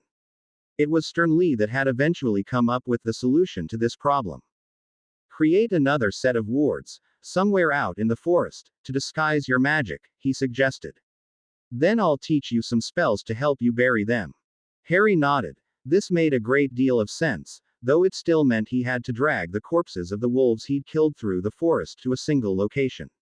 It was slow, laborious work, especially under the heat of the sun above. The forest seemed to be teeming with life as the afternoon dragged on, providing a bitter contrast to the death that had accompanied the morning. Happily buzzing bees seemed to flutter lazily around every flower, and rabbits, normally asleep this early in the night, were hopping around as though curiously investigating every inch of the forest. It wasn't just the wildlife though, the plants too seemed more alive. Their leaves more vivid, their blossoms more pronounced and beautiful. All rippling in the breeze, the rustling of the leaves sounding like far-off applause. Harry couldn't explain it, but the entire thing made him feel peaceful and at ease. Harry heaved the last of the wolves into the area he'd chosen, beneath the same elm that he'd first ambushed them. Here the ground was clear a little way around the tree, and this gave Harry the room to dig. He spent a few minutes preparing the wards. The process and magic came far easier to him now than they had on that first day, and it wasn't just experience with this particular type of magic. He'd increasingly noticed, over the last week, that the more he improved his understanding of a variety of magic, the better he understood all types of magic. Indeed, the closer he came to understanding the fundamental workings of his art, the more he understood why certain spells reacted in certain ways. The more he understood the fundamental differences between curses, charms, transfiguration, and all the other dozens of variety of spell, the more he was able to manipulate magic of all forms more astutely. You've used spells to dig in herbology before, I assume, said Stern Lee, clearly preparing to teach Harry the basics of magical grave digging. Well, what we're going to do is. I'd like to try this one myself, interrupted Harry quickly, hoping Stern Lee wouldn't take offense. I mean, it's just a rolling mutation, right? How badly could I mess it up? No, go right ahead, said Stern Lee, with a tone in his voice that Harry thought might be pride. Harry lifted his wand and concentrated carefully. The spell Professor Sprout had taught him in first year was one that scooped out a tiny piece of soil, just enough for him to tuck the roots of a plant inside. In second year, Sprout had taught him a spell that would loosen earth around the root. He tried as hard as he could to remember the exact wand motions to the millimeter, the words he'd spoken, tried to remember the exact experience of performing the spell. Then he tried to roll one into the other, merging the wand motions in his mind, merging the words and the feel of the magic. Something in his body that he couldn't find the words to describe lit up inside him. Something that he knew was his manipulation of magic, but that was unquantifiable and endless. And it was like he was playing music, singing, writing, laughing and crying all at once, but doing nothing as emotionally or intellectually complex as those things. It was something primal and transcendental. It was something fundamental to his existence. Foederus Formus. He cried, and the earth before him split apart and rose in two enormous cascades, leaving an empty hole the size of a small swimming pool in front of him. The feeling ebbed away and Harry collapsed to his knees. He felt empty, as though someone had hollowed him out with a spoon until he was nothing but a shell. He felt like he'd never be complete again. He felt exhausted, washed out and fragile. It was all he could do not to fall into the pit before him. Merlin, you don't do anything by halves, do you? Asked Stern Lee, chuckling slightly, but Harry knew from his tone that he wasn't amused. What was that? Asked Harry, his entire body felt so light, so empty. I don't know, admitted Stern Lee. I'm not a wizard, Harry. You must, insisted Harry. You've seen it before at least. I've seen it before, said Stern Lee, his tone wary. I couldn't begin to tell you what it was though. It's not my place. What does it mean? Am I? I feel different. You will for a while, exhausted and broken, but you're not. That's just how you've always felt, and this is just a comparison to what you felt for those few seconds. Had it been seconds, it had seemed like a lifetime. As for what it means, continued Stern Lee, I think you're in a better position to answer that than I. And Harry knew what he mean, because in a confused, jumbled sort of way, he understood what it was that had happened. He knew that for the first time, he'd really experienced just what it felt like to perform magic. He knew that each and every time before, he had been following someone else's guidelines, someone else's magic. It had been fluent and natural, but this time he'd had to force his magic along new pathways and he had felt the force of it resisting the change. But what did that mean in the grand scheme of things?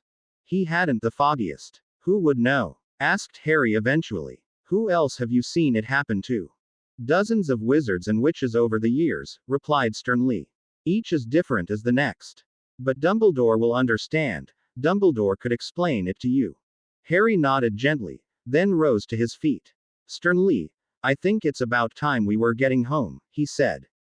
I think we'd better start by getting these wolves into the hole, replied Stern Lee, humor creeping into his voice.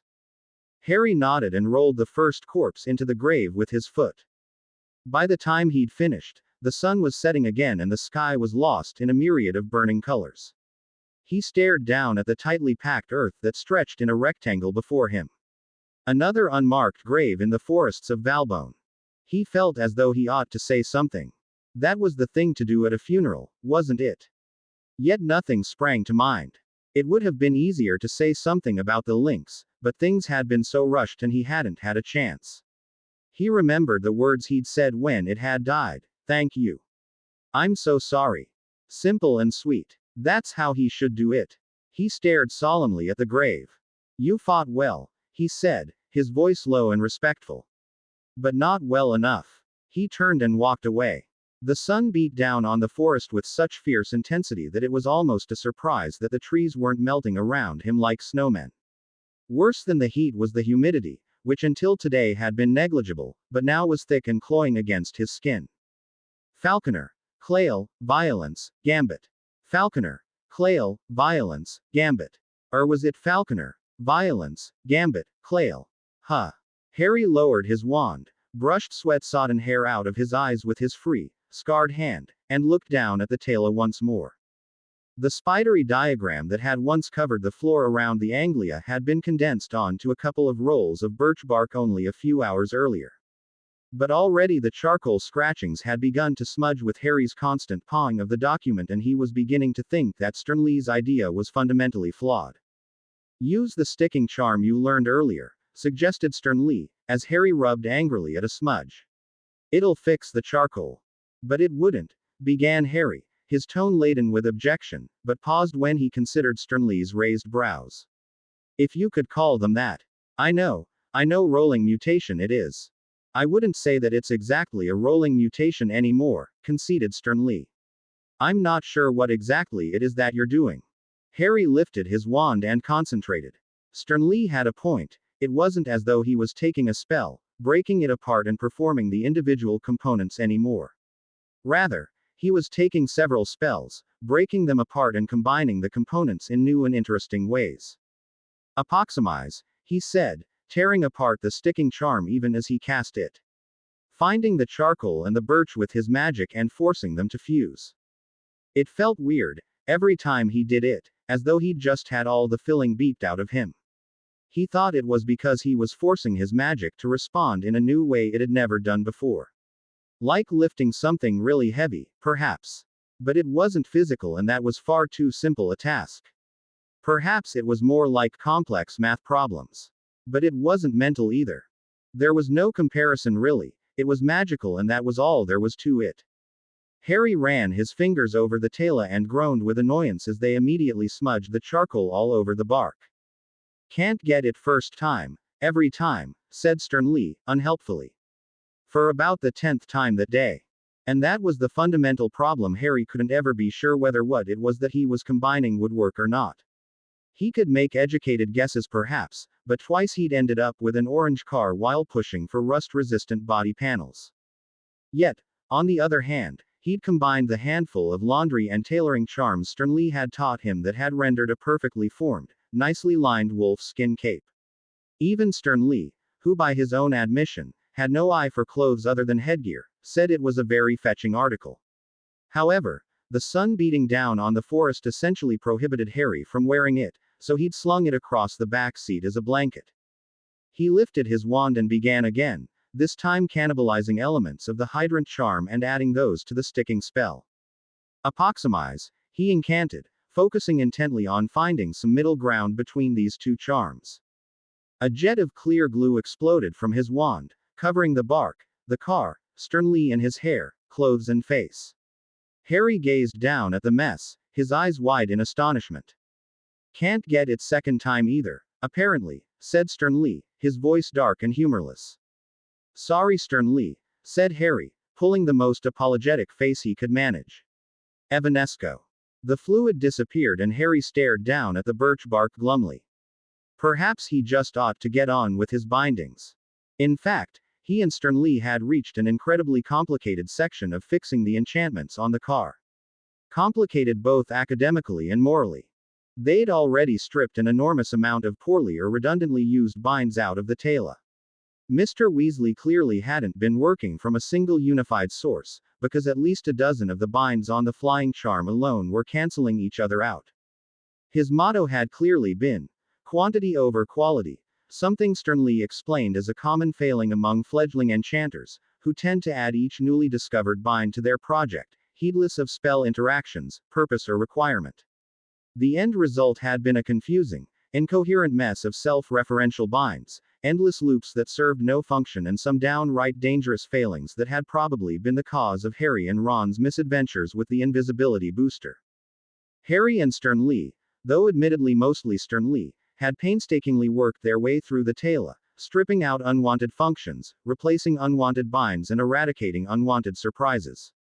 For some reason, and Harry could only imagine Mr. Weasley had misunderstood their function, the car had been layered with charms and binds that instantly blackened all the windows. Sternly had seemed strangely unnerved when Harry asked him what the purpose could be. In the end, what they'd been left with was a much simpler, far more efficient and streamlined Teyla, that preserved the major functions of the car as well as adding a few more that Sternly thought essential. Like the ability to jettison projectiles through the headlights. Even Harry could see some sense in this, not to mention that he thought it was probably one of the coolest pieces of magic he'd ever attempted. Chunk by chunk they'd rebuilt the car. Both physically, for it was in a dire state of repair, and magically. Not only did the Anglia gleam in the sunlight, but for the first time all of its dials worked. Perhaps not in the manner the original manufacturers had intended. The tachometer was now actually an altimeter, but they served a function nonetheless. However, step by step, they'd come to the largest issue of them all, the car's sentience. 12 simple binds and 2 charms were all that existed of the car's intelligence, personality and, in all real sense, existence. Sternly had assumed that it couldn't possibly be that simple, that there had to be something else causing the advanced level of self-awareness, some spell interaction or hidden depth to the enchantment. Yet at one point they had stripped away every spell except these 14, and as far as they could tell, the car was fine, giving a merry toot of its horn on request. We ought to destroy them, said Sternly, fervently. Things like this shouldn't exist, it's an abomination. It's quite happy, replied Harry. Why not leave him be? But Sternly wouldn't, or couldn't explain his fervent dislike of the car's existence. Harry, on the other hand, considered stripping them out tantamount to murder, and considering the car had saved his life at least once, arguably twice, he felt he owed a great deal of loyalty to the vehicle. In that case, sighed Sternly wearily, after failing for the 10th time that day to convince Harry to remove the binds. You're going to have to add some. You can't leave it like that. Like what? Asked Harry. It's, began Sternly, clearly searching for words. It's stunted. There's not enough binds or charms for it to have a full, coherent thought process. Harry considered the car, wondering whether it understood quite what they were having a conversation about. Surely not, or it would have left ages ago, wouldn't it? He stroked the bonnet softly and pondered. What if by adding more charms he was doing more harm than good? What if it were perfectly happy as it was? He'd learned with the Lynx that sometimes it isn't always a good thing to get involved with lives you didn't really comprehend. He put this to Sternly. It's not the same thing at all, he insisted, flatly. The Lynx was a wild animal. This is an invention of wizard kind. You have a duty to complete the process. Why? It's got a personality, it's got understanding and intelligence and everything. I might hurt it. You won't hurt it, replied sternly. It might not like it at first, but you've got to give it the choice itself. I think we ought to stop talking about it as though it weren't here, said Harry, obstinately. What do you think, car? Toot, said the car. For some reason, Harry distinctly remembered having a long conversation with the car, the night before he'd come to Valbonne. Or, perhaps if not exactly long, then one that consisted of more than just toot. He wasn't entirely sure whether he'd imagined it or not, but he thought he hadn't. If only he could get in the state of mind to talk to it again. But he shuddered and pushed this thought aside. Who knew where he might end up then? China, the moon, Jupiter. All three seemed equally likely. But the car ought to have a say, and the only way he could do that was to do as Sternly suggested. All right then, he said, pushing his sweaty hair out of his eyes. Let me finish working this invisibility booster and we'll take a look at it. Good, replied Sternly, the tone of his voice indicating that he still wasn't entirely happy with these circumstances. Not that this particularly bothered Harry. For he had the wand and magic and Sternly was just a hat. Eventually, despite everything Sternly said, it was Harry that made the decisions. Harry glanced up at the morning sky. Overhead a troop of swallows danced with one another, turning over and over as they sped through the sky. Closer to Earth, insects hummed their way from flower to flower, disregarding Harry and his car entirely. For they were far more concerned with matters of pollen and nectar than wizards and magic. This time yesterday, he'd been fighting. Or perhaps just about to fight. It seemed like a million years ago now. Another lifetime, perhaps. Perhaps it was just so absurd. Kill a pack of goblin-bred wizard hunting wolves one day and start building a flying car the next. But then, between horrible relatives, jumping onto school roofs, deadly dark wizards and deadlier giant snakes, when had his life ever been normal? One of these days he'd have a morning where something absurd didn't happen. With a small chuckle, Harry brushed perspiration from his brow, lifted his wand and concentrated. Now, how did those binds go again? You promised me, said Sternly, sound a little too petulant for Harry's liking. You said you'd do it after the invisibility booster. And I will do it, replied Harry. Just not yet. There's still some more things I want to tweak yet. You've been tweaking it for hours, when are you going to accept that? It will work, the twins said so, interjected Harry. The twins are not highly intelligent, sophisticated beings that have been around for the last 8 centuries.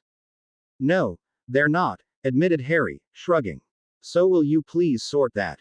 Fine, said Harry hotly, his face screwed up slightly.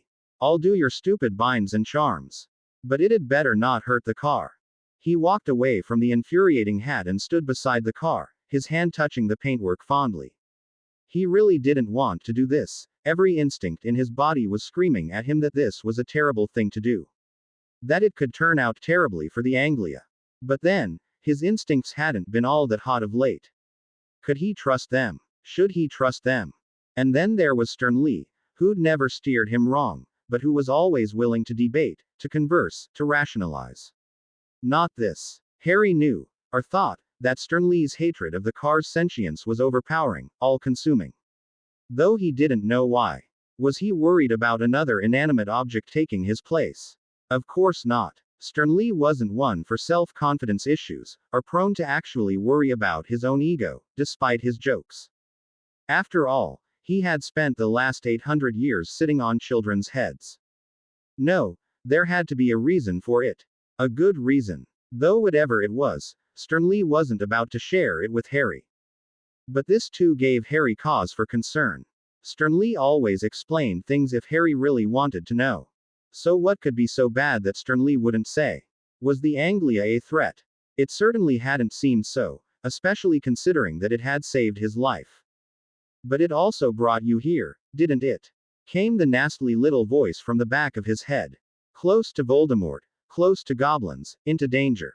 Harry pushed this aside too, and stared at the car in question for a long time, his brow furrowed. Sternly didn't seem to object to his pause, content to let Harry puzzle it out in his head. And in the end, Harry knew Sternly must be right. Sternly was always right, had never led him astray, had always looked out for him, protected him. He stepped towards the car and lifted his wand. Then stopped. And shivered. Despite the day's earlier muggy heat, it had lapsed into an exceptionally chilly evening, indeed tendrils of mist had begun to creep behind the trees. But perhaps it wasn't the cold that had made him shiver, as much as the thought of what he was about to do. Cold, isn't it? Asked Harry. I wouldn't know, replied Sternly. Harry looked at him and gave a little nervous smile. I always forget you're a hat. You're stalling, Harry. I'm not stalling, he said with as much fake indignation as he could muster. It really is cold. I'm going to get my cloak. Perfect, thought Harry. Not only am I buying extra time, but I also get to wear my spiffy new cloak. He opened the back door, removed the wolf skin and wrapped it around himself. It was, admittedly, a little large. Almost 2 feet too large, in fact. But this was neither here nor there as far as Harry was concerned. He would grow into it, after all, and until then, he and Sternly had enchanted it so that it never quite reached the floor, despite it being far too big. Are you ready now? Asked Sternly, his voice sounding oddly urgent. Almost, replied Harry, wrapping the cloak around himself a little, then extricating his arm. He spent a good 2 minutes arranging the folds neatly, until even he realized that this game was getting a little ridiculous. It was time. He swallowed, pushed hair out of his eyes, and took a deep breath. He stepped towards the car and lifted his wand. Then stopped. And cocked his head to one side. Can you hear that? He asked, indicating the forest with a jerk of his thumb. For Merlin's sake, Harry! Exclaimed Sternly. Would you stop? No, I'm being serious, replied Harry, craning his head to listen. It sounds like someone screaming. I can't hear anything, snapped Sternly, but Harry wasn't listening anymore. He took a step away from the car and toward the forest. He really could hear screaming, coming from somewhere beyond the trees. He leapt over to Sternly, snatched him up, dropped him on his head and picked up the sword of Gryffindor. He ran back to where he'd been standing a second ago. Silence. Utter silence. Harry, this is, began Sternly. But then a shrill scream cut through the night. It was clearly human, yelling words that Harry couldn't quite make out. It seemed to rebound off the trees of the forest, coming from everywhere at once. He darted back and forth trying to locate where exactly it was coming from. You must have heard that, cried Harry. I did, admitted Sternly, somewhat reluctantly. Well, we've got to go help. I don't think, began Sternly, but the screams were worse now, higher pitched and more urgent. Fearing it was too late to help, Harry leapt off into the forest, his feet crushing bushes, flowers and anything else unlucky enough to get in the way as he crashed through the undergrowth. Cold wind snapped at any exposed skin it could find as he ran, the freezing night chilling him to his bones. Brambles tore at his trousers as he ran, tangling his legs and making him stumble. Sternly was yelling something in his ear, but it was drowned beneath the volume of the screams. A woman's, he thought. They were far closer now, and Harry thought he could hear a second voice shouting too. A man's voice, but shrill and high. They were so close now they could have been less than 10 feet away, but Harry still couldn't see them. He was beginning to make the voice out though, beginning to hear what they were saying. Again Sternly was shouting something else that Harry couldn't make out, and all three voices came together in inaudible cacophony. He was still running through the cold, and it was as though his chest was being crushed in a vice, and each breath he took was a little stab of pain. He wanted to sweat, but the droplets froze against his skin as they formed. The leaves around him were turning to ice, the grass beneath his feet freezing and crackling. Each breath that exploded from his mouth seemed to throw a million tiny crystals of ice into the air. And then he'd crashed through a bush into a small clearing, and he heard the voices as clearly as if they were standing next to him. Not Harry. Not Harry. Please, not Harry. Not Harry. That didn't make any. His foot caught a root and he was falling, and Sternly was flying from his head. Stand aside. You silly girl, stand aside, now. He crashed down to the forest floor, and all the wind exploded out of him, leaving him lying on the ground, gasping for breath but so very confused. His glasses had fallen from his face and he was blind. What was going? Not Harry. Please no. Take me. Kill me instead. Whoever it was, they were going to die for him. But too many had died for him already, hadn't they? The lynx, his father, his mother. His mother. Not Harry. Please have mercy, have mercy. That was his mother's voice. It had to be. Harry fought his way to his hands and knees, patting the ground around him, his fingers desperately trying for his glasses. But the screaming was so loud, deafening. He had to help her. His fingers closed around something on the ground. His mother. He pushed his bent glasses onto his face and looked around wildly. Wasn't his mother dead? The forest was awash with dark shapes that moved ever closer. So who was screaming? Harry, said a cool, collected voice in his head. It was a voice that he was intimately familiar with, but couldn't quite place. Harry, you need to calm down. Deep breaths. Quickly now. Harry took a deep breath. The cold air bit at the tender flesh inside his lungs and he hissed in pain. Heedless of the agony, he forced the breath out. In and out. In and out. And slowly the panic ebbed away. But the screaming still echoed around and around the forest, around and around his head. It tore through him, cutting him to the bone, and icy fingers of fear wrapped themselves around his heart. Not Harry. Not Harry. Please, not Harry. Harry staggered to his feet and only now realized he'd lost the sword. Gryffindor's sword. He'd need it to save his mother. His hands scrabbled on the ground looking for it, but it was long gone. Lost in the darkness. Harry, I need you to think happy thoughts. That same, cool, collected voice speaking in his mind again. The assured tone lent him strength. What do I have to be happy about? He wondered. The laugh in his head was curt and dismissive. Ron, Hermione, Hagrid, Hogwarts, said the voice. You, Harry Potter, are a wizard and a damn good one at that. Harry almost laughed. The screaming had started to fade, but icy fingers closed around his throat and now it was his turn to scream. He heard whatever it was that held him take a deep rattling breath. Happy thoughts, boomed the voice in his head. Harry pushed them forward, flying his Nimbus 2000. Catching the snitch. Beating Slytherin. Now lift your wand, instructed the voice, but it was hard to concentrate with that rotting, miasmic breath blowing into his face. Harry struggled to lift his wand. Say with me, Expecto Patronum, said the voice. And force those happy feelings out. Just like you've been forcing your magic out. You can do it. Expecto Patronum. Expecto Patronum, whispered Harry. Again, commanded the voice. With feeling. Push those feelings out. Scream it and throw all of it through your wand. Hermione by the lake, Ron on his broomstick, Hagrid and Fang in the pumpkin patch. The twins sitting beside the lake. Neville's extra 10 points and Draco Malfoy's crestfallen face. Expecto Patronum, said Harry. Happier. Happier. Happier. Picking up a wand for the first time. His 11th birthday. Naming Hedwig. His mum and dad in the mirror. He pushed them out with all his might. Expecto Patronum, roared Harry. And the world exploded with white light. Harry found himself face down in the mud, his glasses twisted and shattered beneath him once again. Hot, thick blood was oozing from his nostril, mingling with the cold, thick muck that oozed under his face. He rolled over, sat up and instantly regretted it. The blurry world in his vision began to spin around him and he felt bile rising in the back of his throat. He closed his eyes again and only then did he notice the splitting pain in his eyeballs. OWWW, he groaned, holding his head in his hands. You think that's painful? Asked a familiar voice from somewhere nearby.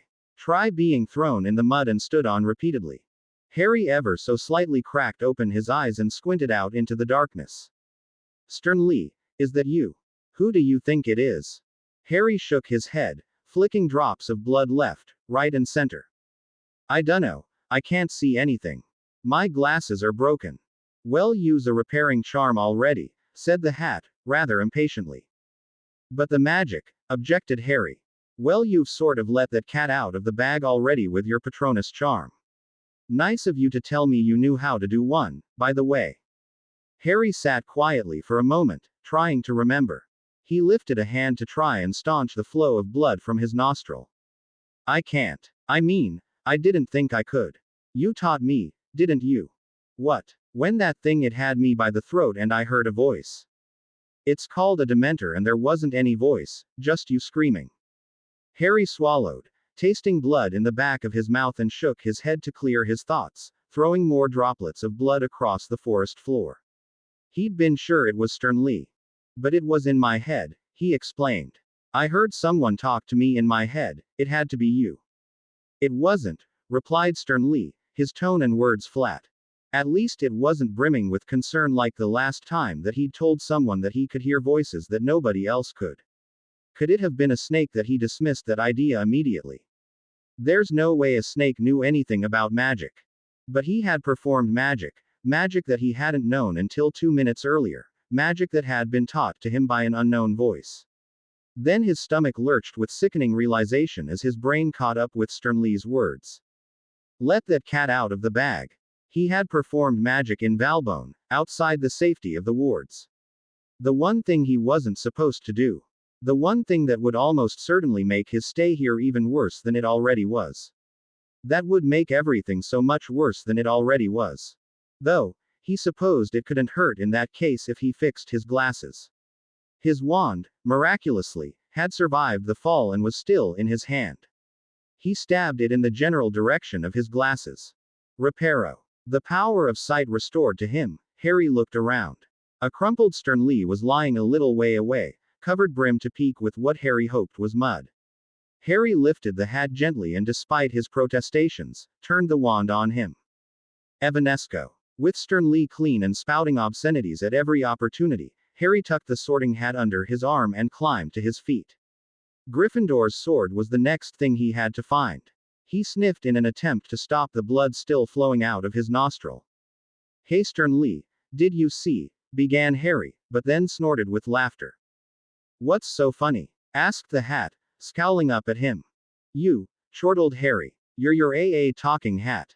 He burst into peals of laughter that shook his entire body. He laughed so hard and long that tears began to fall in earnest from his eyes. He found himself on his knees again, unable to breathe from laughing. Then as quickly as the laughter had come, it ebbed away, leaving a very confused Harry kneeling on the ground, rubbing his painful ribs. What was that about? Asked Stern Lee. I don't know, admitted Harry. Shock maybe. Some lingering. He tilted his head back and roared with laughter once again. Then a second later he was perfectly fine, looking around him with confusion. I don't know what's going on, he repeated, blinking. I do, said Stern Lee. When you cast the Patronus, you must have hit yourself with a faulty cheering charm at the same time. A cheering charm, bellowed Harry, wrapping his arms around his stomach as he began to laugh uproariously. A cheering charm. Quiet, snapped Stern Lee, angrily. We need to get back to the car. Quickly. This forest will be swarming with goblins any moment. Harry nodded and rose, the laughter momentarily abated. He spent a frantic few moments looking for Gryffindor's sword, before catching sight of the glinting metal hanging haphazardly from the branches of a bush. Stern Lee guided him quickly back to the car and 10 minutes later Harry was still swinging between hilarity and terror as he stumbled around a tree and caught sight of the familiar blue bodywork. Right on the verge of crossing the wards, 2 screech owls swooped down out the sky and each dropped a letter which he managed to catch with his free hand. He watched as the owls flew past and away, their pale brown forms silhouetted against the moon. Even as he sat into the driver's seat, his body slumping into its comfortable death, his nose still gushed blood down his chest. With shaking hands and in hoarse tones, he lifted his wand and performed the simple healing spell Stern Lee had taught him earlier. A pisky. He then let out a bellow of laughter that sent birds from nearby trees swooping from their perches and wheeling hurriedly off into the night. Any chance we can stop this? He asked Stern Lee, wiping tears from his eyes. I can't keep laughing like this all the time. We can try, replied Stern Lee. But first read those letters, I want to know what we're dealing with. Harry nodded slightly and lifted his wand. Lumos, he said quietly and the tip of his wand shone brightly. He held it close to the first letter in order to better examine it. He recognized the seal immediately as the same as he'd once received from the Ministry of Magic shortly before his second year. A small knot of worry balled up in his stomach and gently he opened it with exhausted, trembling fingers. Dear Mr. Potter, We have received intelligence, courtesy of the Albanian government, that you performed the Patronus charm at 19 minutes past 10 this evening in a Grade 3 restricted zone of European significance. The severity of this breach of not only the Leipzig-Valbonne Accords but also the 15th International Wizarding Decree has resulted in your immediate expulsion from Hogwarts School of Witchcraft and Wizardry. As you are currently in a Grade 3 restricted zone, Ministry representatives are currently unable to attend your case and dispose of your wand as protocol demands. We therefore ask that you turn yourself and your wand over to the correct authorities at the earliest convenient time. The severity of the offense, combined with the fact that you have already received an official warning for a previous offense under Section 13 of the International Confederation of Warlocks Statute of Secrecy, we regret to inform you that your presence is required at a criminal hearing at the Ministry of Magic. As you are currently residing in a Grade 3 restricted zone and therefore presumed to be dead and or in poor mental health, we shall arrange the date of your hearing should you return to the country alive. Please note that this is an automated letter and that any return correspondence will not be read until normal work hours resume at 8 a.m. Hope you're having a fantastic holiday abroad. Yours sincerely, Amelia Bones. Department of Magical Law Enforcement. Ministry of Magic. Great Britain. Harry stared in incomprehension at the letter for some time, before placing it before Sternly, who'd been mercifully silent until this point. He saw the hat lean over the paper and begin to read. He opened the second letter without a great deal of interest. Dear Mr. Potter, we understand that as a magical tourist in the great country of Albania, you may be ignorant of a great many of our laws, regulations and customs. It is also likely that you are somewhat ignorant of our great nation's history, most particularly the history of Valbonne Valley, the area of the country where you chose to cast a Patronus charm at approximately 20 minutes past 12 this morning. I shall not bore you with the details, but should you have used this spell within the perimeter of the Golden State of Valbonne, as defined in the Leipzig-Valbonne Accords, the Brotherhood of Goblins will almost certainly see this as an open declaration of war. Please be aware ignorance of the law is not considered a valid form of legal defense in this country. Likewise, please consider that despite your foreign nationality, you are subject to Albanian law for the duration of your stay. Finally, please also note that under Proposition 9 of Krejtësisë Këshillare, the provocation of war is an act of treason, or, as you are a foreign visitor, of either espionage or deliberate political sabotage, you are free to decide. The punishment for either crime is death. Good day. Fedorni Chernenko, Senior Chairman of Magical Republic of Albania. Harry read the final line of the letter and burst into another round of hilarity, rolling around in the seat clutching sides as they tried to split. Then he placed this letter front of Sternly for the hat to read and then collapsed tiredly back in his seat. Outside the car, the wind picked up and howled between the trees, whipping branches against the chassis. What do you think? Asked Harry, when Sternly looked up from the second letter. I think we're screwed, replied the hat, honestly, his face screwed up in consternation. What should I do? It took Sternly a while to reply. When he did, his voice was drawn and grave. The way I see it, you've got three options. You run to Dumbledore and hope that his political clout is enough to protect you. Or you go before the ministry and take your punishment.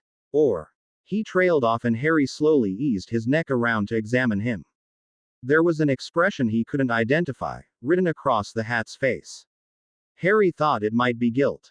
Or, he prodded gently. Or you seek asylum from one of the countries or powerful organizations that would welcome a war with the goblins. What sane person would want that? Asked Harry, his mind drifting over all the lectures Binns had given on the bloodthirsty goblin rebellions. Countries rooted in the values of old magic and with sons to spare. Russia, China, France, America, none of them have good relationships with the goblins and all of them are powerful enough to protect you. Then you've got the companies that want to exploit the creatures and other resources of the valley. Some of the corporations and conglomerations have enough political weight within Europe to hide you or even successfully defend you. Do you really think there's going to be a war? It seems likely, replied the hat, without a moment of hesitation. There's a fourth option though, isn't there? Asked Harry, and Sternly made no move to respond this time. The Albanian letter said nothing about a trial. They'll kill me the moment I arrive. You're already guilty in their eyes. There's no legal defense that could save you, said Sternly. Would it my death I mean be enough to satisfy the goblins? It could be, said Stern Lee, with an uncomfortable tone to his voice. But you couldn't guarantee it. What's more, this isn't your fault, this isn't your debt to pay. Then whose is it? Snapped Harry angrily, his eyes burning as he spoke. I did this. If I don't stand up and admit it, tens, hundreds, I don't know, thousands of people might die. Wizards and goblins. Is it really worth it, just for me? But you can't guarantee you'll stop it, replied Stern Lee. You can't guarantee that the goblins will be appeased. At best, in their eyes, you're a violent renegade. At worst, a spy or assassin sent to deliberately provoke them. They don't take these things lying down. So what would you suggest? Asked Harry, but his heart didn't seem to be in it. I suggest that if you really think you're to blame, that you fix your mess, instead of limply taking the easy way out. Harry turned a flabbergasted expression on the hat, but Stern Lee wasn't finished. You heard me. Instead of playing the tragic hero and pretending you're somehow sacrificing yourself for something worthwhile, why not buckle down and actually do something worthwhile? Here's what I say. We go with the original plan and finish fixing this car. We get the hell out of here before the goblins turn up with a ward sapper and come straight through at us. Then we find some way of fixing this mess before it balloons out of all proportion. And if you're so desperate to martyr yourself, we can stay within the boundaries of Albania, so if we're caught, you get your wish. But for Merlin's sake, pull your finger out, boy, and do something useful. In the seconds following Stern Lee's tirade, Harry went through every mindset and every emotion he'd ever experienced before. Anger, self-righteousness, realization, embarrassment, shame, recognition, understanding, to name just a few. However, it was the one he settled on that was the most important: determination. With rejuvenated energy, Harry sat up straight in the driver's seat and turned a wide, cheeky grin to Stern Lee. Right. Any plan other than cause hell? He asked, his voice brimming with renewed confidence. That's precisely what I'm advocating, replied the Hat, in a smug tone of voice. If everything's shaping up in preparation of a war, we'll give them one. Look at the last lot that underestimated you. How does your oik cloak fit? So I say, let's show them why they call me Stern Lee Irwin Charlemagne Douglas MacArthur III. Harry paused for a couple of seconds to consider this statement before dissolving into a fit of giggles. Who calls you that? He asked, wiping tears from his eyes. Everyone, replied Stern Lee, wearing a scowl. Everyone except you. The sky was beginning to lighten with the approaching dawn, suspending the forest in semi-darkness. Dew had begun to accumulate on the blades of grass underfoot and the leaves of the trees overhead. I'm sorry we have to do this, said Harry, his tone somber and his heart heavy. This is the last chance for you lot. 2 of you can fly and the third can be carried by the others if you want to get out of here. I won't mind. Don't be ridiculous, retorted Stern Lee, a scathing note in his voice. We're here and that's it. Hedwig barked her agreement and the car tooted happily. Harry assumed that it too was content with the situation. But he'd had to make sure. Far too often had he been burned by his own assumptions to lightly make decisions based on them. I guess this is where we split up then, said Harry, turning to Hedwig. She fluttered down to his outstretched arm and pecked affectionately at his clothing. He bent his head down to meet hers. Fly safe, whispered Harry to the snowy owl perched on his arm, his forehead resting against hers. When you're done, fly to the burrow for a little while, Ron'll take care of you. Bark, said Hedwig, and with a last lingering look at Harry, took wing. Harry watched as the owl disappeared into the sky, her heavy burden of 6 letters pulling her takeoff trajectory lower than it normally would have. When she was lost to sight, he turned away and walked away, trying to ignore his stomach, which was curled into a tightly wound knot of concern. The dawn was coming just like any other. The birds twittered as the deep blue sky slowly brightened through steely shades. The wind roared through the branches, setting whispers through the leaves and the grass. The slightest hint of fog drifted in on the air, possibly remaining from the presence of the Dementors the previous evening. Harry felt the morning ought to have been still and silent. That it ought to have been momentous. But it was ordinary. He began to notice the vast cobwebs that were draped between the branches in the trees nearby, each slender thread of silk glimmering with the accumulated beads of water. Harry was glad that Ron wasn't with him, and with this thought, was struck with a sudden bout of homesickness and a deep longing for his friends. As a tiny, hard-working spider dropped from a branch only a few feet away, frantically spinning its web, Harry felt an enormous surge of amusement overwhelm him. He managed to fight back the laughter, but it still made his eyes water. He and Stern Lee, try as they might, hadn't been able to dispel his cheering charm. Indeed, working on it had only served to alter the charm's effects. As well as randomly bursting into hysterical laughter at nothing, he was frequently overcome with restless, reckless spells of impulsiveness. Not something he was entirely comfortable with, in light of the circumstances. He returned to Stern Lee and the Anglia, his stomach leaping with nerves. He shouldn't have been worried, not really. They had a plan, a far more comprehensive and brilliant plan than he'd used against the Oiks. He was better prepared, with a free rein to use magic. He was much better equipped, with the javelins and the firesticks ready for use. The Anglia, too, was in an almost perfect state of repair. Though Harry hadn't ever really got the invisibility booster to work. He just didn't quite have the fundamentals behind his charm work to perform it, and Stern Lee didn't think they had enough time for him to learn them. Instead, they opted to work a basic chameleon charm in instead. It was a poor substitute, as it would only color the car to match the vague shades of its surroundings and certainly wouldn't hold up to close scrutiny, but it would help camouflage it against the sky. Stern Lee had warned him that tying the controls for the charms to the car's controls would take the most precise work and would be have to left until last. Harry quickly realized that he hadn't been lying. The charms they'd been using were designed for racing brooms and were designed to work with the inherent pitch and roll of the broomstick, not the steering wheel and pedals of a car. The binds the spells used to link the controls to the charms numbered in the hundreds and were mind-bogglingly complex. They had to be applied in strings and in a very particular order, or the entire thing would collapse like a house of cards. Gingerly he pulled up his sleeve and raised his wand.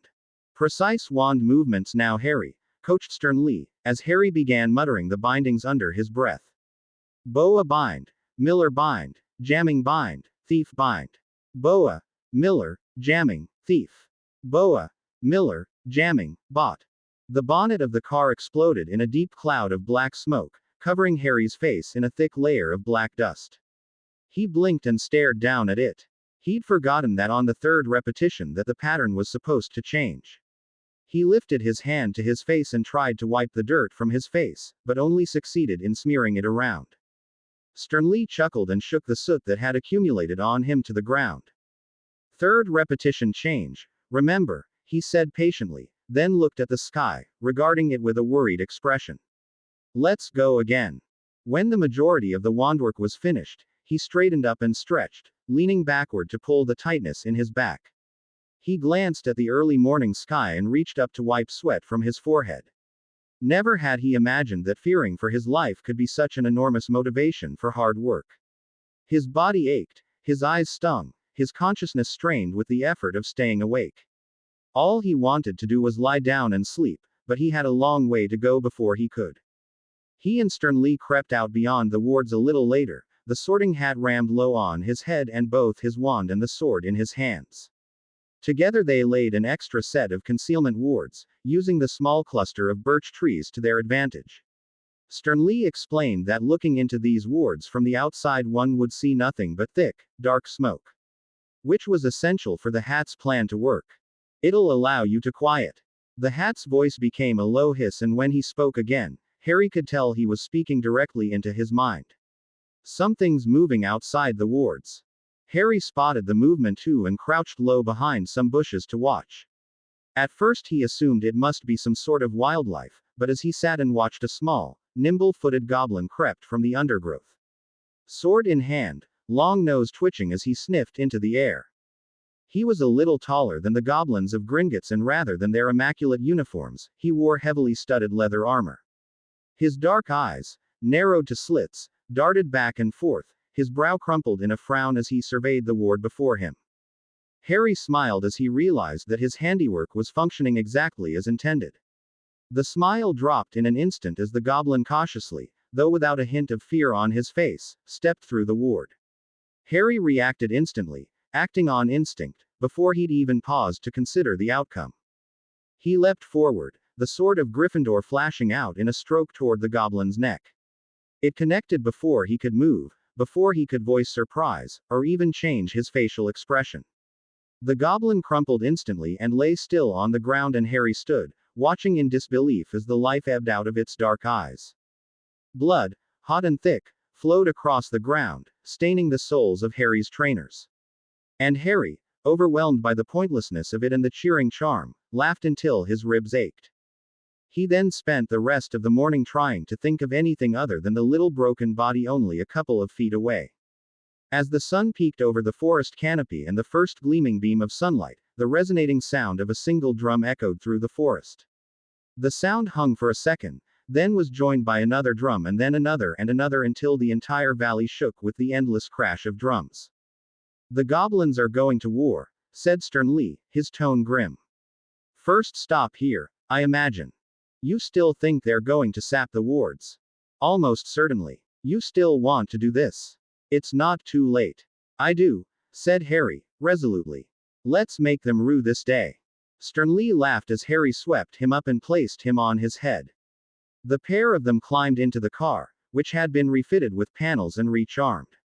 They'd strapped huge sharpened wooden stakes across the bonnet and fitted the inside of the driver's door with a handily accessible rack on which the sword of Gryffindor hung.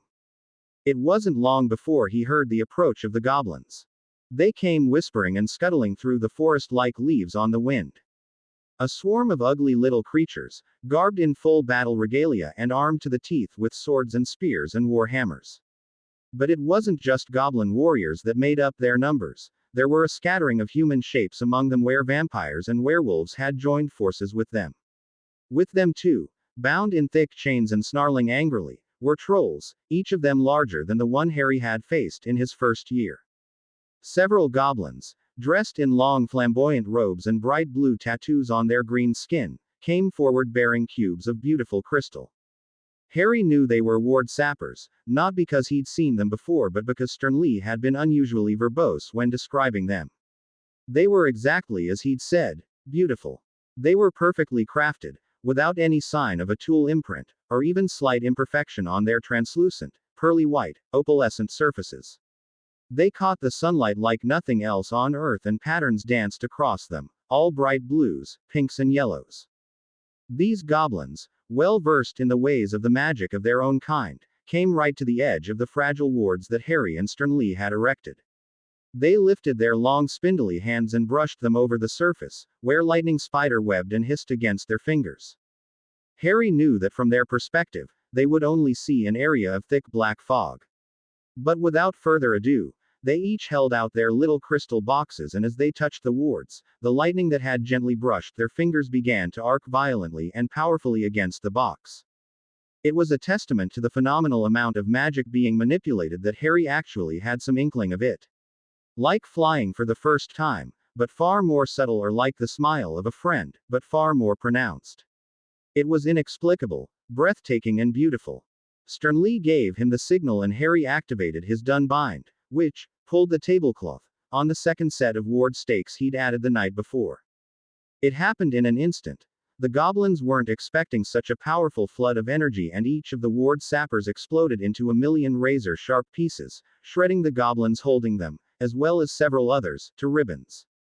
Utilizing this momentary distraction, Harry turned the key in the ignition to start the levitation charm and hammered down on the accelerator. The car lurched forward with a bang and then roared to life.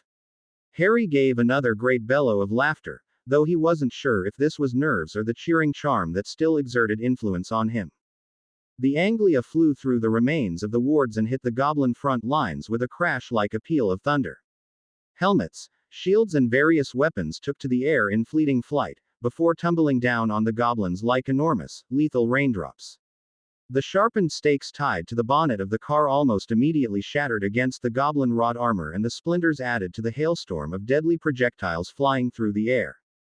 For just a second, the world through the windshield was an incoherent picture of wildly flailing goblins and flying armaments. Faster than he'd expected, Harry sensed the car begin to slow, the sheer number of goblins pushing back against his charms. Instinctively, he pulled back on the gear stick and the car took off. Suddenly free of the suffocating crowd, The car lurched forward, the nose tilting upward in a bid to head skyward. But the canopy was too thick for Harry to risk breaking through, and so he forcefully threw the car downward again, smashing once more into the crowd of goblins. Who, this time, were prepared. Spells, stones, arrows, and a number of small boulders crashed into the car in a blur of light and sound. How are the shield charms holding? Began Harry, but was cut off as a bright purple curse smashed through the back window, flew the entire length of the car, and blew the entire windshield out in a shower of broken glass. Harry and Sternly exchanged a momentary glance of mutual terror and astonishment, then Harry heaved the car skyward once more. But the goblins were prepared for this too. A number of them, either more nimble or wary than the others, leapt for, and held on to, any available handhold. Soon enough they were beginning to climb all over the car, banging on windows, fumbling with door handles, and trying to stab down through the roof. Harry weaved slightly, trying to shake them free, but they hung on with dogged determination. Before he even had time to register the threat, he caught a glimpse of a swinging war hammer in the corner of his eye, and the driver's side window burst inward, peppering his face with glass. Harry lifted the fire stick from his lap and directed it out of the window, where it exploded right in the face of his foe, blowing him, flailing and smoldering, from the door. Blood streaming from a dozen cuts on his face, Harry hammered the accelerator and directed the car through an almost solid copse of trees, losing a wing mirror as they passed between two enormous oaks. But the trick worked, and the twin trunks swept away the goblins still clinging to the wings. Abruptly and without warning, Harry pulled hard on the gear stick, and the car roared up into the sky, bursting through the canopy and scattering goblins to the ground like ugly green snow. Harry couldn't stop the exuberant whoop that escaped him, or the wild, reckless smile that found its way to his lips. Regardless of whether it was a result of the cheering charm or natural happiness to be in the skies once more, he just couldn't help himself. So rather than worry, he decided to throw caution to the wind and just go with it. Harry turned the car into a barrel roll, laughing again, joy and pleasure coursing through him in equal measure. Just when it felt as though Sternly might fall from his head, Harry seized him and popped him on the seat next to him as they righted in the air. His face was stretched in a broad grin, and clumps of his hair stuck up at even more crazy angles, where his blood had run through it. Silly slow goblins. He yelled back at the tiny specks running between the trees below him. You can't catch me. And as though in answer, an enormous fireball hurtled past the car from above and crashed into the canopy below, setting the trees alight. Harry, cool as a cucumber, stretched an arm out of the window and lifted the wing mirror from where it hung limply against the side of the car. He angled it so he could see above and behind, and then, just as casually, he withdrew his arm. Dragons, he said, in a very matter-of-fact voice. Dragons? Asked Sternly in surprise from where Harry had placed him on the passenger seat. Dragons ridden by goblins, to be precise, replied Harry, still seeming very unconcerned. Do you think they know that this car broke 6 world records back in its day? Did it really? Asked the Hat, mimicking Harry's untroubled attitude. Yeah, I think Colonel Fubster told me that once. He likes cars, does old Fubster. Cars, dogs. Harry lazily spun the car wildly to avoid another fireball, while lost in his memories of his sole trip to Aunt Marge's house. And Marjorie Dursley, he added as an afterthought. I wonder what that says about her. Dragons, reminded Sternly. I don't think Fubster likes dragons. No, the dragons behind us. Oh yes, I thought I might be forgetting something, said Harry. He thought for a moment that he probably ought to be terrified, but he just couldn't find it in him. So instead he turned to Sternly with a sneaky grin. You'd better put your seatbelt on. I don't have any arms, protested Sternly, then as Harry swung the steering wheel, he continued in a high-pitched shriek. I don't have any arms. Harry swept the car downward and spun it like a top, and the 2 brilliantly green dragons followed, their wings tucked in and tails outstretched. Another 2 fireballs ripped from their mouth and grazed the car, once again setting light to the treetops below. Harry righted the car with a reckless flick of the gear stick and yanked the steering wheel to the left, bringing them around in a tight circle the bulkier dragons couldn't hope to match. Harry, you're going to crash into them, said Sternly, regaining some composure. Yet as the young wizard made no attempt to correct his course, panic flooded the Hat's voice again. Harry, you're going too. The entire car shook as the ruined spikes at the front of the car grazed the dragon's tail, leaving no lasting impression, but annoying the dragon enough for it to jerk its head around and let loose another blast of fire directly at the car. Harry, as easily as breathing, rolled the car under the blast of fire, which caught the other dragon a stunning blow and knocked the two goblins riding it to their death. Harry swung away again, heading downward. Both dragons folded their wings in and all but free fell to keep up with his rapid descent. Two jets of fire thundered down at him, but Harry was equal, shimmying the car first to one side, then the other, avoiding each blast of fire in turn. He hammered on the accelerator, pulled the car upward, then abruptly turned completely upside down, doubling backward and corkscrewing the car crazily.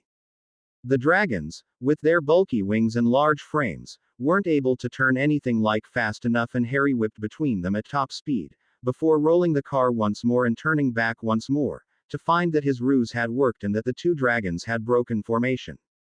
Popping up on the other side of the riderless dragon, Harry urged the car to match its pace and drew alongside its head. There was a split second where the dragon's enormous eye considered Harry with a great deal of surprise, and then Harry reached out of the driver's window and punched the creature solidly in the face.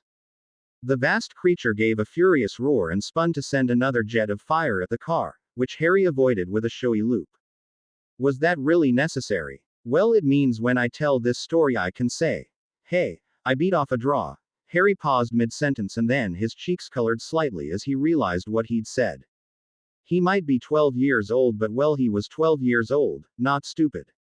You what? Asked Stern Lee, teasingly as Harry swept to one side to avoid a fireball. Harry turned and gave him a very serious look. You mention this to anyone and I will use this sword as a hatpin. Touché, responded the hat. Harry flung the car in another loop, partly to avoid the jet of fire that whipped by and partly to conceal his embarrassment. The maneuver brought him straight down on the other dragon. This time, however, he gave the slightest of pauses, then reached out and flicked a switch on the dashboard. The stakes that he and Stern Lee had rigged behind the headlights thundered out of the car and straight toward the dragon. Though they shattered on the creature's scales, a long sliver of wood buried itself through the dragon's hide and into the flesh beneath. The dragon whirled, roared and then fell out of sight, slipping beneath the canopy in a hail of broken branches and fire. The other dragon, still bearing its burden of goblin riders, pulled away from the chase, and for a moment, Harry thought they were giving up and retreating. But instead they rose high into the air, flew past overhead and forced Harry to avoid another blast of fire. Once again, Harry had the strangest feeling of fear in his stomach, but it was as though it were affecting him from miles away, not really a part of him. And then on top of it, layering itself upon the fear, was an incredible happiness and an overwhelming excitement. They're going to double round and come head on, said Harry, eyeing them discerningly. It was the sort of tactic a Slytherin beater would use, and while it lacked all subtlety, it would doubtless be effective when you were riding several tons of fire-breathing lizard. Know any good spells for such an occasion? Most spells won't pierce their skin, replied Stern Lee. Well, that's useful, retorted Harry in a mocking voice. Very useful. Why don't you go ahead and list all of those spells that you know won't help us? Well, there's the tickling charm, began Stern Lee in a sarcastic voice, but Harry tuned him out and his brows folded in concentration. Stern Lee, he said, cutting across the Sorting Hat. If I don't survive this, I don't want you to blame yourself. Go on without me. Make your way in the greater world. I am a hat, said Stern Lee. That's great. Be proud of it, said Harry, not really paying much attention.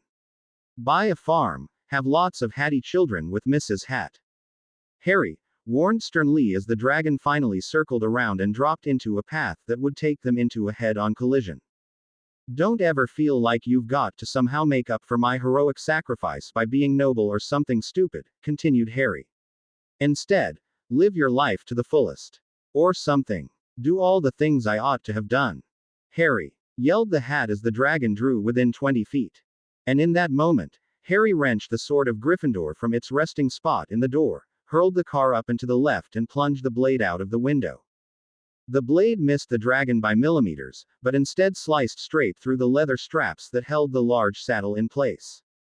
The goblins immediately tipped to one side, still clutching the reins, and the dragon veered away, spinning completely out of control and finally making the plunge into the thinning forest below. Harry righted the car and replaced the sword with complete nonchalance. He turned with a somber expression to Stern Lee, then he burst out in exuberant laughter. "Did you see that?" he yelled, still laughing, and spun the car in another barrel roll. "Yes, yes," said Stern Lee, chuckling despite himself. "Very good. Now stop trying to kill us both and." The hat broke off and his gaze became locked on something in the distance. Harry, his expression a puzzled frown, followed his stare and then gave a groan of bleak dismay. 100 or more broomsticks and their riders floated in the distance at the very edge of Valbonne Forest. Their wands were drawn, and Harry could tell, even at this extreme range, that it was not a welcoming party. "Harry Potter," came what Harry assumed must have been a magically enhanced voice. "This is the Albanian Ministry. Reduce speed and relinquish your wand." Harry's hands tightened around the steering wheel. They'd planned for the goblins, but not 100 extremely angry Albanian Aurors. He had no idea how they'd gotten here so quickly, but he knew in that instant that he wasn't prepared to give up now. He frowned and relaxed his grip. "How's he done the voice thing?" he asked Stern Lee. "Sonorous charm," said Stern Lee. "Usually you'd tap your throat with your wand and say, 'Sonorous.' But you ought to be able to manage it easily enough with your technique." Harry did as Stern Lee bade, twisting his magic and combining aspects of other spells to mimic the effect he desired. On his third attempt, he felt a strange sensation in his throat, as though he'd tried to swallow far too much mashed potato. "Hello," he said in the barest whisper and winced as it carried like a bellow. He gazed at the rapidly nearing Albanian wizards and tapped slightly on the brakes to reduce the speed of the car, then took a deep breath. "Albanian Ministry," he roared. "This is Harry Potter. Move aside or I'll eat your children." This didn't seem to gain the desired effect. If anything, it had the effect of bringing the wizards closer together as they discussed his words, clearly trying to understand the threat. "No, I'm serious," roared Harry. "If you don't move, I'm going through you." Again, the Albanian wizards neither seemed worried, or particularly to have understood what it was that he said. Harry sighed, shrugged and punched at the accelerator with his foot. The car shot forward like a rocket. "Well, don't say I didn't warn you," boomed Harry at the top of his voice. The car streaked through the air like a pale blue thunderbolt. The grouped Albanian flyers watched it with obvious bemusement as it hurtled toward them. Even Harry had to admit that they must make quite an odd sight. The car had been a wreck even before the tussle with the dragons, and two enormous fire-breathing lizards certainly hadn't helped matters. Most of the bodywork had fallen away, possibly thanks to Harry's inexpert mechanical tinkering, and that which hadn't was scorched, blistered and peeling from the dragon fire. The rear tires still burned persistently, despite the incredible speed they were traveling at, and the rubber belched thick black smoke behind them. All of the windows, with the exception of the windscreen which had miraculously survived, were either missing or covered with spider-webbed cracks where the goblins had struck at them. And most worryingly, the car had developed a strange limp on the right side, meaning that Harry couldn't fly it straight without it lazily rolling clockwise. Come on, roared Harry under his breath. "Harry, I think you should." "Don't worry," whispered Harry, his voice echoing through the car like a peal of thunder. "They'll move first. The bad guy always chickens out." "Harry, I think you'll find in this case they're the good guys," said the hat. Stern Lee, "If listening to TV at the Dursleys has taught me anything, Eastern Europeans are universally terrorists and evil." "I don't think," began Stern Lee, but his voice was drowned out by the enormous bang that shook the car as Harry punched the invisibility button. While not exactly turning the car invisible, the entire thing did fade away into a strange mottled blue, rendering it much harder to see against the sky. Or it would have, if the tires were not still belching out acrid black smoke behind it. "Harry, these are trained Albanian hit wizards. They're not stupid. They're obviously going to use arresto momentum," asked Harry with a cunning grin and in a booming undertone. Stern Lee pulled an odd face. "You didn't manage to get it working. I told you the twins were." He began and winced as he almost deafened himself. He gesticulated wildly at his throat. "Quietus," said Stern Lee. "Quietus," bellowed Harry. "Has this quietus. Quietus. Oh, for quietus." They were now within striking distance of the Albanian hit wizards, who raised their wands in preparation. The one at the front, who Harry had assumed was the leader, flicked his wand toward the car and a flash of almost invisible blue light flew from the tip. Harry ignored it and was instead occupied himself with poking his throat with his wand in a desperate attempt to return his voice to a normal level. Quietus. Quietus. Quietus. Harry, said sternly nervously, as the bolt of blue light grew closer. Harry, you probably need to look out for that spell. Harry glanced up just as the blue light struck the car and a wide grin spread across his face. Instead of slowing the car down, as the spell ought to have done, the car seemed to split in three, producing two identical chameleon charmed replicas, one on each side of the original. All three cars, each billowing an identical smoke trail, hurtled at the slightly more alarmed Albanian hit wizards, who looked a bit nonplussed by this latest development. Even Sternly looked completely befuddled. This pleased Harry very much. Another hit wizard hit the car on the left with stopping charm, which in turn produced two more cars from thin air, leaving 5 cars now hurtling at their confused line of wizards on brooms. The leader of the Albanians at this point seemed to lose his head and decided to begin throwing the charm all over the place until the sky was full of semi-invisible, smoking cars. Fantastic, declared Harry happily, then raised his wand. Incagrea. With this spell, each of the replicated cars burst from their original direction and flew in different directions.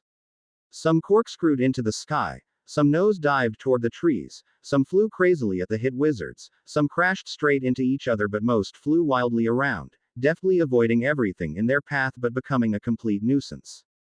But here, Harry was in his element. For as chaotic as the scene before them was, he found the order in it.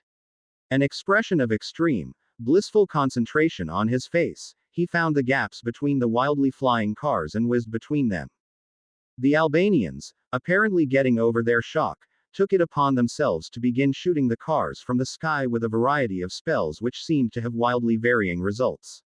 Some seemed fairly effective, while others produced dozens more clones and others still had no visible effect. However, none of this even began to faze Harry, who flew effortlessly between car and broomstick alike. The few spells that were directed at him he easily avoided, and in almost no time at all, he was beating a hasty retreat toward a clear blue sky, with only a few straggling riders chasing him. Do me a favor, Sternley, whispered Harry. And see how many I've got on my tail. Without looking around, Harry lifted Sternly above the height of the headrest and allowed the hat to look backwards. 9, said Sternly. Fewer than I expected, admitted Harry. Give me a heads up if they're about to curse me. 2 incoming, replied Sternly. But I think 1 is a stopping charm. Better safe than sorry, said Harry and whirled the car in his standard bludger avoiding pattern, a lopsided figure of 8 that kept him moving forward as much as possible. How close? 100 meters or so, replied Sternly. Though it's really hard to tell when you're moving this quickly and this high up. Harry risked a glance in the rear view mirror and nodded. Close enough, he bellowed and hit a small button on the steering column. The boot of the Anglia flew open and a huge cloud of sawdust streamed behind them, billowing out into the sky. The front 2 of the 9 riders stood no chance of avoiding it and were into the cloud before they could react. Though it had been designed merely as a diversionary tactic, it proved far more effective than Harry or Sternly could have anticipated, and the pair of Albanians struck each other in midair and plummeted to the ground. Another one of the chasers fell away from the pursuit to catch them. Harry gritted his teeth and turned the car upward, heading straight into the sun. The flyers behind him followed his trajectory just in time for the pile of logs that were also in the boot to come tumbling out at them as well. The logs proved far less effective and merely broke up the flyers' formation somewhat as they swung around to avoid them, but it gave Harry time to level the car out and put some more distance between them. Just 6, right? Yeah, but one of them is closing on us. How close? 50 yards. A jet of red light zipped past the car as if to emphasize his point. Harry swung the car to the right, allowing the Albanian flyer to cut the corner and draw level with the car. Harry slowed the car slightly and, keeping his hand in his lap, leveled his wand at the window. The hit wizard drew level with the window, his wand already in motion, performing a curse. But Harry was also prepared, and his disarming curse was an infinitesimal amount quicker than whatever complicated magic the Albanian had attempted. For a second the man's dark eyes were brightly illuminated by the bolt of red light, then the wizard, broom and wand went in 3 different directions. The Albanian plummeted to earth, forcing another Albanian to chase him and the broomstick, while the wizard's wand flew in through the window and struck sternly on the tip of his peak. Harry turned an apologetic grin toward him. "Sorry about that," he said, as meekly as he possibly could. "No problem at all," replied Sternly, in a sarcastic voice. "You feel free to hit me with anything you like." Harry wheeled the car away from the remaining 5 pursuers, banking it sharply to expose the underbody and absorb a handful of curses that had been aimed at them. "Hey Sternley," roared Harry. "When I say, tell me the funniest joke you know." "What on earth for?" replied Sternly. "Just do it," replied Harry, shaking the windscreen with his voice. He turned the car again into a sharp left turn that brought them around to head straight at the Albanian hit wizards. "Now." Sternly gave him a look that clearly questioned his sanity, but complied nonetheless. "How do you turn a fox into an elephant?" asked Sternly, with a surprisingly bitter inflection. "I don't know. How do you turn a fox into an elephant?" "Marry it." For a second nothing happened, while Harry tried to digest the joke, then he turned a withering expression upon Sternly. "Don't give up your day job," he roared. "I'm a hat, not a comedian." Harry shrugged, then turned back to the matter at hand. He faced the quickly approaching Albanians and opened his mouth wide. "Ha ha ha ha ha ha ha ha," he roared, his fake laughter hardly convincing. "More souls for my ever-growing collection." Despite what he or, from the looks the hat was giving him, Sternly thought of his acting, the Albanians clearly hadn't noticed that Harry wasn't going to be winning awards anytime soon. Faced with the prospect of going head-to-head with a clearly psychotic young man who'd already gotten the better of the other 96 wizards sent to capture him, they broke ranks and fled. Harry made a slight pretense of chasing them, but the moment they were at a safe distance, wheeled the car around and started heading toward the ground. Harry had to admit that he had very little idea of where they were, or what they were going to land on, and assumed Sternly had no better coherent picture of Albanian geography, and so merely decided to set the car down wherever he could. Despite his best intentions and effort though, the car once again gave up at the final hurdle and the levitation charm failed as they were still 50 feet in the air. It spluttered back to life once or twice and then completely faded away, leaving them both free falling through the air. "Ah!" bellowed Harry, startling nearby birds into flight. "Arresto momentum." 10 seconds later, the windscreen filled with a view of treetops, the car crashed down with an almighty bang and everything went dark. When Harry awoke he was freezing, his teeth were chattering and his head was throbbing with pain. He realized, with annoyance, that he didn't just yet have the capability of moving, so while he waited for his body to catch up, he took a moment to assess his situation. He was submerged up to his waist in icy water, in a ruined car that seemed to be producing a dull wail that echoed around his already aching cranium. However, it wasn't just his head that throbbed with pain, his entire body was a bag of cuts, contusions and jarred joints. Falling backward into the seat seemed to alleviate the annoying sound that filled the air, and belatedly Harry realized he'd been leaning on the horn, his face pressed into the steering wheel. He gave a little sigh of pain, magically amplified by the charm he'd been unable to dismiss, that echoed around his head like a gunshot, bringing a fresh wave of winces. As his brain slowly began to regain some ability to work cohesively again, he looked around himself, drinking in the surroundings. He appeared to have crashed into a lake of some sort, and muddy brown water was gushing through the open windows and the numerous holes in the car's underside. Around him was what appeared, to Harry's dismay, to be another forest. Which, if he was honest, was exactly the last thing he wanted to see right now. He leaned across the car and put his head under the water, groping around in the passenger footwell until his fingers closed around something below the surface. He pulled it clear and watched in amusement as Sternly spluttered angrily, water dripping from the sodden mess that had once been the sorting hat. "I can't believe you did that," Ned Sternly, shaking himself slightly in an attempt to get dry. "I mean, why would you put me in the footwell?" "I'm sorry," boomed Harry and immediately winced again. "For Merlin's sake, boy, quietus.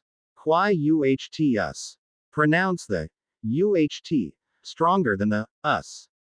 Quietus, enunciated Harry as he directed his wand at his throat. He concentrated with all his might, focusing his wand toward his neck, and little by little began to feel the tendrils of magic that made up the charm peel away. He coughed as the last vestiges of the magic slipped from his body, and he was relieved to note that he sounded vaguely normal again. Much better, he declared happily.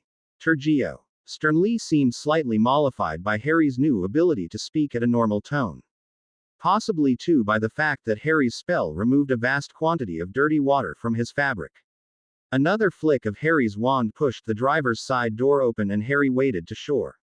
Managing to hold the sword, his wand, his wolf skin cloak, his firesticks, and Sternly out of the water as he did so.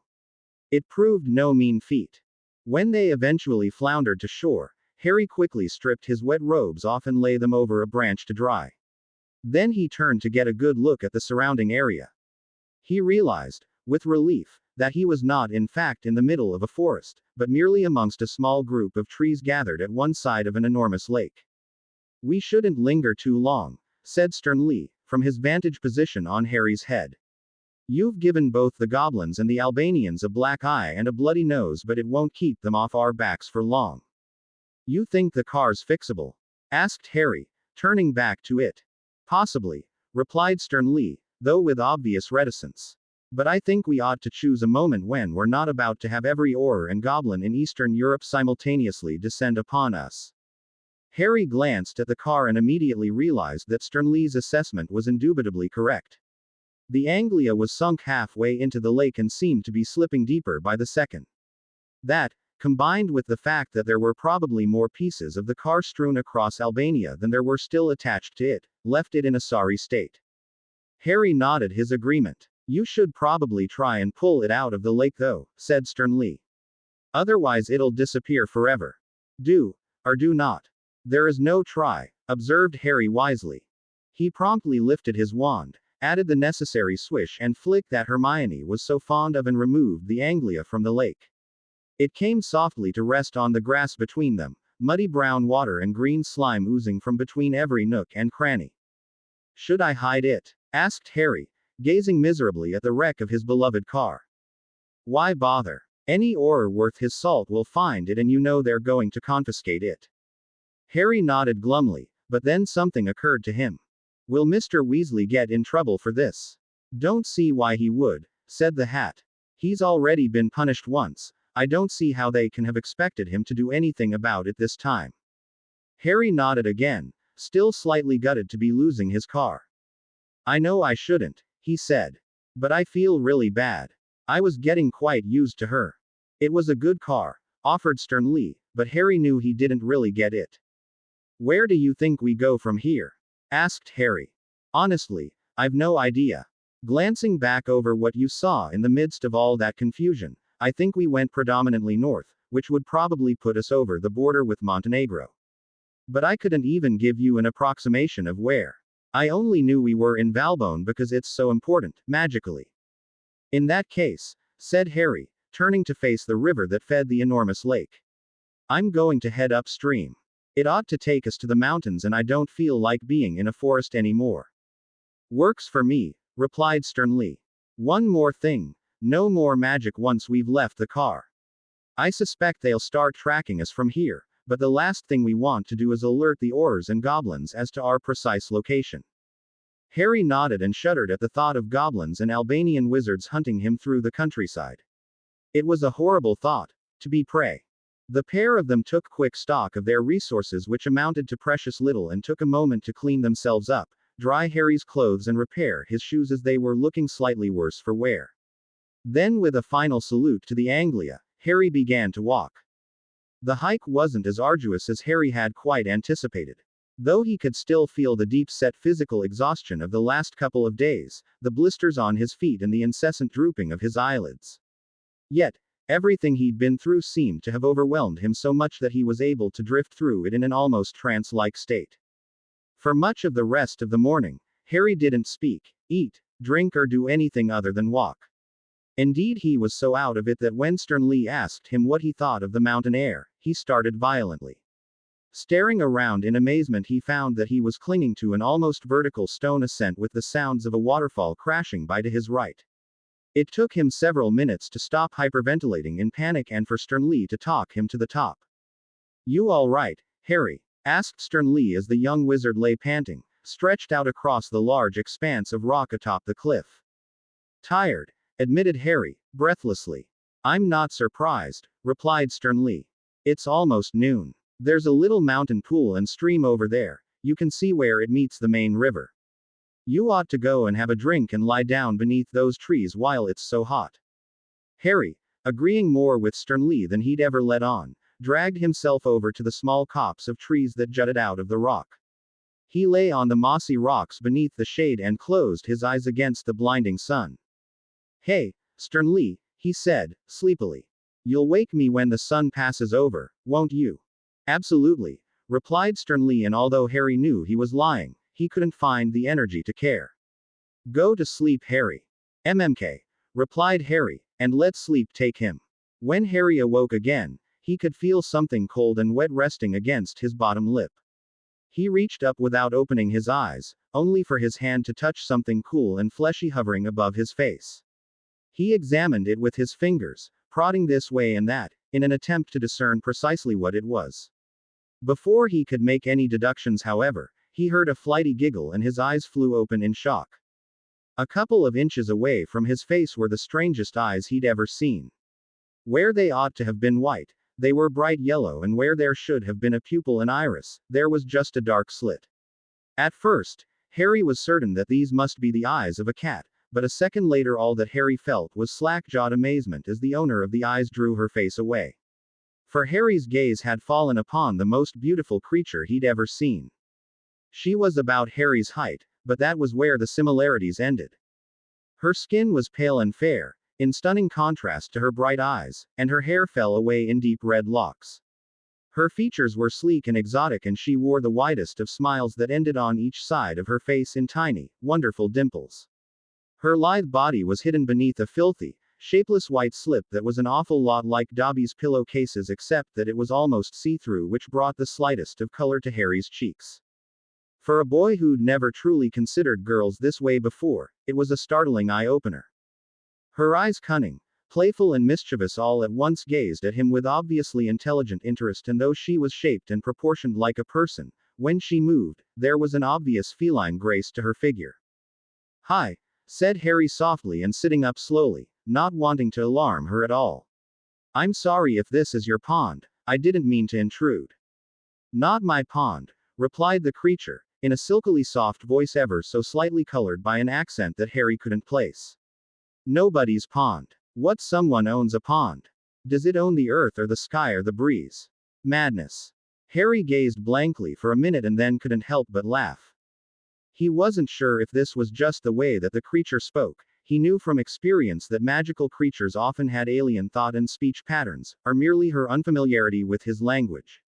Oddly enough, it was only after the creature smiled at him, the corner of her mouth turning up, a faint echo of his laughter, that he even considered that he ought to be alarmed.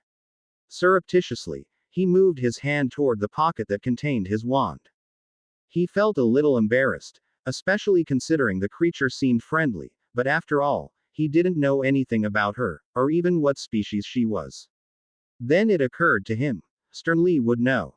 But then, Stern Lee had been oddly silent until this point. Had the hat fallen asleep too? He glanced around, looking for his friend, and was greeted with his friend's obvious absence. He looked to the creature again, who stared back with obvious interest. "I don't suppose you've seen a hat?" he asked, awkwardly. "What's hat?" asked the creature, blinking in surprise. You wear it on your head to keep the rain off," he said, hopefully. "What's head?" Harry decided to try a different tact. "He's about this tall," he gestured. "He's black, he talks when he shouldn't, and his name is Stern Lee." "Talks when he ought not to," exclaimed the creature, as though Harry was daft. "Who said who talks and who ought not to?" "Well, he's a hat," replied Harry, feeling slightly awkward. "What's hat?" asked the creature, and Harry felt like hitting himself on the head. "Stern Lee," he said eventually. "His name is Stern Lee." "Oh," said the creature. "The talking cloth." Yes, exclaimed Harry, perhaps a little too violently, for the creature jumped, clearly startled. Harry winced. The talking cloth. Did you see where he went? Up there, she said, pointing up at the sky. He flew? Asked Harry in astonishment. He didn't flew. He cloth, she said again, as though he was thick. Cloth doesn't fly, countered Harry quickly, grinning. Who said who flies and who ought not to? The creature stared at him. He cloth, she said, very slowly, and Harry let his face fall to the palm of his hand. How did he go up there? He asked finally. Bird took sternly to nest on top of hill, she said, and pointed to the very top of the mountain. Harry balked when he saw quite how high he had to climb. Oh right, what kind of bird? A birdie bird. Harry realized that he wasn't going to get much more out of her and so stood, lifted the sword from the mossy stone beside him and bent to drink from the pool. Wouldn't do that, said the creature quickly. Why not? Asked Harry, pausing a few inches above the surface. Birdie bird crapped in it, she said, her eyes gleaming with mirth. Right, said Harry delicately, leaning backward and staring up at the sky. What had he done to deserve this? You go to find Birdie bird. I come with. I lead, she stated firmly, and Harry smiled. Thank you, he said. I appreciate it. No thanks. No appreciate, she began. Then, as she tried to pronounce the troubling word, made a face as though she'd just swallowed a bug. No need. Birdie bird crap on Shetta too. Harry stifled a laugh and then extended his hand. Your name is Shetta? He asked. Well, my name is Harry. Shetta examined his hand momentarily, then took it in both of hers and licked it once with a long pink tongue that tickled Harry's skin. She released his hand and offered her own in its place. He repeated the gesture and she gave him an odd look of confusion, then scampered off, following the small tributary. Come, come, she beckoned, seeming excited to be moving. Come, Harry, together we will climb the hill of peril and slay the birdie bird. Harry, feeling much better after his sleep, turned to face away from the mountain. The sun was sitting just over the horizon and the dark clouds that hung above it were turning a deep orange. Harry stared at the sunset with a small, sad smile on his face and wondered where Hedwig was at this precise moment and how she'd gotten on delivering the letters. Out there somewhere, perhaps just over the horizon, the Brotherhood of Goblins was preparing for a war the likes of which hadn't been seen for 2,000 years. Nearby, surely, the magical governments of Europe were likewise preparing their forces, even if they'd prefer to barter peace. More than 1,000 miles away, Ron and his family would probably be sipping cool drinks in the front garden. They might even have the wireless on, listening for the latest Quidditch scores. Hermione would almost certainly be poring over some sort of book. Hagrid would be tending to his pumpkin patch, bent double over his fork with sweat beading on his forehead. And he, while the rest of magical Europe readied for bed or war, Harry Potter was climbing up a mountain called the Hill of Peril, with a creature he couldn't identify, to kill a bird she couldn't name, to rescue a talking hat. Just another average day in the life of the boy who lived then. The Hill of Peril, snorted Harry. Then he turned his back on the view, adjusted the wolf skin cloak across his shoulders, and began to climb after Shetta. Why, just for once, couldn't it be called the Hill of Sugar Quills and Chocolate Frogs? I don't mean to be rude, said Harry, scuffing his shoes for the 30th time in approximately 2 seconds. But what are you? Shetta paused to consider this, her vibrant red hair catching the waning sunlight and glowing like hot coals. Her skin was still pure and white, while Harry's was now stained with dirt and dripping with sweat. Her lips twitched into the slightest ghost of a smile, as though she were thinking of something else. I am Shetta, she said, as though this would make everything apparent. Harry sighed. No, I mean, what species are you? Harry could tell from the look on her face that he'd have to take a completely different tact. He pointed to his chest. Human. Shetta smiled in comprehension. She pointed to herself. Shetta. Harry sighed again, shook his head and increased his pace ever so slightly. Beautiful and fascinating though Shetta was, she was hardly a sparkling conversationalist. It seemed, however, that Shetta didn't share his view, for a moment later she scampered alongside him once more, keeping pace with an easy grace that Harry completely lacked. Where you from? She asked. England, replied Harry, slightly taken aback by her sudden curiosity. A school for wizards and witches. Ah, sighed Shetta. Harry quietly wondered if he'd ever heard a more beautiful sound. We Zana were once great friends with wizards and witches. Harry nodded quietly to himself. Somehow they'd gotten there in the end. She was a Zana, whatever that was. He couldn't even be sure that they'd have been called the same thing in England, but it was at least nice to put a name to her species.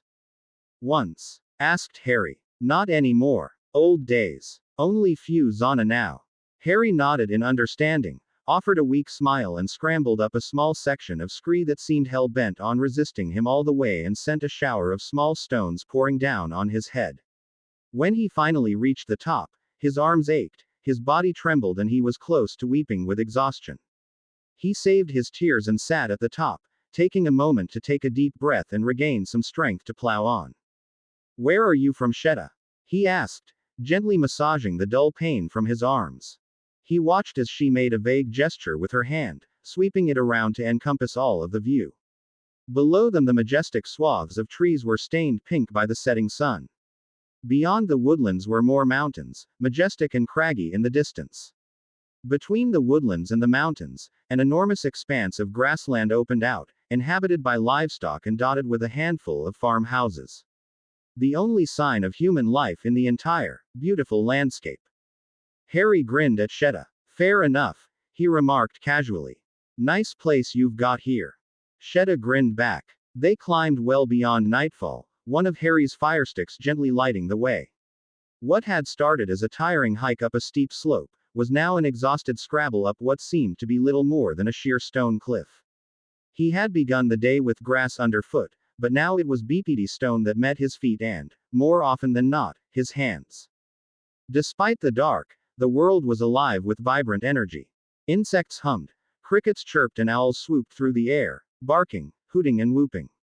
Long ago, at least years, or so it seemed, the sun had set, stealing with it the warmth and comfort of the day. But still he climbed. His fingers ached with the effort of pulling his own weight up the climb. Fresh sweat ran into his eyes with every movement of his tortured, protesting limbs. His muscles burned and screamed with each inch gained. His lungs and heart rolled in turmoil, even in the moments that he paused and leaned his throbbing face against the freezing rock. All was not well with Harry Potter. The Hill of Peril, he muttered angrily under his breath, foolishly wasting what little breath he'd managed to keep in reserve. The Mountain of Doom. Come on, Harry, said Shetta, seizing his hand once more and dragging him, spluttering and protesting, a few more inches. We must climb. The climb didn't seem nearly so hard for her. She scrambled up the mountain hand over hand, showing all the deftness in the climb of a monkey. At no point had she broken sweat, been perturbed by a difficult handhold or apparently, knocked a single hair out of place.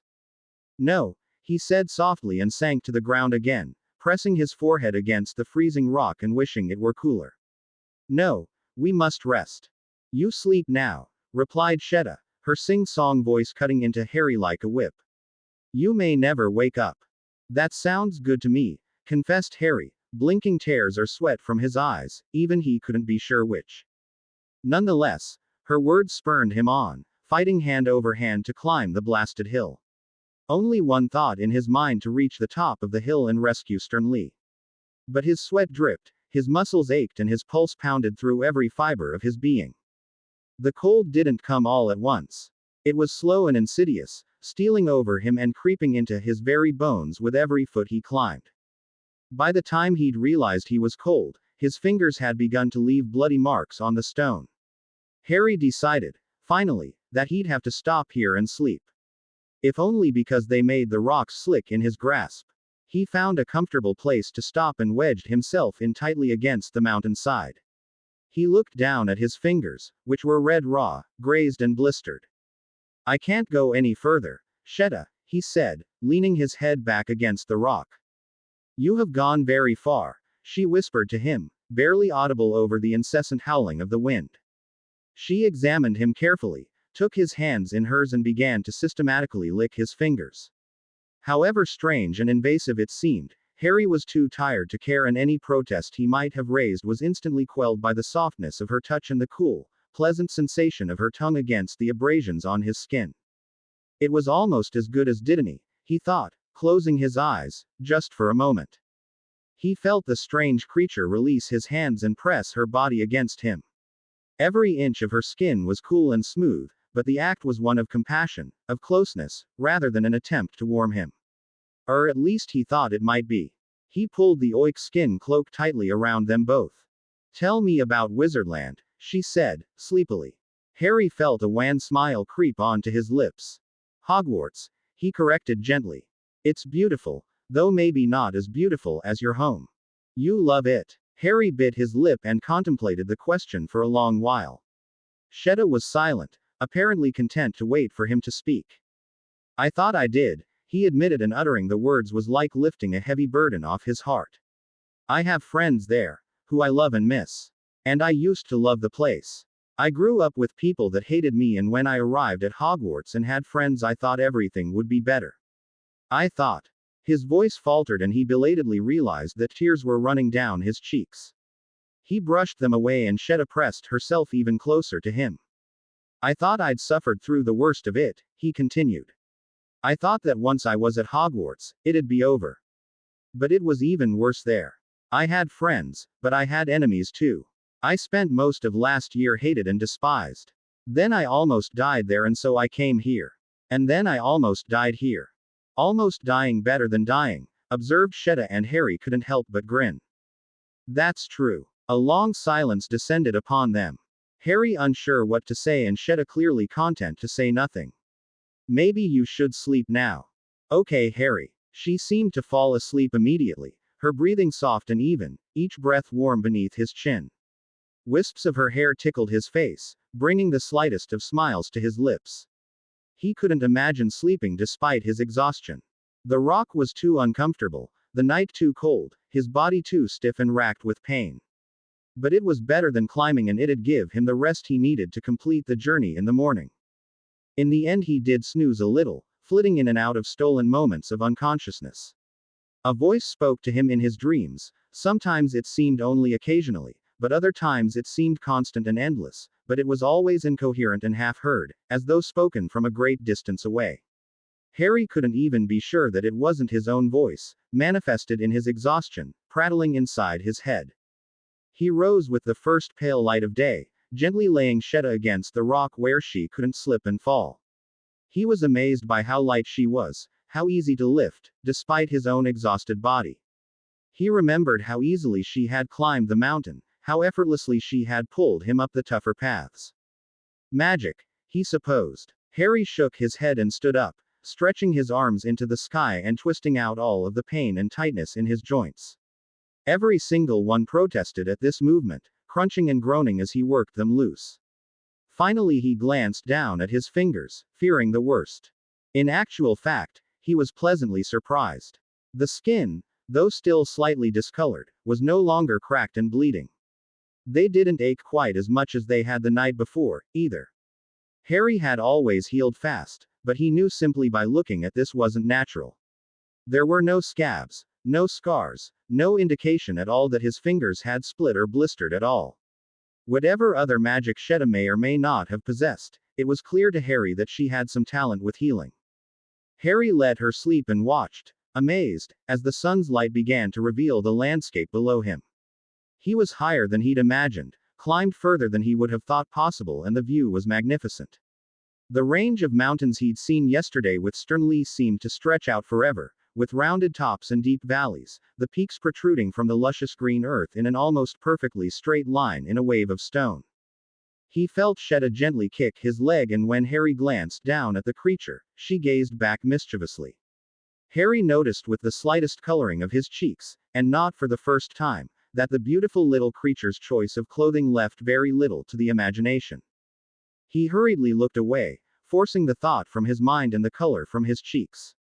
If Shetta knew how she might affect an almost 13-year-old boy, she was clearly pretending she didn't, for without mention of his strange behavior, she leapt nimbly up the side of the mountain, with nothing but an eager glance back down to him. Come on, lazy, she said, grinning. Long way to go now. Harry nodded, reassured himself that he still had all of his possessions, and set off after her. The climb in the morning was no less arduous than it had been the night before. Indeed, the higher they climbed, the colder it got, until Harry had to brush snow from each handhold as he found it.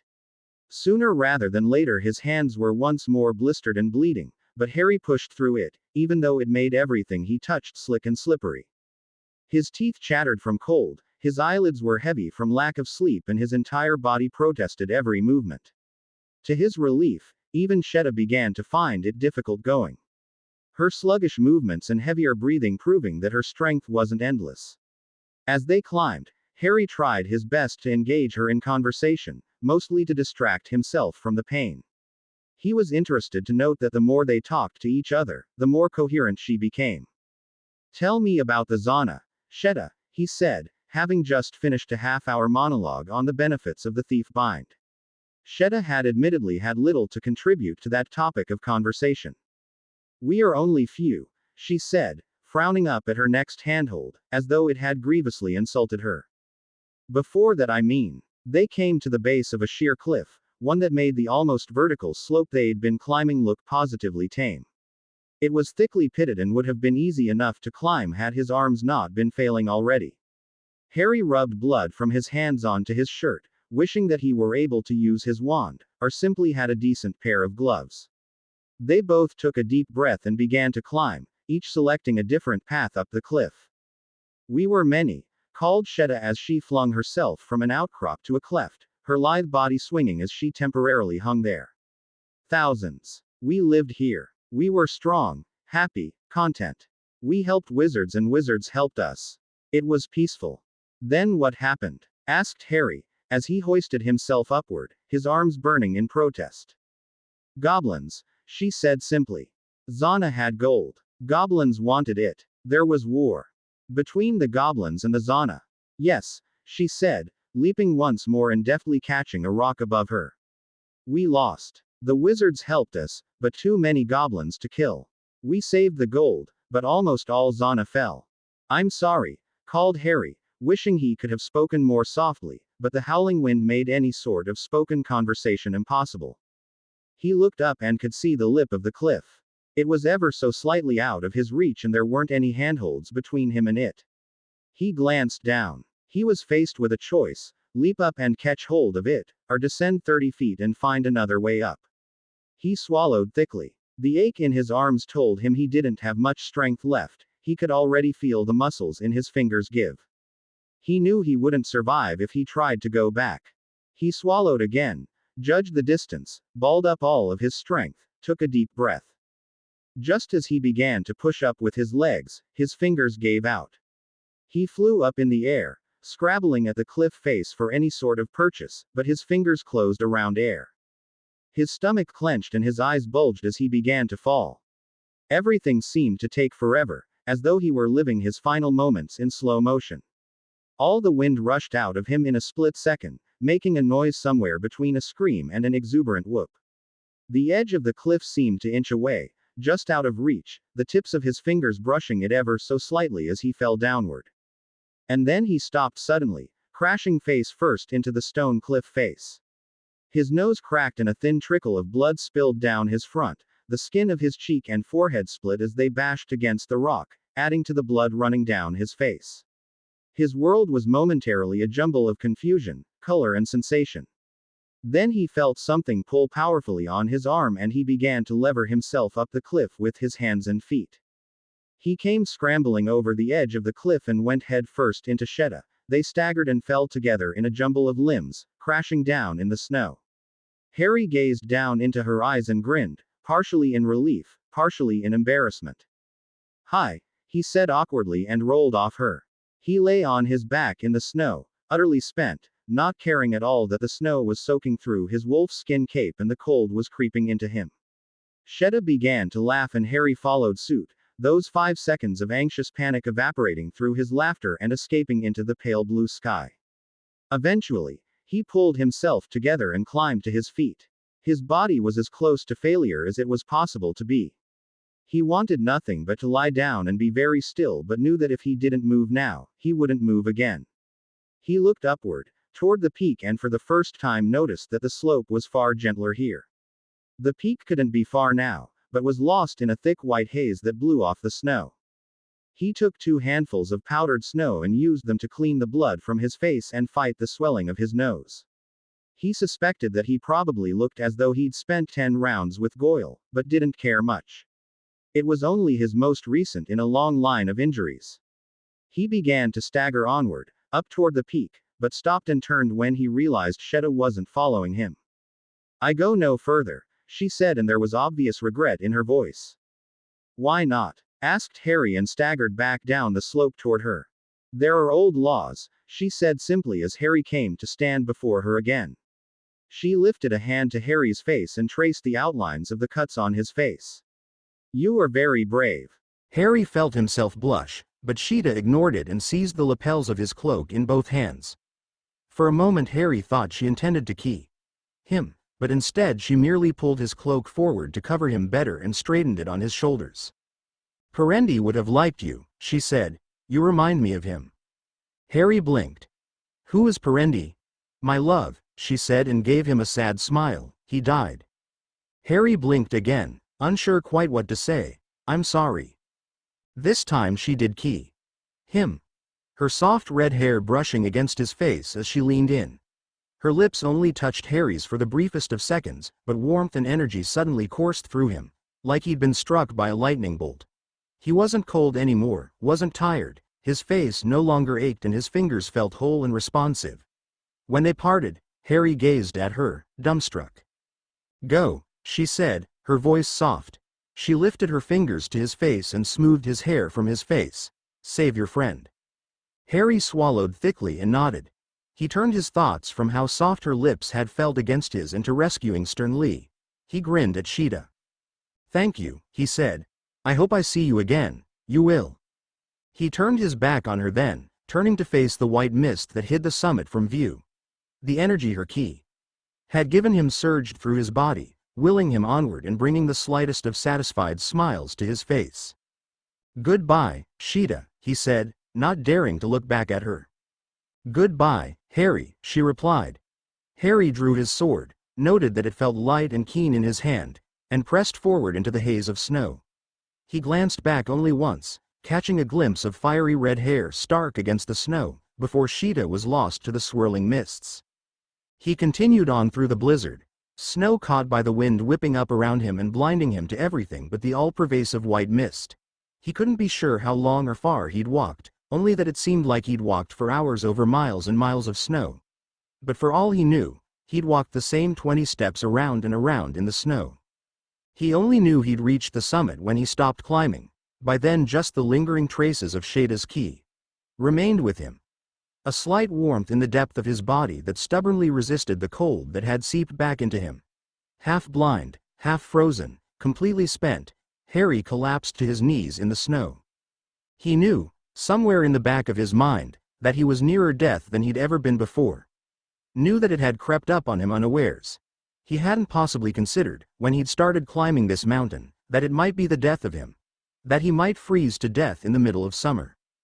He tried to climb to his feet but only fell face first into the snow. He lay very still for a long time. He lost sensation in his hands and feet first, then the infernal white that consumed his vision became gray as the world began to fall away. It didn't really feel like dying. Harry pulled himself to his feet, anger suddenly coursing through him and fueling him, spurring him up. He had thought like that in the chamber too. He survived then, he would survive now. He staggered around in a little circle, looking madly about. There had to be something here. There had to be some sign of Stern Lee, or his captor. There had to something. And then, in the distance, through mists parted by driving wind, he spotted it. A dark shape shadow out of the ground perhaps 100 feet away. He staggered towards it, almost tripping over himself in his haste. He had absolutely no idea what he expected to find, but he knew that anything was better than dying here in the snow. As he approached it, he heard a flurry of noise on his right and he turned, sword swinging wildly as he turned. An enormous eagle, at least 3 times the size of Hedwig, larger even than Fox, fell from the sky, avoided Harry's wildly swung attack and struck him in the head. Harry staggered in the snow, scrabbled for balance, struggled to turn around and raise his sword as the eagle wheeled around for another pass. But this time, Harry was ready, the sword of Gryffindor already drawn and poised for the inevitable strike. Sword met beak in a shower of sparks. To Harry's amazement, to his astonishment, to his horror, it was the sword that gave way. The blade sheared in half on the sharp curve of the beak, the other end flying off into the snow. Harry gaped, then sagged, feeling all the world as though it was a part of him that had been torn apart. However, he didn't have much time to register the loss of his sword before the bird doubled back again and with a beautifully precise movement, fell into a dive that struck Harry in the chest with all the weight it could muster. Harry felt his feet leave the ground, his back arched as he rose up and backward, his entire body flying in a neat parabola, up from the ground and down into the snow, gasping as all of the wind was knocked out of him. He scrambled in his pocket for his wand, but the eagle landed on his chest and pinned his arm with one free talon. Its fierce amber eyes glared down at him, it lifted its head, opened its beak, and Harry closed his eyes as he tensed for the inevitable strike. "Don't be ridiculous," said the eagle, hopping off him. Harry opened his eyes and gazed at it in amazement. "I'm not going to eat you, you great dope. Come inside." The bird strutted away, toward the dark shape that Harry had observed earlier, and as it walked, it began to change. Talons receded into booted feet, wings became arms. The entire body made a painful-looking twist, and when it glanced back, the amber eyes were housed in a human face that smiled down at him. "Come on," he said, in a much softer voice. "The kettle's almost boiled and you look freezing." Harry scrambled to his feet, clutching the hilt of his ruined sword between numb fingers, and stumbled after him. The dark shape Harry had noticed before turned out to be a little cottage, windows flickering with firelight and smoke drifting merrily from a chimney on the roof. It appeared to be comprised entirely of stone blocks that had to have been cut out of the mountainside, and all four walls and roof appeared to be made with this singular material. There was no mortar, no trace of woodwork or anything else, and yet the building stood. Harry assumed it must be magic. Also obviously magical were the windows, which were empty of glass, but still managed to keep the snow from blowing in. It wasn't as though the snow was deflected in some way. The currents of wind that carried them just always seemed to take them clear, even when the wall around them were pelted heavily. He shook his head, staggered through the empty door frame and into a brightly lit little room. A great fire roared in the center of the floor, and a three-piece suite had been drawn up around them. Harry stared blankly at them for a minute, then walked further into the room. His host didn't even bother to look up from the kettle that was whistling merrily away on the fire. Harry stared around him in amazement. The single room reminded him strongly of Hogwarts. The stone walls were draped with tapestries, designed in an artistic style that Harry couldn't place. The furnishings were lush and warm. A great suit of armor stood in one corner, all gleaming steel and reflected firelight. However, none of these things held any interest to Harry once he saw precisely who was sitting on a stool, only a few feet from the fire. "Hello," said Stern Lee, the tear in his brim twisted into a happy smile. "Fancy meeting you here." Inside and crouching by the fire, Harry's host was far better illuminated than he had been out in the snow. He resembled a man in his late 30s, with long dark hair that curled toward the ends and perhaps 3 days' worth of facial hair that clung to his jaw and cheeks. His eyes were deep set and ringed with dark shadows, while the rest of his skin was very pale and dry, almost like parchment. The man-eagle glanced up from the fire, to catch Harry's gaze. Then he reached out a hand, snatched up Stern Lee and threw him across the room. Harry caught him with deft fingers and, at the behest of a hand signal from the strange man, placed the sorting hat on his head. "You should be cautious," came Stern Lee's voice in Harry's mind, and Harry nodded almost imperceptibly. "What is he?" asked Harry. "An animagus like McGonagall?" "I'm not sure," admitted the hat. "He's no animagus." His eyes didn't change color. "And here I thought you knew everything," joked Harry, his tone far more frivolous than he felt. "My worldview has been shattered." Stern Lee ignored the jibe, choosing not to respond.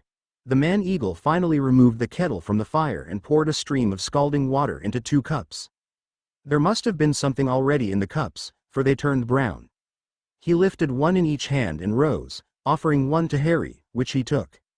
They stood for a moment in an awkward truce, Harry not sure whether he should drink and the man-eagle clearly expecting him to do so. Finally his host sat down in the armchair opposite and his face cracked into a wide smile.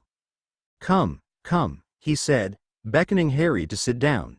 Sit, drink. If I wanted you dead, I'd have cut your throat in the snow. It's not poison. You can talk, exclaimed Sternly angrily. For the last 2 days I've been here, you could have spoken to me. You didn't speak either, said the man-eagle, shrugging. Sternly fell quiet, apparently conceding this point. Harry, for his part, considered and accepted Viserys' point. It would have been simple work for that sharp, hooked beak to slice through his exposed flesh. It didn't make any sense to subsequently bring him inside and poison him. So he sat gratefully in the comfy armchair before the fire and took a sip of the drink, which was both delicious and warming. And to answer your question, continued the man-eagle, I am Azana. They call me Viserys. Harry merely blinked in response. Viserys had just read his mind. Or at least, he suspected he had. He was almost certain that he and Sternly hadn't been speaking out loud. The Zana grinned at him, then drained his cup and leapt to his feet.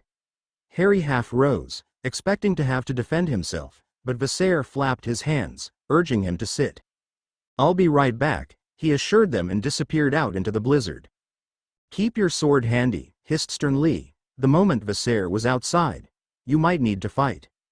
Harry's mouth suddenly became dry and his throat seemed to close up as he struggled for the words. Harry, it's broken, he managed eventually and felt his face flush bright red. At Sternly's silence, Harry's embarrassment completely overwhelmed him and he sank back deeper into the chair, wishing that it would just swallow him up. He'd managed to destroy one of the few remaining artifacts of the Founding Fathers. It hadn't even been his after all, he'd stolen it. Sternly seemed utterly lost for words and Harry could feel the dismay emanating from his friend. Viserys did something, his talons destroyed it, he said quickly, then sighed. I'm sorry Sternly, please don't hate me. At these words the hat seemed to pull himself together. He shook his brim and his voice slipped into a confident, relaxed tone. No use crying over spilled milk, he said firmly. Or broken swords for that matter. They can always be reforged. Harry nodded in agreement, though it didn't make him feel any better. So what now? He asked, ostensibly to take his mind off the sword. Responded Sternly thoughtfully. Something has been eating at me about this Viserys. As though there's some connection I haven't made. Viserys chose this moment to return, striding nonchalantly into the room and dropping the other half of Gryffindor's sword onto a small table between their chairs. He resumed his old seat and grinned over at Harry. Sorry, I just had to go and tell the storm to shut up a bit, he said, as though this sort of thing was common practice. For all Harry knew of Viserys, it could well be normal for him to go and talk to weather. Although, Harry frowned and craned around in his seat, the winds appeared to have tailed off, thick beams sunlight was gleaming through the windows and doorway, where before it had been a wall of impenetrable snow. I'm afraid you rather irritated him, continued Viserys, pouring himself another cup of the delicious drink. He thought he'd gotten you. Even I suspected I might have the wrong man. He paused and gave Harry the once-over again. You are a little small for a hero, he remarked thoughtfully. Harry frowned and said nothing, while Viserys stared intently at him for a moment, then the Zana leapt up and threw his hands up in the air. I haven't offered you anything to eat, he cried, as though his own skills as host were deplorable. I've only got sausages, I'm afraid. In this moment, Harry realized two things. Firstly, he hadn't eaten since Valbonne and secondly, that he was absolutely starving. He'd begun salivating at the mention of sausages and it was all he could manage to nod his head vigorously. The Zana laughed in delight, produced an enormous quantity of long thick sausages wrapped up in brown paper from a chest in the corner of the room and descended upon the fire, toasting fork in hand. I always forget how much the trial exhausts them, he cried, flapping his arms around even more and nearly hitting Harry in the face with the sausages. How hungry they get, how cold. Harry didn't quite know what to say to this, so he waited quietly for Viserys while he cooked the sausages. In what seemed like half the normal time, he was happily munching away, savoring the sharp, spicy taste while Viserys cooked, talked and flailed his arms around. You're the third one in the last 2 centuries, he was saying, as though Harry ought to have any idea what he was talking about. I used to get 4 a week. 4, I can't afford that many sausages. At this proclamation, he looked up at Harry, who was halfway through his 5th sausage. You don't talk much, do you? Asked the Zana, frowning slightly. Harry shrugged. You're not still smarting from the beating I gave you? I'm sorry I attacked, he said with a wry smile.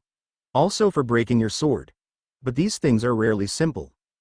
Harry didn't know what quite to make of any of this, though he did appreciate the apology and the sausages. I needed your help, continued the Zana. Needed to fetch you here. For future reference, asking works just as well, Harry pointed out, then snapped his jaw shut. However, Vassar seemed to take no offense, indeed, seemed rather pleased that Harry had finally deigned to speak. Would you have come if your friend were not in danger? He asked. Would you help if I did not break the sword? Harry frowned, partially because he wasn't sure if Vassar was threatening him or blackmailing him, but also because though it was probably right. There wasn't any way that he would have come here if the bird had merely asked, and he didn't much want to help it either. So what is it that you want then? He asked and took another large bite out of a sausage. I have a snake in the nest, spat the Zana, suddenly sounding angry and appearing restless. Harry looked around in astonishment. I don't see any snakes, he said, unless you're referring to me or Sternly. Not my house, snapped Vassar irritably, as though Harry were being deliberately stupid. How was he supposed to know what Vassar called his house? He means Albania, supplied Sternly, his tone clearly indicating that he'd just come to the conclusion. Harry felt his features fold into a frown. I don't understand. You don't need to understand, replied Vassar, grinning broadly. He held out another sausage. You just need to act. Act? Asked Harry, with a hollow laugh. I don't even know what you're asking me to do. And why should I help you, anyway? Not after everything you've done. He took the sausage anyway. I will reforge the sword, replied the Zana. It is your duty to protect it. The simple words were spoken with such a quiet conviction that they rang through Harry's head like a gong. And he was right, after all. Harry had stolen a priceless magical artifact and borne it across the continent. The sword was an integral part of Hogwarts history. It had belonged to a founder. He couldn't imagine facing anyone from Hogwarts if he returned without it. Especially not Snape or Dumbledore. He has a point, Harry, replied Sternly, his voice level. But Harry could sense the excitement within the hat, the intrigue and the thirst for adventure. Harry decided then that he'd clearly been a bad influence on Hogwarts' Sorting Hat. What is it that you need me to do? Asked Harry, turning a stony expression upon Vassar. Kill the snake, said the Zana, as though it were the most obvious thing in the world. Or drive him from these lands. Then you'll fix the sword? You have my word. All right, I'll do it. Harry agreed and the Zana leapt to his feet, all smiles and bustling energy. You'll be needing something then, he cried. He leapt to his feet and launched himself across the room. A half-second later he was nearly upside down in an impossibly large chest, throwing all sorts of things out and onto the floor. He remained this way for several minutes, occasionally shouting for joy, before realizing he hadn't found what it was that he was looking for and cursing angrily. Eventually he let out an exuberant cry of delight, straightened up and hurled something large and heavy across the room, right at Harry's face. Instinctively, Harry reached out and caught it with both hands. Even still it almost crushed him to the armchair, it was so enormous and weighty. It took him a good 10 seconds to work out exactly what it was. An enormous sword in a brown leather sheath. It perhaps would have been the right size for a fully grown man to wield with one hand, but even then he'd have to be tall and broad to do so. Harry was none of these things and he stared at the sword in blank puzzlement. It's a little big, Vassar, he said. Vassar looked at him forlornly. Even his endless enthusiasm couldn't argue with the fact that it was only about a foot and a half shorter than Harry was tall. I did say you were short, admitted the Zana, eventually. Harry ignored the insult and examined the blade ever so slightly. It was as different from Gryffindor's sword as it was possible for a sword to be. Rather than a straight blade with a crossguard and pommel, it was long and curved, with no crossguard to speak of. Instead, the weapon's ebony grip was flush with the blade and inlaid with beautiful patterns of silver. At the very end of the weapon the pommel was large, curved and was even more intricately worked with silver. A single amber jewel was set into center of it.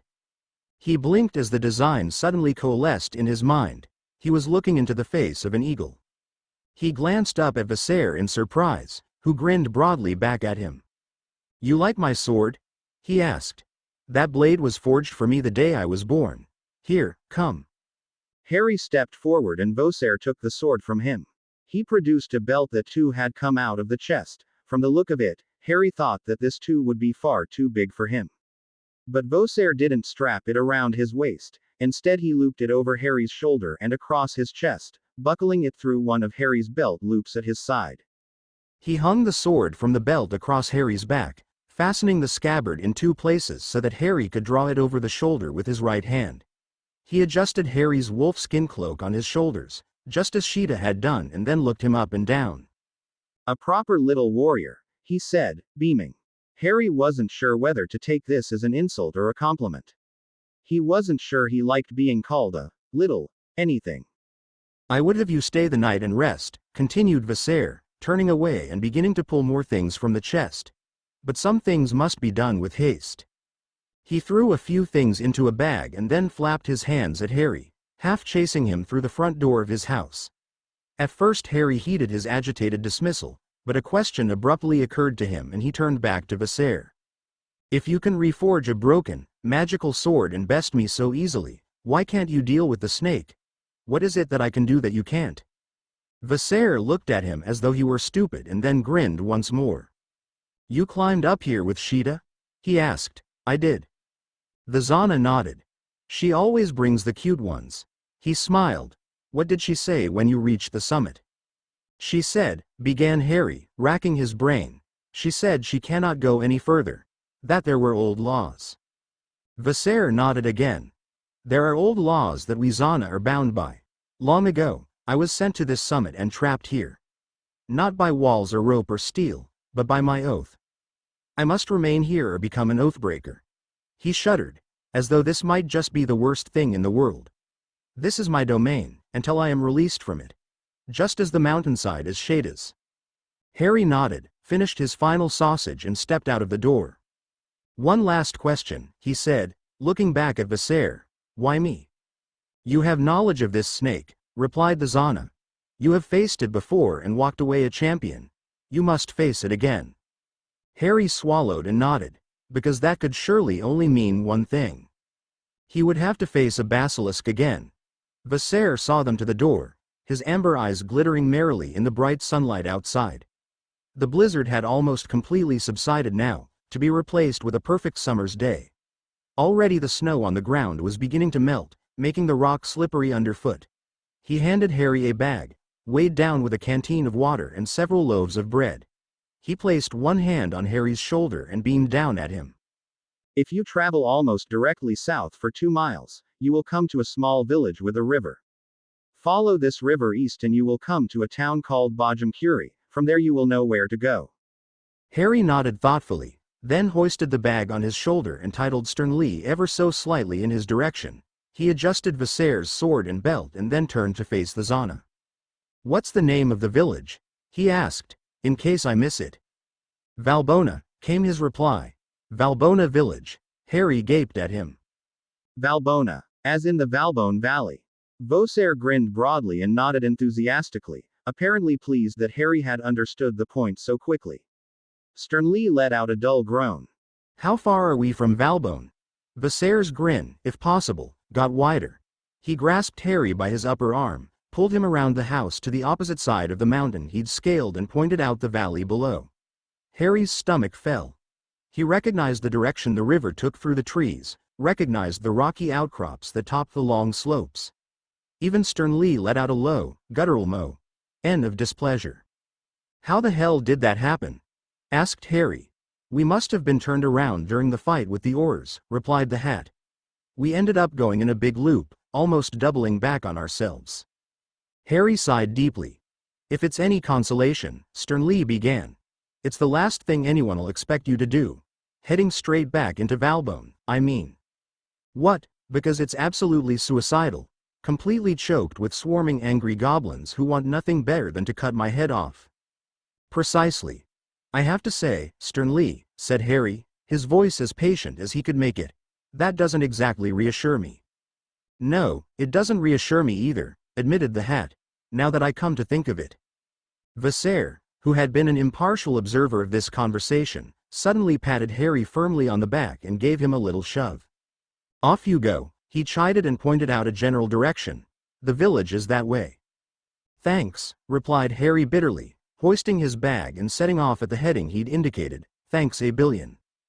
Harry was met at the edge of the peak by Sheeta, who he thought, from the numerous apple cores sprinkled around the place, might have been waiting there the entire time he'd been talking with Vasseur. She leapt to her feet when she saw him and seized him in a strong hug that would have been more appropriate for someone you'd not seen in a year, not a couple of hours. "My friend," she said, holding him at arm's length and beaming. "Hey Sheeta," he said and indicated the Sorting Hat. "This is Stern Lee. Stern Lee, this is Sheeta."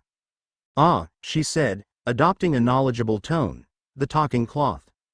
While Stern Lee spluttered indignantly on his head, Harry began to descend the mountainside with Sheeta. The slope was gentler than the one he'd traversed on his ascent, but taller. This side of the mountain was very different though. A thick copse of pine trees left the entire side in shade and fallen needles carpeted the ground. Interspersed between the trees were bushes, each flowering with bright red blossoms. Even from here Harry could smell the overpowering scents of their perfume that mingled pleasantly with the smell of the woodland. Harry knew in a few minutes that he'd be trudging back into Valbonne, slipping between the pines on his way back to the river and hopefully creeping unnoticed through a horde of angry goblins. But for now, he was perfectly content to walk in the sunshine, listen to the birds sing and smell the roses. "Tell me about Vasseur," said Harry as they walked. Sheeta shrugged. "Not much to tell, he is very old." "Well, he can turn into an eagle. You could have warned me of that." "I did," she said, then caught his look. "Maybe you misunderstood me." Harry thought back to her improving use of language in the time they'd spent together. "That's possible," he admitted, though he thought the onus was rather on her. "Can you turn into an animal?" Sheeta shook her head. "It comes with age, I am too young by far." "How old are you?" asked Harry, half wondering if she might slap him. He didn't know whether it was as impolite in Zana society to ask such a question. 403 years old, 6 months and 4 days, recited Sheeta. Harry gaped. "How old is Vasseur then?" he asked, dumbfounded. The Zana merely shrugged. "Who can say?" She grinned at Harry, as though amused by his surprise. "How old are you?" 12. He said. 1200? She asked. "No, just 12. Sheeta turned an astonished expression on him, her mouth falling open. "But, you can't be," she exclaimed, looking him up and down. "You're too tall and strong and powerful." These words brought a blush to Harry's face, but he felt the slightest glow at the compliment. "We must go back and tell Vasseur," she continued. "You're still a baby, he cannot expect you to do this task. He wouldn't have asked if he'd known how little you were." The glow died as quickly as it had come and the blush doubled in strength. "I'm fine," he snapped, irritation creeping into his voice. "I have done this before." Sheeta clearly realized that she had offended him and was gripped his shoulder with one hand as she walked beside him. "I did not mean to question your braveness," she said, her tone low and regretful. Mollified by her apology, but wishing to change the subject as swiftly as possible, Harry merely nodded brusquely in response. "Tell me about the Zana," he said simply. Sheeta tipped her head ever so slightly back and a wistful smile crept onto her lips. "A long time ago, we ruled this land. We reclaimed it from the darkness by force, long before the goblins similarly ejected us. Long before it was broken by Muggles and their wars and their strife. It's still hidden in there, after all these years. Albania, the land of eagles." She smiled at Harry, a full-blooded smile of pleasure, and he could do nothing but bask in its loveliness. "And we thrived, for a long time, many hundreds of years. But perhaps, as a race, we prospered too much, were too naive. When the wizards arrived from the south, we saw their intelligence and welcomed them with open arms, expecting them to be as benevolent as we. We were hospitable and they were grateful, and for a while it remained so. They were not like us, but pleasant enough, willing to tolerate and be tolerated. But then the goblins arrived from the south and again we saw their intelligence and made the mistake of believing that it came hand in hand with benevolence. We were wrong. Where the humans were content to trade with us, to share in our wealth and happiness, the goblins despised our success with all their hearts. They were envious, shallow and greedy. They conspired to make war and steal it from us, and by the time that we realized their plans, it was far too late. Her smile was sad now, and she stared at the earth as she walked. I was born long after this, of course, but it was the beginning of the end of my people. There are only a handful left, and we are hidden from the land, entrusted with the rivers, the mountains, the lakes and the plains. No longer do we walk among the people and bask in their affection, but are lost to mythology and act from the shadows, employing agents such as yourself to do the dirty work we are unable to. We love this land, she concluded, her voice heavy, but this land stopped loving us a long time ago. Harry swallowed the lump that had formed in his throat and glanced at her again, unsure what he should say, what he could say to that sad story. It had lasted long enough to take them halfway down the mountain. Sheeta stopped at an invisible line on the ground, unwilling or unable to go on. Harry came to stop with her. They stood for a moment, gazing out at the landscape that rolled away before them, stretching from the mountainside off into the distance in the deep folds and slopes of shuddering forests. Harry knew she would go no further with him. "I'm really sorry," he said eventually, "about your people. It's really sad." Sheeta fixed him with a piercing gaze. "Everything dies, Harry," she said, her voice soft and deadly at the same time. Something else rang in her voice too, a sad note of bitterness. "Even history." She keyed him again, as she had done on the peak, and once more he was filled with a power and energy that coursed through his body. "You must go alone from here," she said. "I won't be alone," he replied, touched Sternly's brim and then his lips. She beamed again, and Harry dazedly thought it might be the most beautiful thing under the sun. "I'll see you again, I think," Sheeta said, her voice melodic, like birdsong. "I hope so. Goodbye, Sheeta." "Goodbye, Harry." Once more Harry and Sternly continued their journey, and once more Harry couldn't resist glancing over his shoulder for just one more glimpse of her vibrant red hair. And although the sword was broken and Harry was off to face a basilisk, having Sternly back was an enormous weight off his mind. He felt as though the two of them, working as a team, were unstoppable. After all, they'd fought a pack of oiks and won. They'd fought an army of goblins and won that too. Then they'd faced 100 trained oars and somehow, admittedly more by luck than judgment, eked their way through. He'd climbed mountains, conversed with the Zana and flown a car halfway across the world. After all that, what was slaying a basilisk? At least he'd done it before. Small stones dug into Harry's arms, legs and stomach as he lay, stretched out on his front, eyes peering over the edge of the ridge. "Am I a terribly jaded person," began Harry, his voice hushed, "for not entirely trusting them?" "The Zana?" replied Sternly, also in a whisper. "No, I don't trust them either. Maybe we're both paranoid. Perhaps. Or perhaps the crazy guy living at the top of a mountain with mounds of sausages just doesn't seem like the most reliable person in the world. Better or worse than the fugitive talking to a hat?" "Touché," replied Harry, then crawled a little further forward to get a better view. "I wish I had binoculars or something." They'd come straight down from the mountain path where they'd left Sheeta, almost due south. The geography had descended very sharply, and it had been hard work for Harry to clamber down without falling. In a number of places, he'd opted for a controlled fall down the scree, rather than risking the narrow and windswept trail.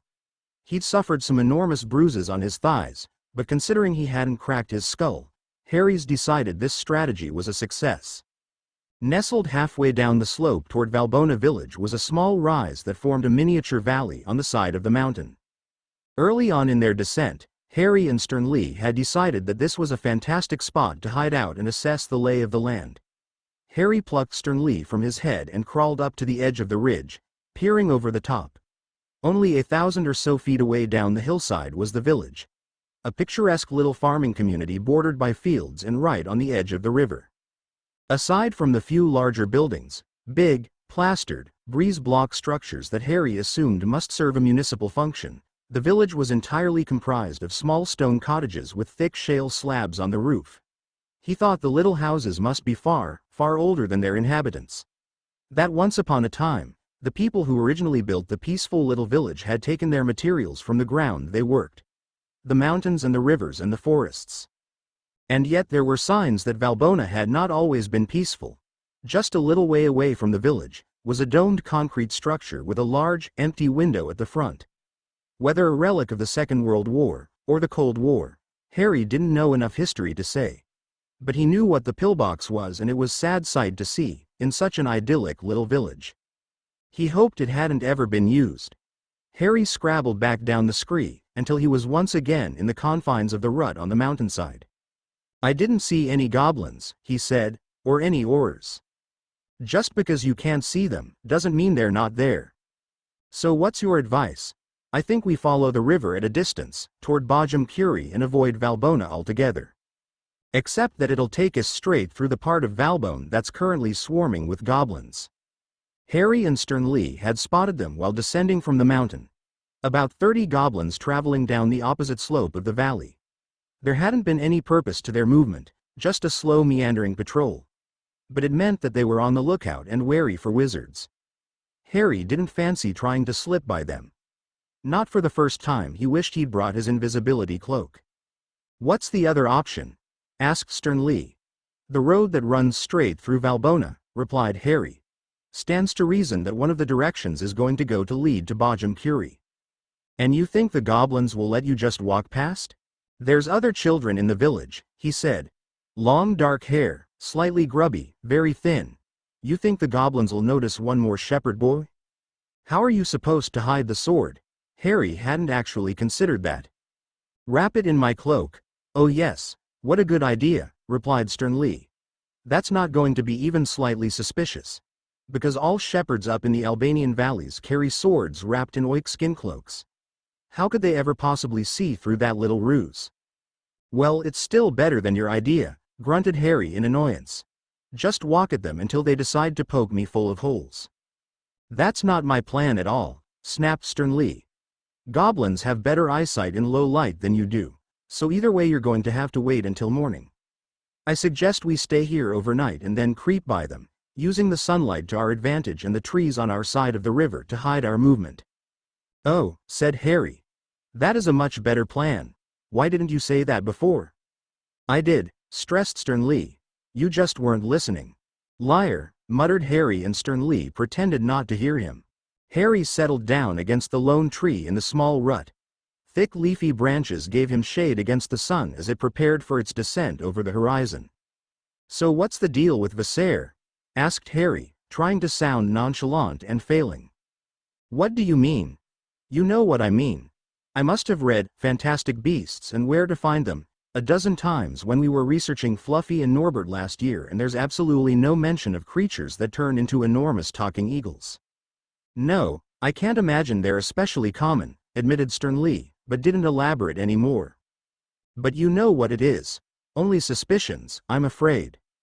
Harry felt a little stab of anger at the hat's cagey response, but crushed it when he realized that Sternly really was unsure a rare occurrence. To Sternly's credit, although the hat had almost certainly noticed Harry's annoyance while perched on his head, he didn't mention it. "Well, suspicions are better than ignorance." "True," replied Sternly thoughtfully, and then fell silent for a time.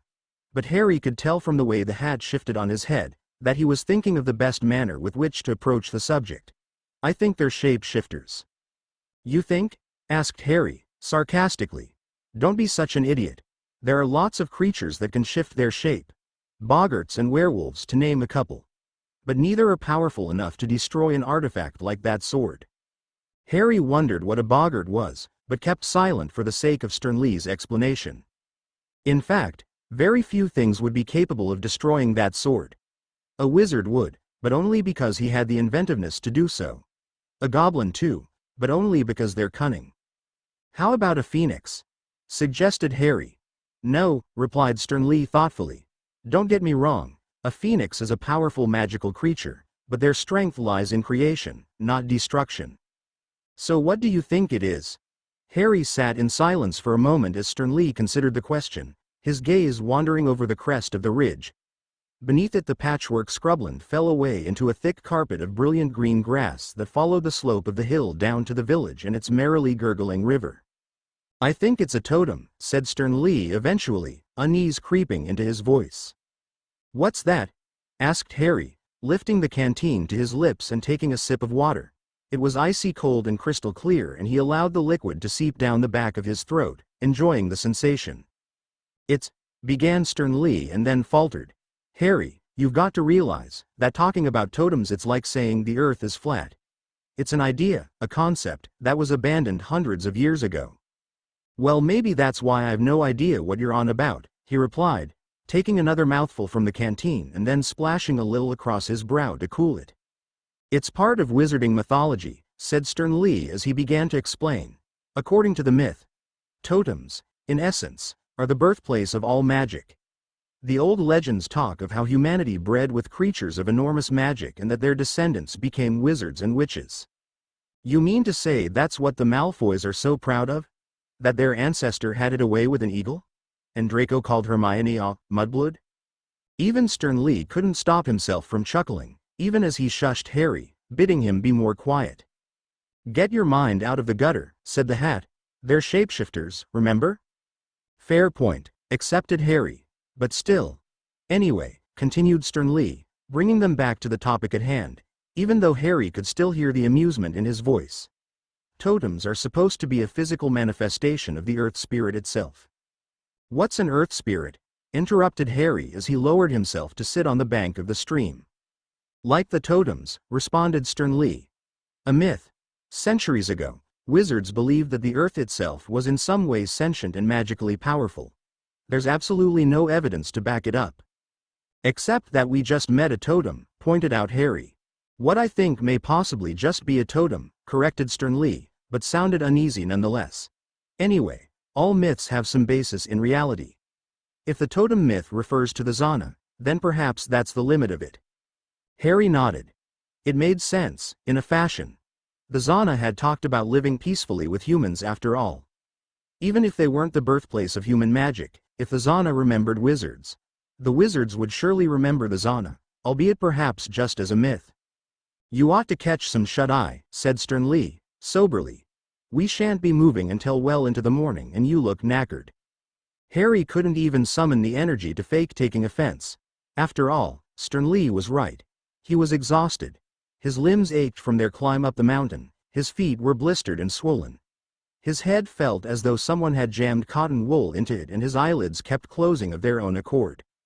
This time, he said, warn me if any enormous birds come down to take you away. Will do, said Stern Lee. He might have said something else, but Harry couldn't tell, because he was already drifting to sleep. Harry awoke to the sound of screams. His eyes flicked open and stared upward. High above he could see stars in the dark sky. A faint glow of flickering light from the fire he'd laid the night before illuminated the branches above him at weird angles. Smoke drifted overhead, thick against the sky, and Harry suspected, just from the quantity of it, he might have stacked too much wood on the fire. Except he didn't remember laying a fire. Harry sat bolt upright and looked around, rubbing sleep from his eyes. He was still in the rut on the mountainside, Stern Lee on the ground beside him. There was no fire in the camp at all. Instead, the bright orange light was coming from somewhere over the ridge. Valbona village was burning. A strong breeze drifted along the valley, bringing the smell of smoke to Harry's nostrils and the sounds of screams to his ears.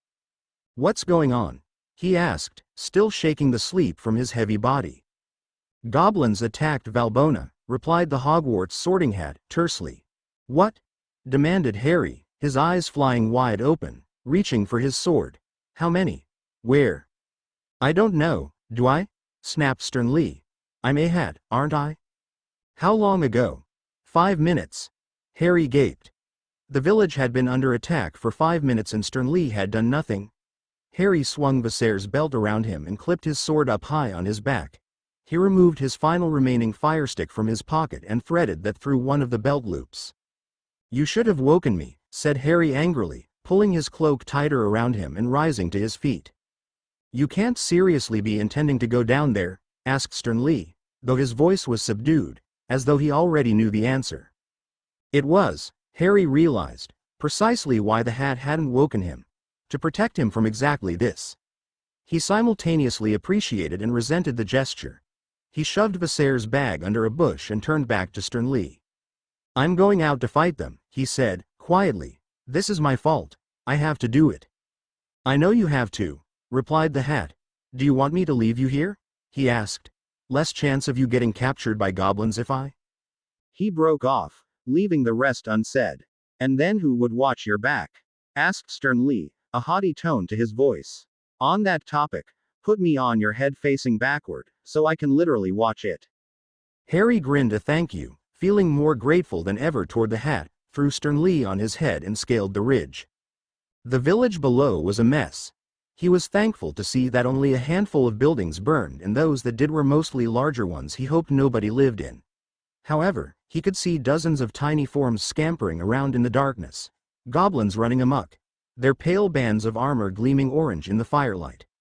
Harry descended the hill, trying to find a balance between moving as fast as he could and making as little noise as possible, grass and gorse softening his footfalls. He managed to cover the open ground without a single goblin spotting him, and he crouched in the shadow of a building to catch his breath. Still panting slightly, he chanced to glance around the corner. In the road was the still form of a young man, dark liquid pooled around him. Harry drew in a sharp breath and closed his eyes. The goblins weren't taking prisoners, that much was obvious. Slowly, he drew Viserys' sword. It wasn't as heavy as he'd imagined it might be, but it was very long for his small form, and he had to hold it in two hands before him. When he finally crept around the corner, he could see right down the single street leading along the river, all the way to the edge of the village on the other side. The goblins were moving along the thoroughfare, away from his position. The villagers seemed to be putting up little resistance, running before them, and the warriors scuttled about, chasing the villagers, kicking over dustbins and throwing lit torches through the windows of every building they passed. There didn't seem to be any rhyme or reason to the attack, other than to destroy the buildings.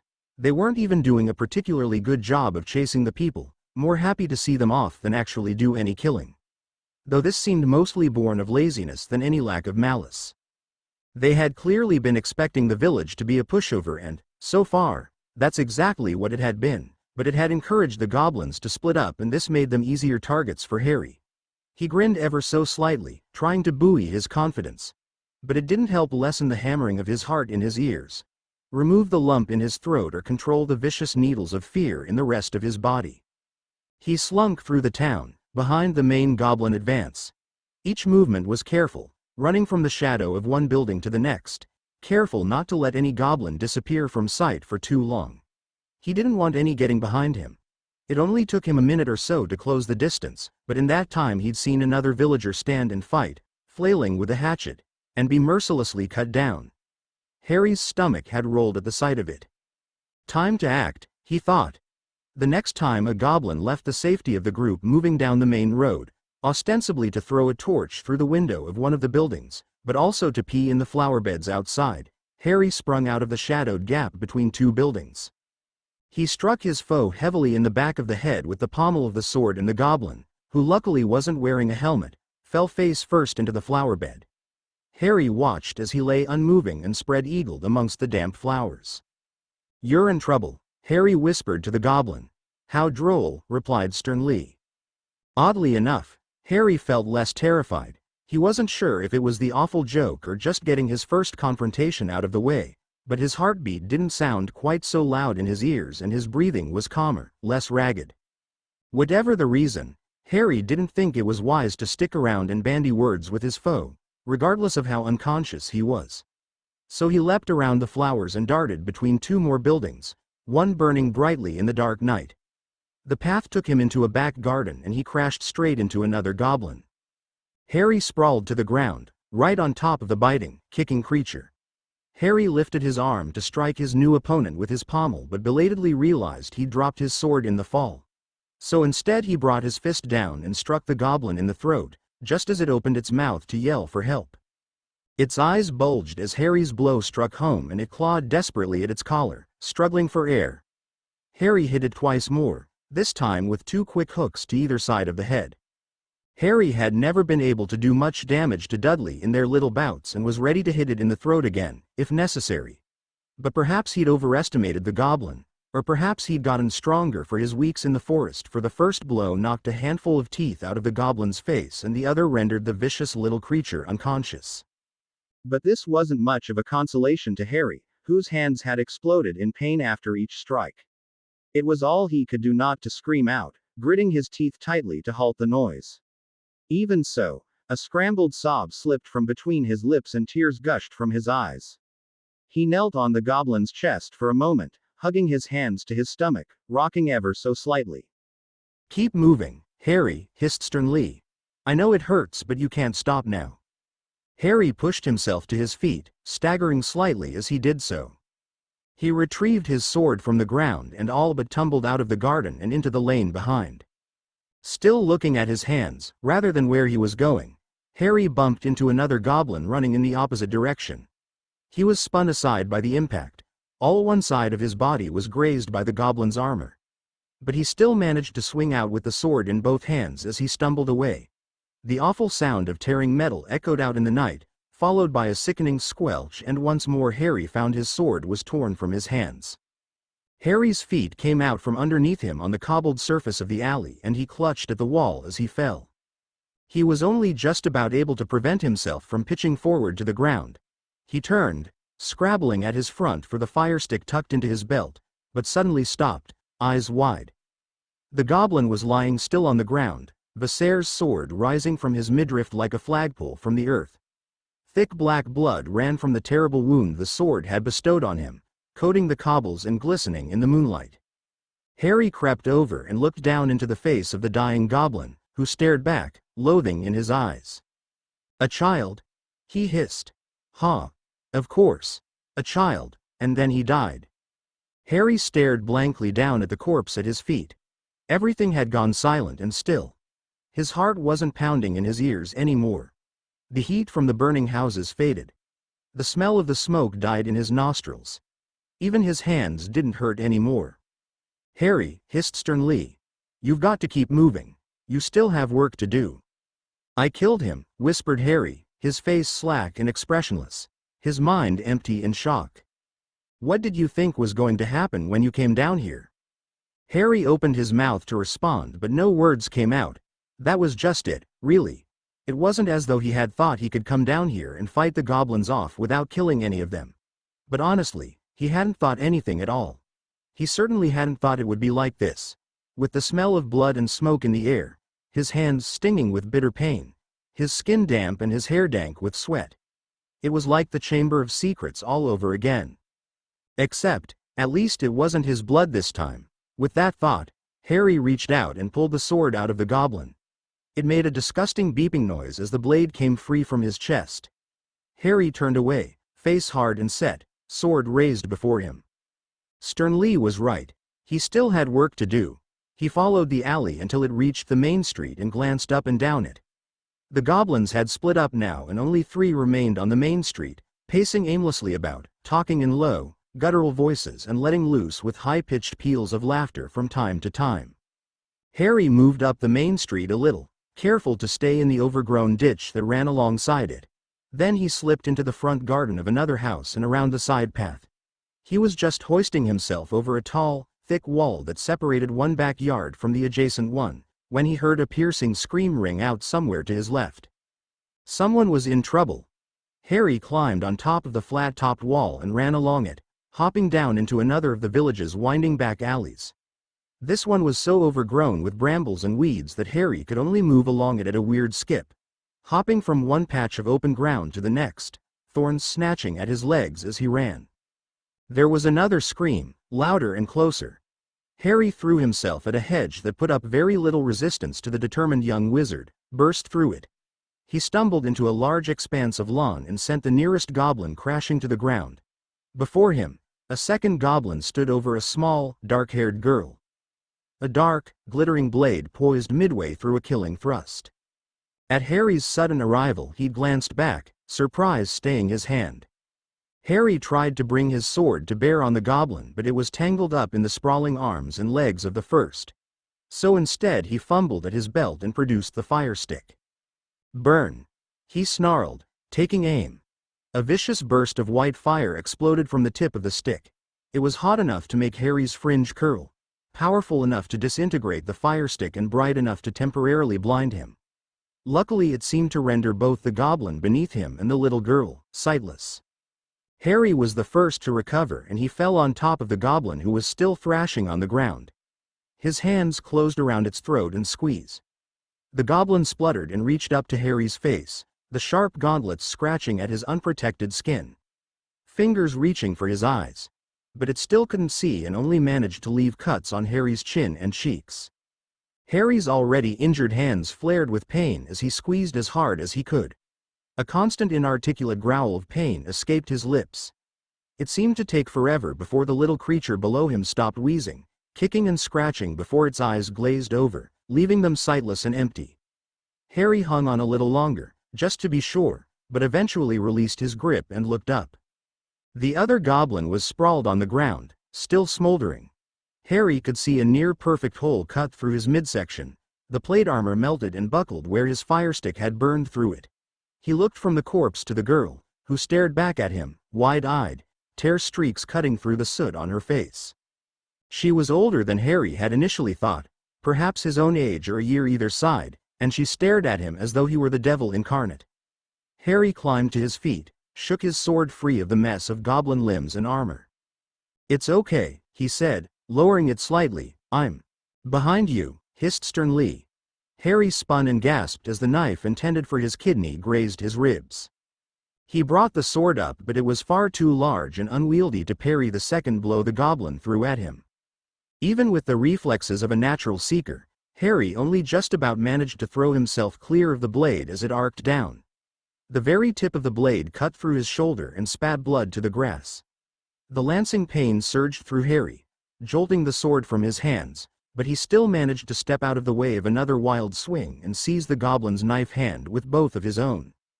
He pulled the arm sharply, took advantage of his opponent being off balance and pulled the goblin's face down to meet his rising knee.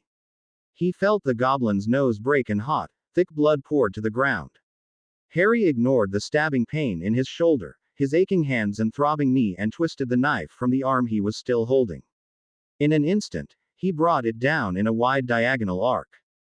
He turned back to the girl, who was still on the ground, and offered her his hand. She hesitated for a moment, then took it and Harry hauled her up.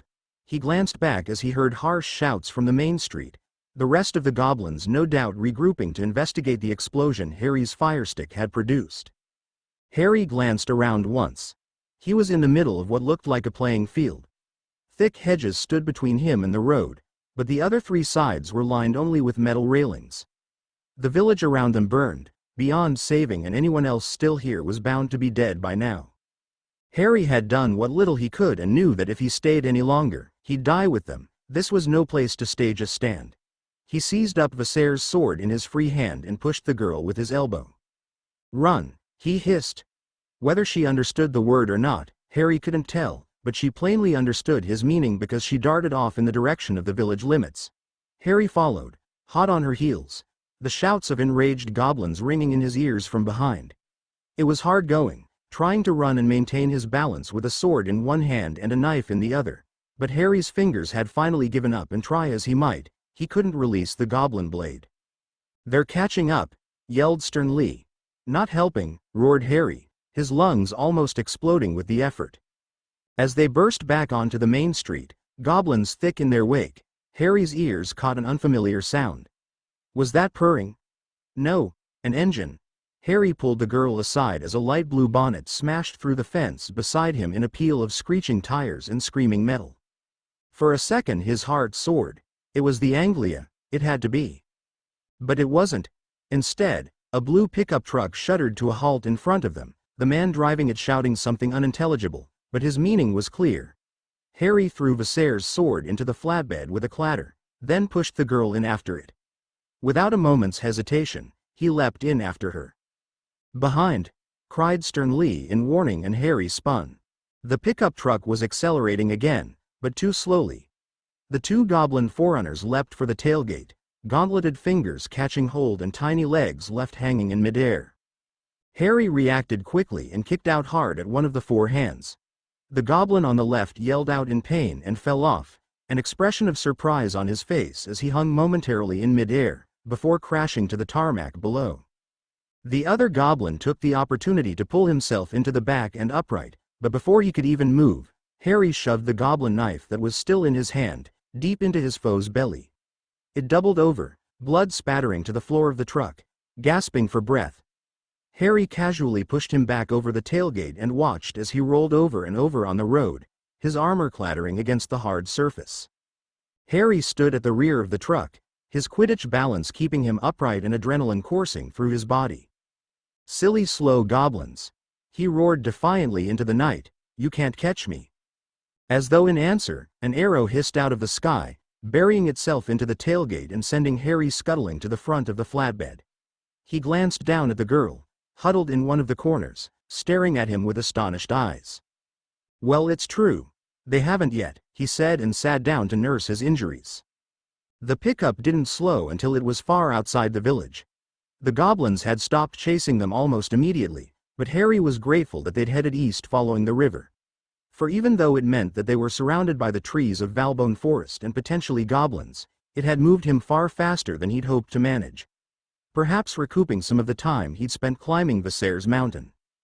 The girl he'd saved in the village hadn't spoken a word to him for the entire duration of their drive, but instead had sat in her corner and stared at him with obvious worry. Harry didn't care. In honesty, he preferred the silence.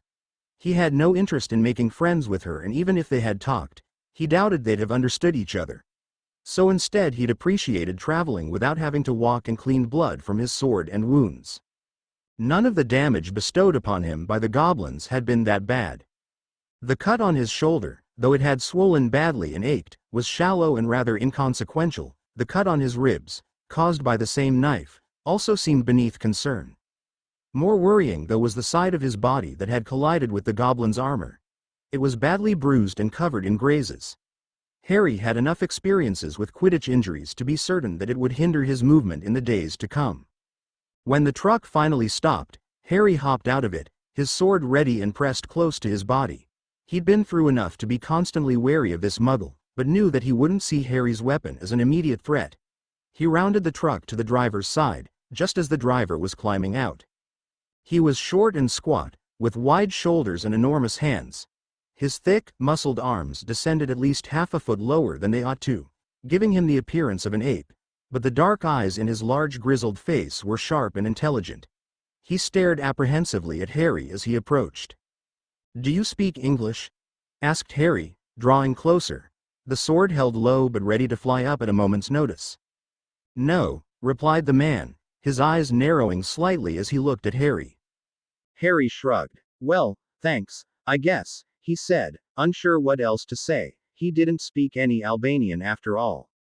"You have Viserys' sword," observed the man quietly, and Harry's stomach twisted in his gut. He said he didn't speak English, thought Harry, frowning at the man. And how does he know anything about Viserys? Is this man a wizard? Rather than saying anything, he just stared at him. "You're not Viserys, are you?" asked the man. Harry stared at him. "I don't mean any harm," the man said reassuringly.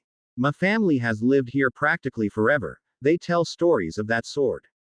"I'm not Viserys," Harry said, careful to leave as little intonation in his voice as possible. "I didn't think you were," said the man, shaking his head. "The stories speak of bright orange eyes. You are one of his Drangas, then?" "I might be," replied Harry, though he didn't know what one of those might be. This man was making him more and more worried by the second, and Harry was tempted to run. "I knew it," hissed the man, his face lighting up with excitement. "I knew the stories were true. My father told me them, and his father told him them, and so on for hundreds and hundreds of years. And probably much longer than that," thought Harry, "if Viserys was in them. They told me I was mad when I warned them about the little people," the man continued, looking very excitable. "But they know now, don't they?" "Not if they're dead, they don't," replied Harry, shrugging. The man's face fell, the excitement coming out of him all at once to be replaced by wild-eyed grief. Harry suddenly felt ashamed for speaking so callously. The village had probably contained all of the man's friends and family after all. Had probably been the man's entire life.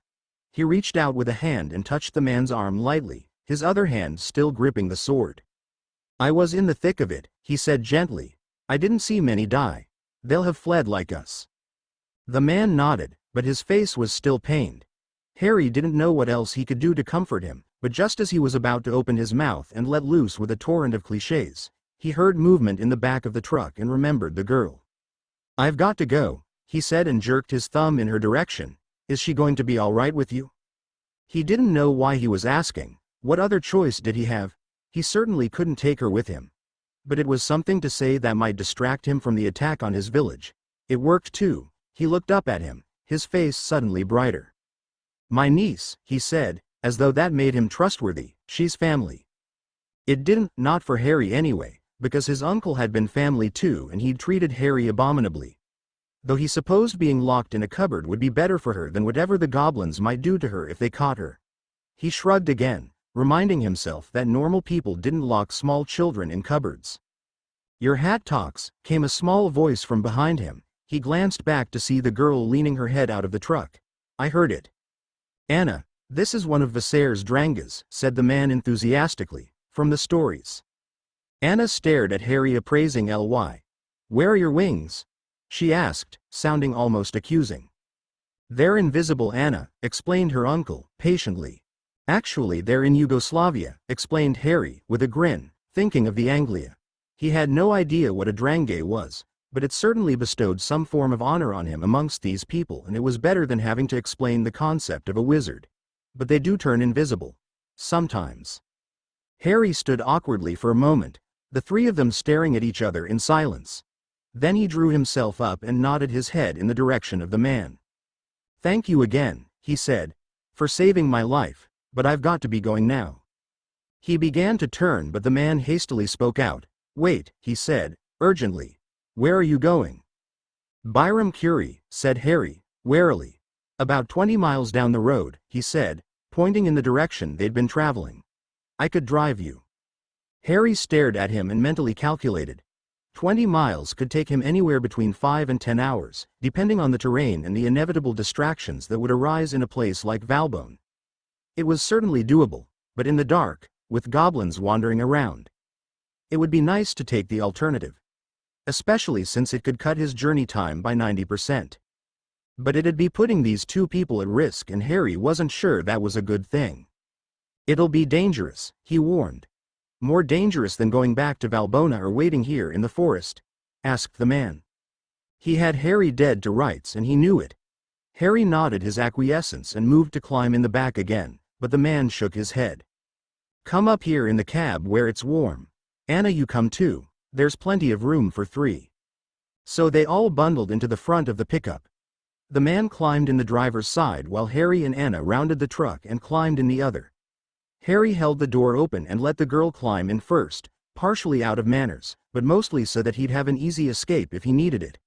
The expression on the uncle's face told Harry that he'd noticed the deliberate seating arrangement but didn't seem particularly perturbed by it. Harry wasn't sure if this was a good or a bad thing. It would have been impossible for Harry to sit with the sword on his back, so he removed it before climbing in, sticking it in the footwell but trapping it between his knees, so it was easy to hand. It would have probably been impossible to swing in the small confines of the cab, but the intent was there and Harry saw again from the man's expression that he'd got the message. A moment later they were moving along the road again, at a considerably more cautious pace, the headlights on low beam in an attempt to attract as little attention as possible. Clearly, whoever this man was, he knew enough about the forests around these parts to know that they weren't entirely safe. I'm Yerj, said the man, gazing intently ahead. I forgot to introduce myself. Harry caught the glance that Anna gave her uncle and decided that if Yerj was his real name, he'd eat his hat. Oi, thought sternly, moving ever so slightly on his head. I heard that. Harry ignored him and went back to looking out of the window. On his side of the road, the side of the valley rose steeply up into another mountain that looked vaguely familiar. Every now and then they'd pass smaller but similar-looking valleys that all connected into this much larger one. Harry suspected that he must have been in one of these smaller valleys and wondered why he'd never noticed the road running so close to him. Valbonne is made up of a series of interconnecting valleys, began sternly in his head. Some of them belong to the Muggles. Others to the Goblins.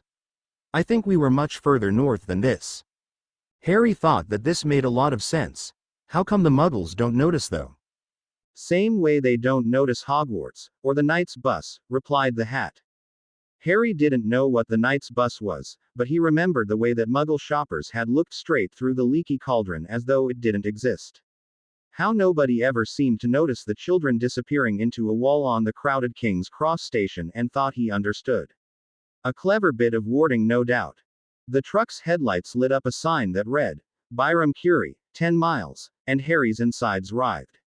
Out of the frying pan, he whispered to himself. Jurg and Anna stopped a few miles out of town.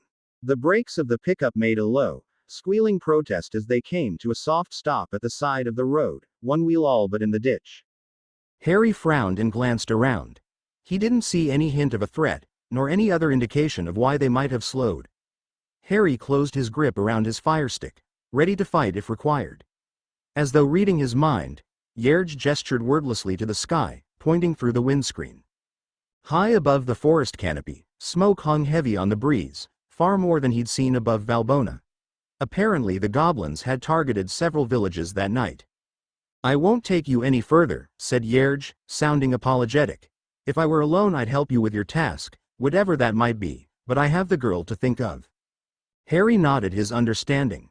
Despite his suspicions, the pair of them been nothing but helpful, though somewhat too inquisitive for his liking. Now it was his turn to return the generosity. North, above Valbona, he said. There is a little ridge on the mountain. Do you know it? Yerj nodded to indicate that he did. On that ridge, under the tree and in a bush is my bag, he said. There's food, water and other supplies in it. There's not a lot and I don't know how useful it might be, but if your village is as damaged as I think it. Yerj reached across and gripped Harry's hand. The gratitude on his face spoke volumes. Harry bowed his head in their direction, then smiled and clapped Anna on the shoulder. Then he was clambering out of the truck and moving along the road before either of them could manage a word. The sooner he got away from them, the safer they'd all be. At the first bend he slipped back into the forest, careful not to lose sight of the pillar of smoke. He, of all people, knew just how easy it was to become disorientated and lost in the woods at night. The sun, just beginning to rise, painted the silent forest was in a pale half-light. The trees cast long shadows across the ground that ran up their neighbors' trunks and the movement of their leaves distorted the world around him. Harry shuddered. Night in the forests of Valbona was unnerving enough without a horde of angry goblins running around in the darkness.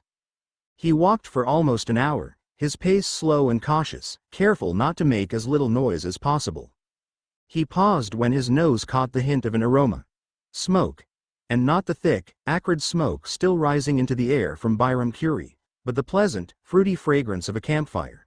There were other scents too. The cooking of meat and something else, barely detectable.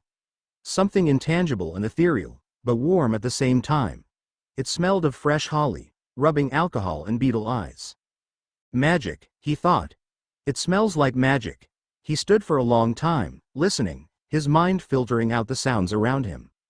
A moment ago, he'd heard only silence, now he knew that every inch of the forest was alive and buzzing. Every sound had been amplified 100-fold into Harry's head and his body resonated with it. The trees lit up with an unnatural red glow that flowed in the breeze like fire. Every blade of grass and the leaves quivered motionlessly, humming with energy.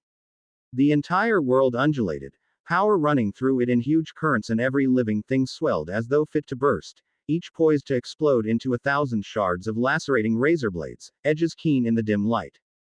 It proved so all-consuming an experience that Harry barely noticed the whisper at the back of his mind. Breathe, it said in soft tones. It'll be, Harry breathed. Sternly's voice crept to him through the haze. Are you okay, Harry? Harry took a deep breath. Relax, said the other voice, sounding far away. It's okay.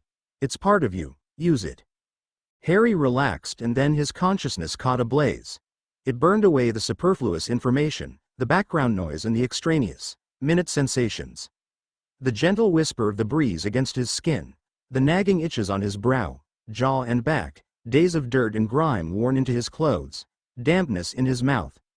These and every other sensation was reduced to little more than sentience and one distinct noise, bouncing around his head like the sound of a jackhammer.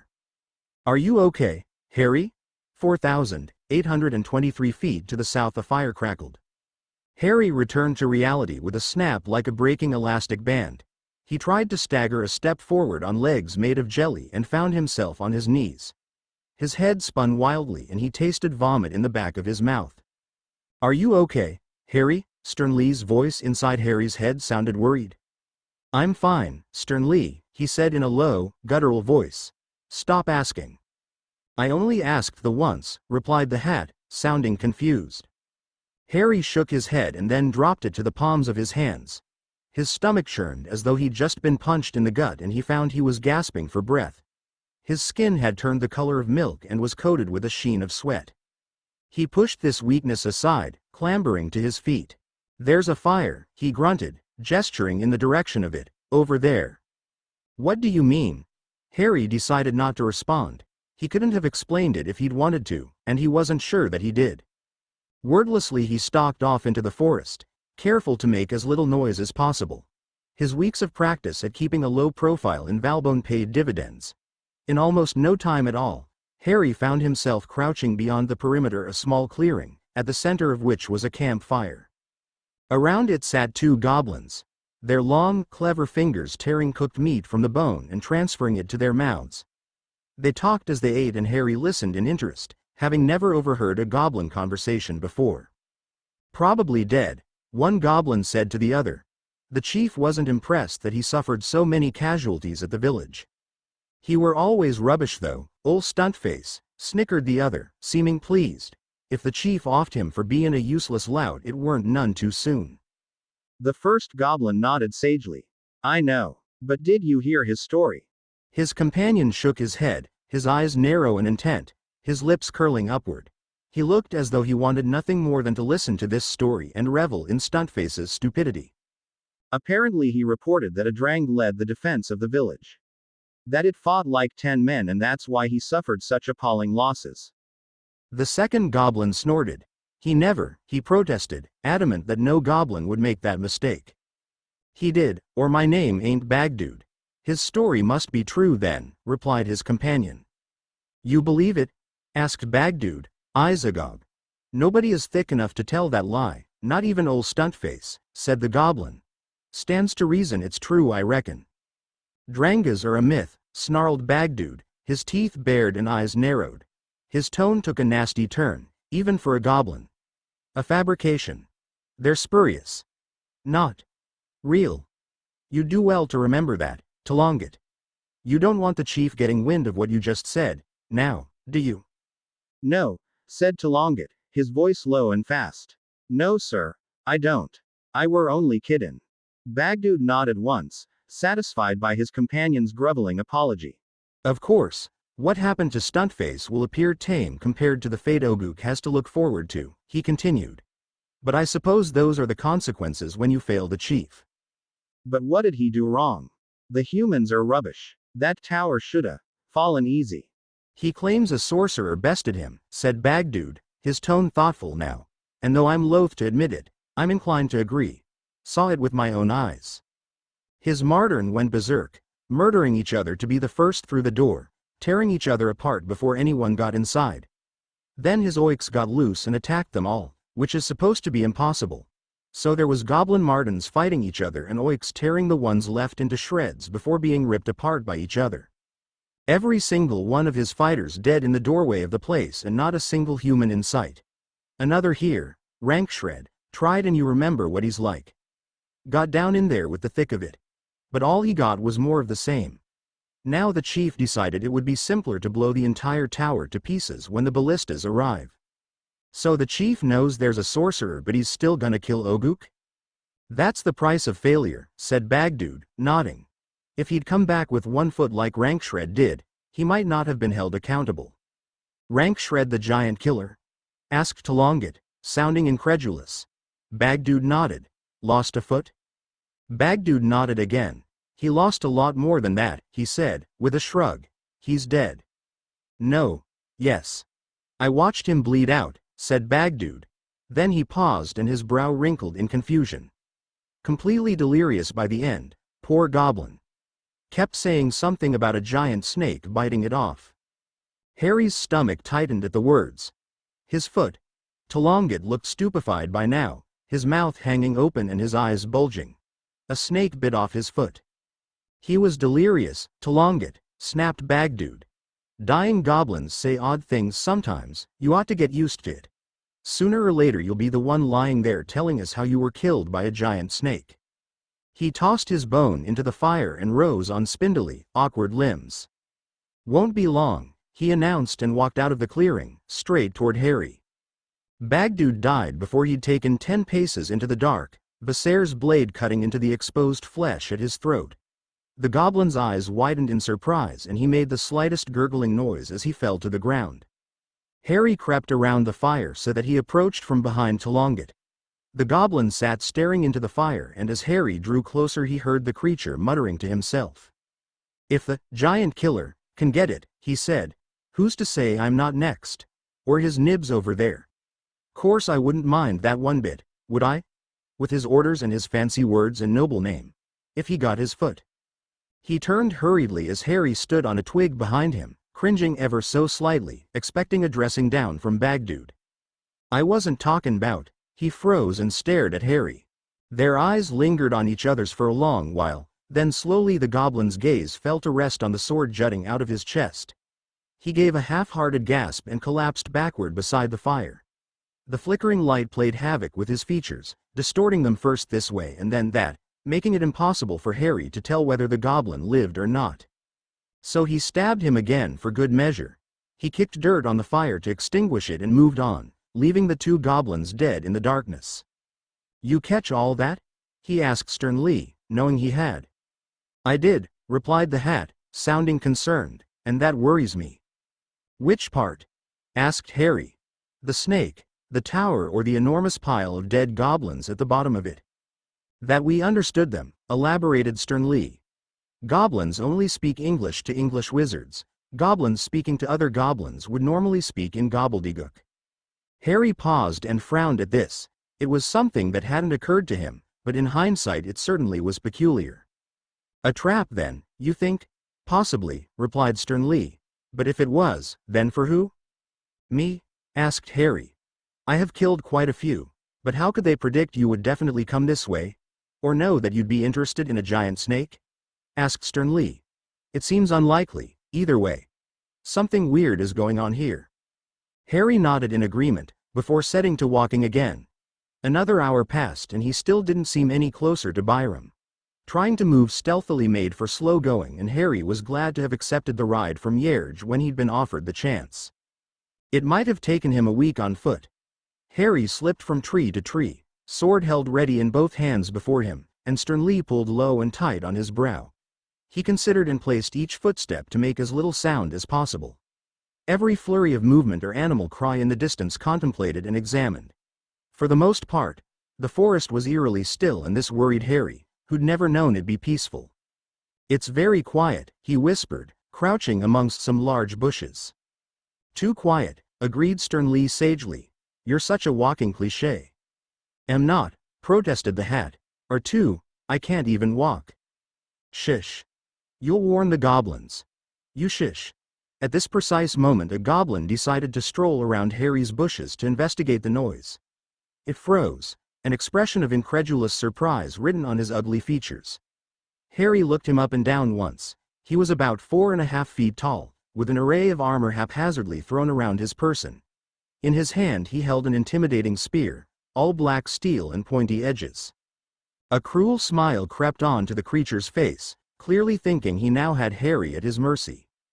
He took a pointed step forward, perhaps expecting Harry to run, but the boy who lived held his ground and tilted his head to the side, as if merely curious.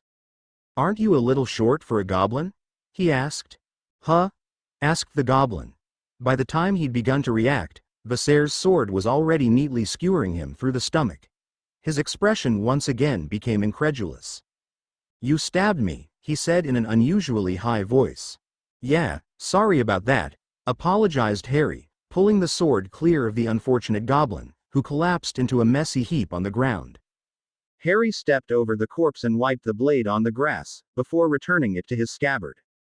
"I thought goblins were supposed to be smart.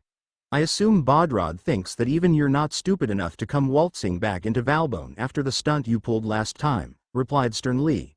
"He's clearly put his thickest and most clueless in to patrol these forests." Harry stopped. This time in the shade of an enormous oak, it was his turn to wear the incredulous expression. "Wait, You're being serious? The Brotherhood of Goblins is led by someone called Bodrod the Bearded? It is indeed. Harry gave a low whistle. No wonder he's got such a rubbish attitude.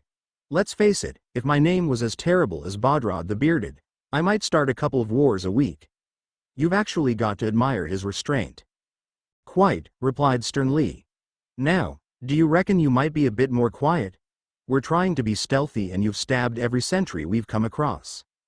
Harry moved across the next stretch of open ground and ducked behind another large trunk. This one was cut off near the top, the dark, burned patches indicating it was perhaps struck by lightning in the same storms that had terrorized Harry during his time in Valbone. You say that like 3 fewer goblins in the world is a bad thing, he objected. 2 days ago you'd have agreed with me. 2 days ago I'd never seen anything like this, replied Harry, coming to the edge of the forest. Byram Curie sat in a natural hollow in the landscape, a small town, no more than a village really. It would have fit into Little Whinging 5 times, certainly what little remained of it could have. The buildings burned. The slight breeze fanned the flames and pulling the smoke low along the streets, up the embankment at the near edge of town and into the forest. It was deathly still, but looked far from deserted. Corpses littered the town, strewn across the tarmac like a newspaper caught by the wind. The goblins here had been far more efficient in their dirty work than the ones at Valbona had been. Harry's stomach lurched. Those dark, limp ragdolls of every size lay heavy on his conscience. Their deaths were his fault after all. He'd started this war. You think that's what they were talking about? Asked Sternly, inclining in the direction of a large tower rising prominently into the sky at the far end of town. Though he recognized it as a blatant attempt to distract him, Harry was grateful for it. I should imagine so, he said softly, then steeled himself for the descent into Byram. Now that the tower loomed over him, Harry thought it might be a church of some kind. 12 years of experience told him that people, neither magical nor muggle, constructed something so enormous for no reason. They built them to make a point. Sometimes to display power and sometimes piety. And Harry didn't think the building was opulent or formidable enough to be the former. It's a mosque, I think, supplied Sternly, as though he knew what Harry was thinking. Maybe he did. Harry nodded. He'd never seen a mosque before. But if he'd been asked to imagine one, based on what little he knew, this could well have been what he imagined. It's very impressive, he remarked and crept closer to the large, peaked door. It's a little odd, replied the Hat. That's no way to talk. Religion is important to some people.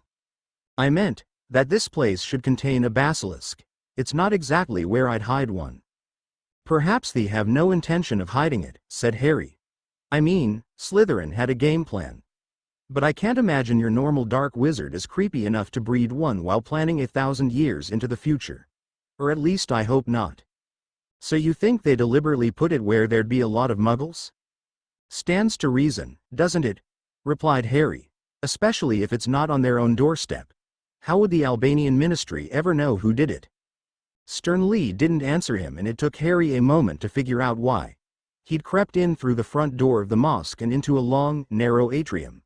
At the far end of the room was the most disgusting thing Harry had ever seen. Around 30 goblins and 20 oiks lay in an enormous puddle, and every single one of them were in pieces. Gore coated the floor in a thick carpet and blood was splashed up the walls in high, arterial arcs. Whatever else you might say about Bagdude, he'd been truthful about this. The weapons of the goblins lay abandoned and unused. Harry could tell that they'd gone at each other with fists and fangs. Punching, ripping and tearing until there was nothing left of each other but this sordid mess. It took everything Harry possessed not to vomit where he stood. But he managed to pull himself together long enough to take a staggering step in the direction of the nightmarish sight. It was all he needed. After that one step, the next came easier and the one after that. Eventually he was moving swiftly, albeit a little mechanically, through the middle of the carnage. Be careful, whispered Sternly. You don't know what caused this. Annoyance shot straight through Harry like a thunderbolt. Did Sternly think he was a moron? I'm not an idiot, he snapped. I didn't say you were. Just be careful. Harry's eye twitched. You implied it, growled Harry. I'm not thick enough to walk straight into something like this and not be wary of it. He looked down at his feet as the first shoe came in contact some dried blood on the tiled floor. It was dark and didn't look real. It wasn't much like blood at all. Not really. Perhaps goblin blood was different to human blood. But the smell. He looked around, disgusted, and wondered what it was that could drive the goblins to act like this. Though, the more he thought about it, was there much difference between this and what he'd seen outside in the rest of Byram? Only that it was goblins killing goblins, rather than goblins killing people. Would he have killed them himself now that he'd see what they were capable of? Probably. Probably. Definitely. But it wouldn't have been like this. Harry would have dragged it out, would have torn them into little pieces while they still breathed. Would have laughed as he did it. Would have danced in their blood, rolled in it and... "Harry, relax," said Stern Lee. Harry realized his hands were squeezing the hilt of the blade he couldn't even remember drawing. Annoyance shot through him again. Who was Stern Lee to tell him to relax, anyway? It wasn't Hats lying in the streets of Byram, murdered and burned. Wasn't him who'd caused it. He ought to snatch that stupid, sanctimonious hat off his head and cut him to shreds. Ought to? He would. Damn it. Harry began to lift a hand. "Be still," commanded the voice inside his head, the one that wasn't Stern Lee. Harry paused, was aware of Stern Lee saying something to him, but didn't know what. He was aware that he ground to a halt in the midst of the hall's carnage. He was aware of blood, still wet, seeping through his ruined shoe and coating the bottom of his feet with gore. "Why are you angry?" asked the voice. "Because he's so infuriating, because he constantly thinks he knows better, because he treats me like an idiot." "And those are reasons worth destroying him for?" "Yes," replied Harry at once, but then faltered, "No." So why was he so angry? Why had he drawn the sword? Why was he ready to destroy Stern Lee? Was he going mad? "It's an enchantment," said the voice. "How'd I beat it?" "Clear your mind." Anger surged through Harry again. Clear your mind? What sort of advice was that? Harry wanted to tell the voice where to shove his clear mind. "That's the enchantment speaking," said the voice. "Clear your mind." Anger washed over Harry, followed by an intense concentration, followed by more, harrowing anger. Harry's face screwed up from the strain of all the competing emotions in his head. "If you're too weak to beat this," said the voice calmly, "you'll be lost to the madness. You'll tear Stern Lee apart and then yourself. You've been stronger than this in the past. Are you going to be weak now?" Harry growled. He'd show that voice. He hadn't ever been weak. He wouldn't be weak. He wasn't ever going to be weak again. With his anger and his concentration working together now, in unison, Harry focused more intently than he'd ever had before. He urged every inch of his mind to push every extraneous little bit of thought and emotion out of his brain, crushing anything that popped into his head with intense ruthlessness. The world around him seemed to grow darker, the room narrowing in his vision until it was nothing more than a pinprick of light. Until there was nobody in the world but Harry. The plastered walls began to smudge and it was an invisible hand was squeezing the world, manipulating the very fabric of the reality. But none of this bothered Harry. He stood, calm and relaxed, his eyelids heavy and his heartbeat stilled to a murmur. "Clear your mind." The three words hung on the breeze, as literal and physical as the fingers on his hand. 3 words of blue dust that floated from the ceiling and suffused Harry, bathing him in understanding. In that instant, everything became clear. Stern Lee, the sword, the Anglia, the lynx, the basilisk, the disembodied voice, Sheeta, the eagle and Valbone. He understood all the mysteries that had been dancing around him for so long. Understood it all, his place in the world, but it was momentary, fleeting and elapsed as soon as it came. The knowledge fell from him like a ton of bricks, leaving him empty. Like someone had drained the life out of him. The loss was almost physical and he staggered for a moment. Even the memory of the truth he'd possessed began to ebb away. He couldn't even recall how it had been to possess it and maintained only a vague awareness that he'd ever had it at all. "Harry?" asked Stern Lee, sounding confused and worried. Harry once again annoyance surged up inside him. A homicidal wave of anger that wanted him to destroy everything around him. But it was different this time. Now he felt the magic working. Instead of experiencing the emotion, it was like a headache, invasive, unpleasant, but surmountable. He pushed the feelings aside. "There's an enchantment here, a strong one," It's what made the goblins do this, he hissed from between gritted teeth. You're resisting it. How? I almost didn't. By clearing my mind. By clearing your, began Stern Lee, but then the hat fell silent and thoughtful.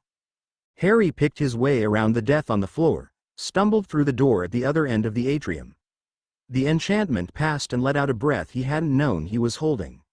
He slumped to his knees, body trembling, the aroma of blood still heavy in his mouth and nose. He knelt for a while and took deep gulps of air. Harry, what made you clear your mind?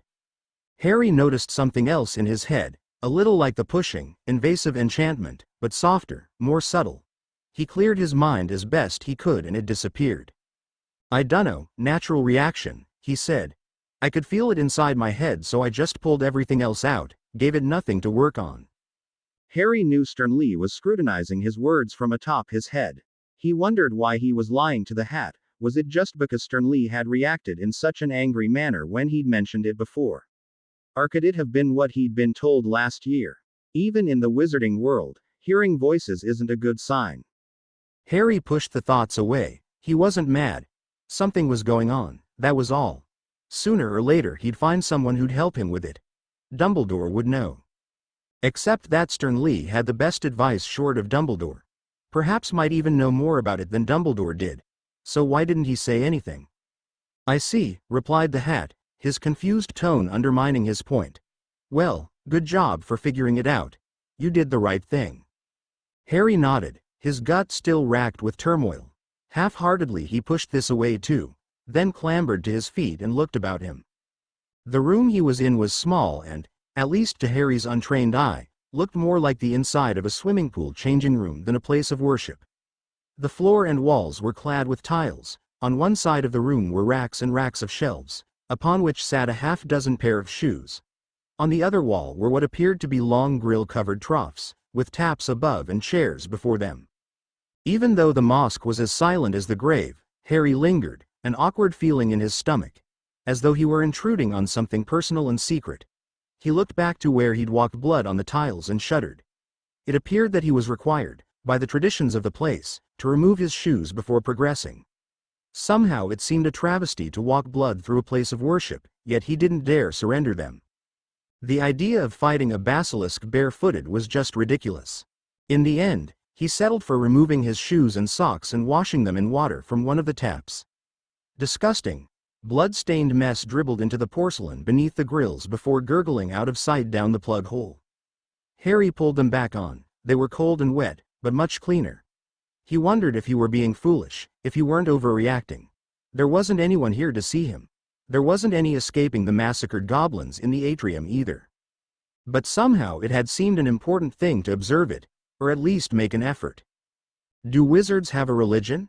He asked Stern Lee, his curiosity bubbling over before he could stop it. The hat was taken off guard by this abrupt question. Only the usual ones, I suppose, he said, sounding a little confused. Harry thought he might have interrupted Stern Lee's train of thought. Normally only the Muggleborns, too. Wizards don't set much stock in that sort of thing. I suppose when you grow up with miracles commonplace it doesn't really seem relevant. Harry considered this and nodded. It made sense, he supposed. He pushed a little further on into the mosque, moving from this room into another long corridor. He noted with interest that one wall was broken at regular intervals by wide arches that all led into the same enormous, carpeted room. Harry stuck his head through the first arch he came to and peered around in interest. He supposed this was where the local community would congregate. He thought he recalled, possibly from primary school, that they would pray 5 times a day. The thick, plain carpet on the ground certainly looked comfortable enough to do a lot of kneeling. But the room, despite being enormous, was empty, with nowhere to hide an enormous snake. Nonetheless, Harry was very twitchy, having already fought a basilisk and not relishing having to do so again. Well, came a familiar voice from over his shoulder. His reaction was immediate and violent. Harry spun on his heel, sword poised for a strike that would take the speaker through the throat. A strike that he never made. Because the sight of the person who stood behind him stunned him so much that he couldn't move a muscle. "Hello, Harry Potter," said the 16-year-old Tom Riddle. "It's good to see you again." Harry shook his head in disbelief. "You can't be real," he said. "I destroyed the diary. You were only a memory." "A good hypothesis," admitted Tom, walking closer to Harry, his dark eyes glittering. "Except, I can touch you now." And with that, he prodded the point of Harry's blade with his index finger. Then both of them watched, one in fascination and the other in horror, as blood trickled from his fingertip. The blood ran down the length of the blade and then dripped to the floor. The sound of the droplets striking the floor echoed around the room until they sounded like a cannon in Harry's head. Bang, bang, bang, bang. Like the heartbeat of an enormous monster. Harry might have preferred that. "Am I actually seeing him?" asked Harry. "Unless we've both simultaneously gone mad," offered Sternly, his tone grave. "But the odds of that are very unlikely," finished Harry, swallowing. For his part, Tom Riddle just stared, dark malicious eyes burrowing into Harry's. Part of Harry wanted to strike out with the sword and sever the boy's head from his shoulders. The other part was frozen in terror, too afraid to move, let alone attack. "How are you here?" he whispered. "How am I here?" asked Tom, in a mocking, sing-song voice. "What do you think, Harry Potter?" "I don't understand," Dumbledore said. Tom Riddle's laugh was high-pitched and terrible. His lips drew back over his teeth in a horrific parody of a smile and his eyes flickered red, just for a moment. Dumbledore said, "Did he?" he said, dark merriment still ringing in his tone. "Guess what, Harry Potter? Dumbledore doesn't know everything. In fact, I'd go as far as to say that Dumbledore knows almost nothing about anything. He's old and senile and can't protect you from." "Shut up," shouted Harry, finding his voice. "Just shut up, you're wrong." Tom Riddle laughed again. What a dashing retort, he chortled. "Shut up," he says. "Stung did it, that one? Came a bit too close to the truth?" "Dumbledore is a better wizard than you'll ever be," snarled Harry. "We beat you in the chamber." "We?" asked Riddle. "I didn't see anyone but you. Dumbledore was there in spirit, was he?" "He sent me Fawkes and Sternly, as I said in the chamber," scoffed Riddle. "A songbird and an old hat. If Dumbledore cared, if he could protect you, don't you think that he'd come himself? No, Dumbledore is a scared old man and you survived by luck. Just as you always have." "That's not true." Riddle screwed up his face in scorn, pushed the blade aside and made to step closer to Harry. The fear that had kept Harry frozen to the spot vanished. He leapt backward, sword ready to strike. Tom stopped coming forward, but didn't look impressed or alarmed. If anything, he looked rather bored. Every inch of Harry was screaming at him to strike, to run Tom through, but something stopped him. A nagging voice in his head told him that Riddle was right. That Dumbledore wasn't here to save him. "If Dumbledore is so great," continued Riddle, "why isn't he here, protecting you? If he's so great, why hasn't he sorted out this whole Albanian ministry thing? Why hasn't he sorted out the goblins? Why hasn't he come to protect his precious boy who lived? Why couldn't he even stop me from killing Ginevra Weasley?" Harry's mouth went dry. "What do you mean?" he asked, voice hoarse. "What do you mean, killed her?" Riddle's eyes went wide with surprise. "Oh, you believed her safe?" he asked, and then he laughed again. "Dumbledore didn't even tell you? The Dark Lord's possession isn't that easy to overcome. All you did was buy her a few more months. She withered away into nothing a few days after you left." "No, she didn't," shouted Harry, shaking now. "You're lying." Tom Riddle shrugged. "How else would I be here?" he asked. "How else could I be?" Harry didn't have an answer. "I almost feel sorry for you, Harry Potter," said Tom, turning and walking a few steps away. "You saw in the diary how Albus Dumbledore treated me, but what he's done to you is far worse. He made you trust him and strung you along in his silly little games." Harry's brain felt like it had been smashed to pieces, or like someone had thrown something into the cogs. His thoughts were coming to a standstill, nothing was making any sense. "Harry, don't listen," urged Sternly. "Oh, shut up, Hat," snapped Tom, whirling around. "Dumbledore's little spy. You've been whispering in Harry's ear all this time, haven't you? You were the next helpful friend that Dumbledore conveniently placed in his path, like Hagrid and Hermione and Ron and Ginny before you. That little motivation to help him overcome the next big obstacle in the path Dumbledore has laid out for him. Aren't you suspicious, Harry Potter, that you were in Dumbledore's office when all this started? Aren't you suspicious that in your fragile, broken state you chose the Sorting Hat and the Sword of Gryffindor? The very same tools Dumbledore sent his defender. What are the odds? Harry felt like he'd been drenched in cold water.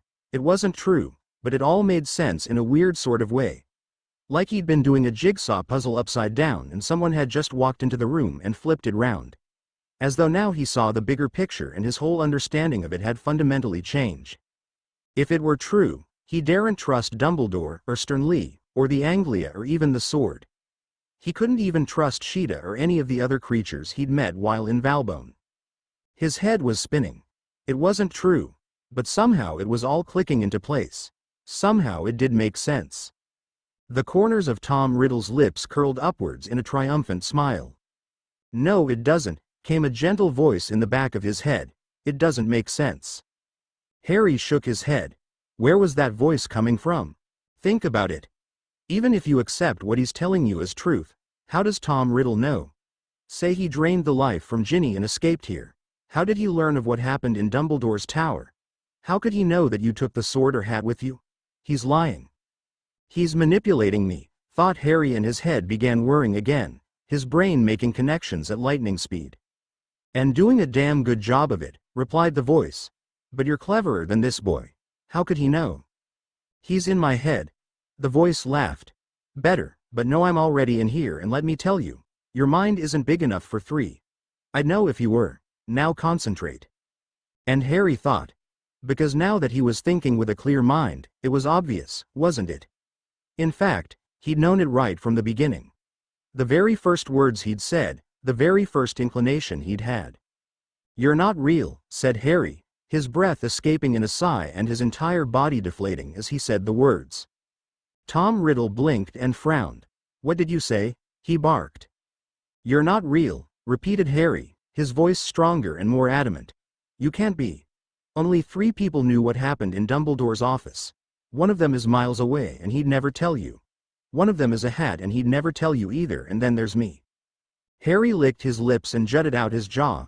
So somehow, you're playing me. You know what I'm scared of and you're using that against me. And what's more, you're not even Tom Riddle. Tom blinked and scowled, opened his mouth to reply, but Harry spoke across him. Tom Riddle isn't an idiot. He's failed before because he talked for too long instead of simply killing me. He wouldn't make that mistake again. Without giving any overt indication or warning, Harry flashed the sword out, aiming for Riddle's neck. The blade went clean through and out the other side. No blood, no decapitation. Just a wisp of dark smoke that followed the blade. Harry glanced down. The blade was clean. Even the blood that had dripped to the floor had disappeared.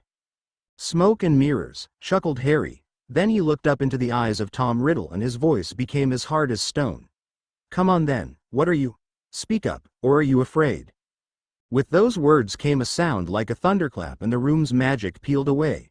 The pristine white walls turned to ash, revealing dark, cracked plaster beneath. The ceiling, high and domed, shook and then collapsed inward without a sound or movement. Beneath Harry's feet, instead of thick, plush carpet, were cracked and broken flags, littered with broken glass. But none of these things held any interest to Harry, not when compared with the creature which had appeared before him. A gray, skeletal figure had materialized 10 feet away from him. It hung there, suspended by thick, black chains that swooped down from the ceiling and were attached to the creature's manacled wrists. It was draped in what, from a distance, looked like cloth, but as Harry approached, he realized was smoke that clung to the figure like thin material. As Harry approached, it became obvious that this was not a man. Indeed, it looked like nothing Harry had ever seen before. The creature was very tall and thin, with flawless pale skin, stretched over jutting bones. It was humanoid, but proportioned in a way that would have been grotesque if it didn't cut such a serenely sad figure. The creature raised its head as Harry drew near, and despite the smoke that billowed as it moved, Harry just about saw the shape of what looked like antlers. Harry had never seen anything that looked so bizarre and alien. Yet he didn't feel the slightest hint of fear as he stepped forward and gazed into its deep, sorrowful eyes. "What are you?" asked Harry, and his heart almost broke as it gave a sorrowful moan. "I think," said Sternly from his head. You're one of a very few wizards to look upon the natural form of a boggart. Or, at least, what's left of this one. What's a boggart? A shapeshifter. It takes the form of whatever it thinks will scare you most. That's what it feeds on, fear. Nonetheless, mostly harmless. What's happened to it? If hats could shrug, Sternly did now. Something terribly evil, I dare say.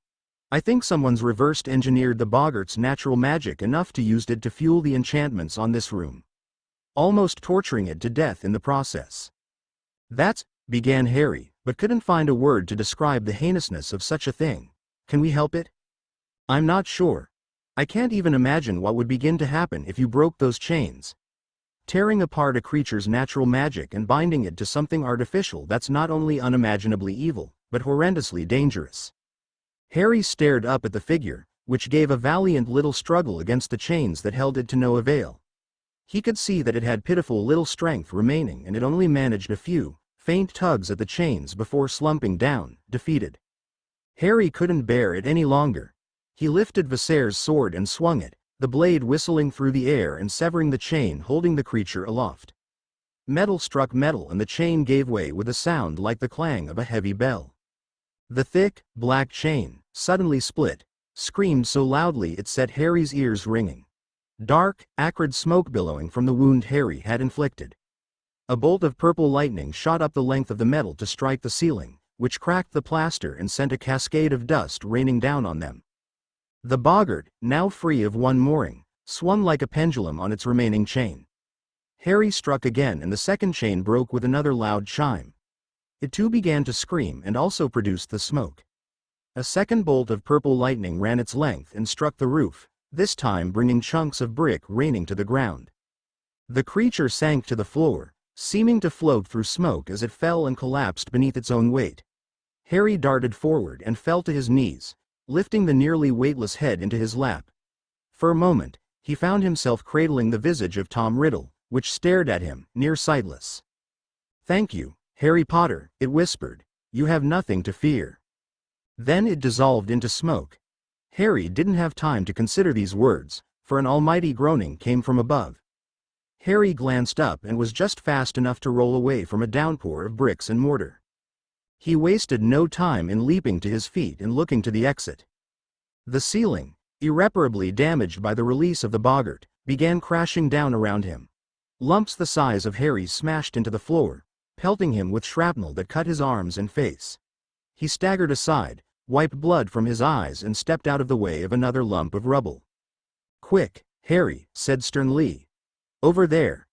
Harry looked in the direction the hat was indicating and saw a small door in the closest wall. He knew with absolute certainty it hadn't been there when he'd entered the room. But in the current state of affairs, he wasn't about to argue and flung himself in that direction. Half running, half falling, Harry collapsed through the doorway and turned to look back into the room, just in time to see an enormous lump of brick and plaster crash down where he'd been standing a split second earlier and block the doorway. "Well, that was lucky," he shouted, through the cloud of dust and above the din. A moment later the crashing noises stopped and Harry took stock of his situation. He appeared to be at the base of a tall spiral stairwell. He climbed 2 steps in order to get a better view up, but the curve of the staircase made it impossible to tell how far it went up. "Well, on the positive side," whispered Harry, in the silence, "we're no longer in danger of being crushed to death by a building." "And on the negative," countered Sternly, "we've only one direction we can go and any chance of stealth has been lost." "Meh, stealth is overrated," replied Harry, with a shrug. "Far too predictable. Give me a good old full frontal assault any day, nobody ever sees that coming." Harry took a few moments to sit on the stairs and tear another length from his already ruined shirt. He gazed down at the tattered, filthy mess and sighed. At this rate, he'd have nothing left of it. He wiped away the worst of the blood from around his eyes and from his forehead, noting as he did how dirty the rag came away from his skin. It would be just his luck to survive goblins, boggarts and oiks, just to be killed by a blood infection. He tied the stained strip of material around his head, to keep hair and blood out of his eyes. Then he looked to Sternly, who he'd placed a few steps up. "How'd I look?" he asked, standing and shrugging the shirt back on. "Like a pirate," replied Sternly, without any trace of amusement. Harry glanced down and found himself forced to admit that the hat was right. Between the discolored headband, his torn trousers, the ripped shirt and the large sword in his hands, he looked every inch a cartoon pirate. Not exactly the way you want to head into battle, he reflected, his tone rueful. I dunno, offered Stern Lee. It's intimidating in a straight-jacket, padded room sort of way. Ah, so that's the tactic then, pretend I'm nuts and the basilisk will run away in fear? Why pretend? Asked Stern Lee, and Harry offered him a cross-eyed, lopsided smile that had them both chuckling. Ah, gallows humor, Harry chuckled, wiping dirt from his eyes. He sighed and then looked up the stairs. Onwards and upwards then.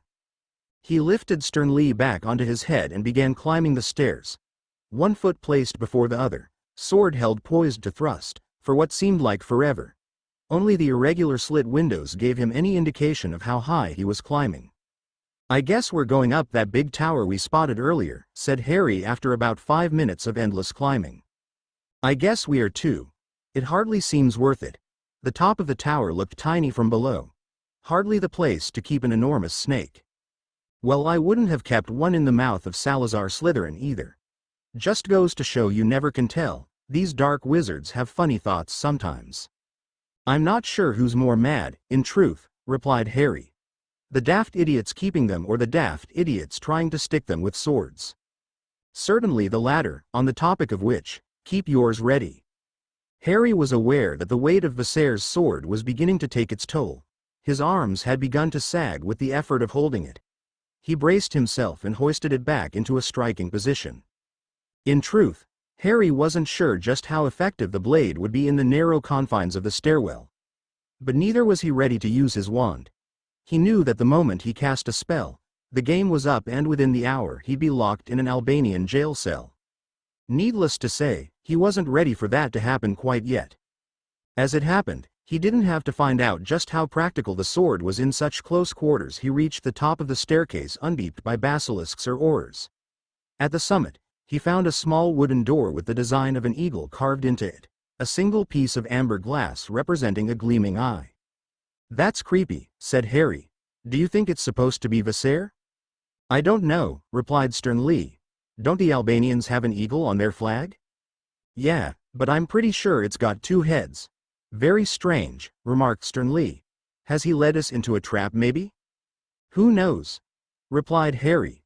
If he has, there's not much else we can do but spring it, I suppose. Through the door? Asked Stern Lee. Through the door, confirmed Harry and pushed at the wood. The door swung open on well-oiled hinges, opening into a room at least 10 times larger than Harry could have expected. It took him a half-minute of gaping to realize that magic was at work and to look past the much larger room at what was inside. Harry had seen enough of Dumbledore's office to recognize another wizard's study when he saw one. An enormous desk occupied one side of the circular room, littered with open books, quills and crumpled parchment. To the left of the oversized desk sat an equally large chest, with an oversized golden padlock hanging from the clasp. To the right stood a majestic mahogany wardrobe, door hanging ajar. A veritable treasure trove of enchanted artifacts, magical tomes and doohickeys filled every other inch of the room. Some the likes of which he was sure he'd seen before in Dumbledore's office, others looked bizarre and still more looked outright evil. But the most obvious feature of the office was that it was devoid of life. There was no sign of either basilisks or dark wizards. Unless dark creatures or sorcerers were hiding in amongst the piles of books, Harry had his run of the place. He stepped inside and closed the door behind him, then turned to face the astonishing sight before him. Even with as little enchanting experience as he possessed, Harry knew that he'd struck the jackpot here. He moved from item to item, careful not to touch, but examining each with an appreciative eye. Even Stern Lee seemed impressed with some of the items. That's an iconosphere, he said, as Harry examined a glass ball encased in a brass ring. If you suspend it over tea leaves it'll read them for you. Very rare. What's this one? Asked Harry, turning to a collection of tall, thin pipes attached to an array of buttons. It looked like, if anything, a weird, miniature organ. Now this I've only ever read about, said Stern Lee, in what sounded like an odd voice. The Sopomancer's Calliope. When played by anyone, it'll put everyone in earshot but the player to sleep. but when played well, by the right wizard, it can also be used to induce dreams or nightmares of the player's creation. Harry's fingers floated above the keyboard, but he hesitated, then thought better of it. I know what these are, he said, coming to a stack of what looked like cannonballs against the far wall, but that he recognized as proballators. Something about the feel of them, maybe. Yeah, I'd steer clear of those, if I were you. You can't ever know how sensitive they might be, replied Stern Lee, then shook in excitement on Harry's head when they moved on to the next item. That's an Atharvavedic trumpet. I haven't seen one of those in at least 2 centuries. Harry looked at the enormous silver artifact and blinked. It looked like an odd cross between an ear trumpet and a gramophone horn. Put it to your ear and you'll hear the nearest conversation as though the speakers were having it right next to you. Harry frowned and then, in a sudden fit of impulsiveness, lifted the device and pressed the smaller end to his ear. For a moment, all that was audible were the gentle whispers of the breeze, as though someone was holding a seashell to his ear. He was on the verge of tossing it back down when he caught the sound of a voice. Do you think it escaped by itself? Asked a voice, his dignified, aristocratic tones marred somewhat by exhaustion. No, I don't, hissed another, sounding frustrated. And you don't think the goblins freed it by accident? No, I don't. Fool, snapped the second.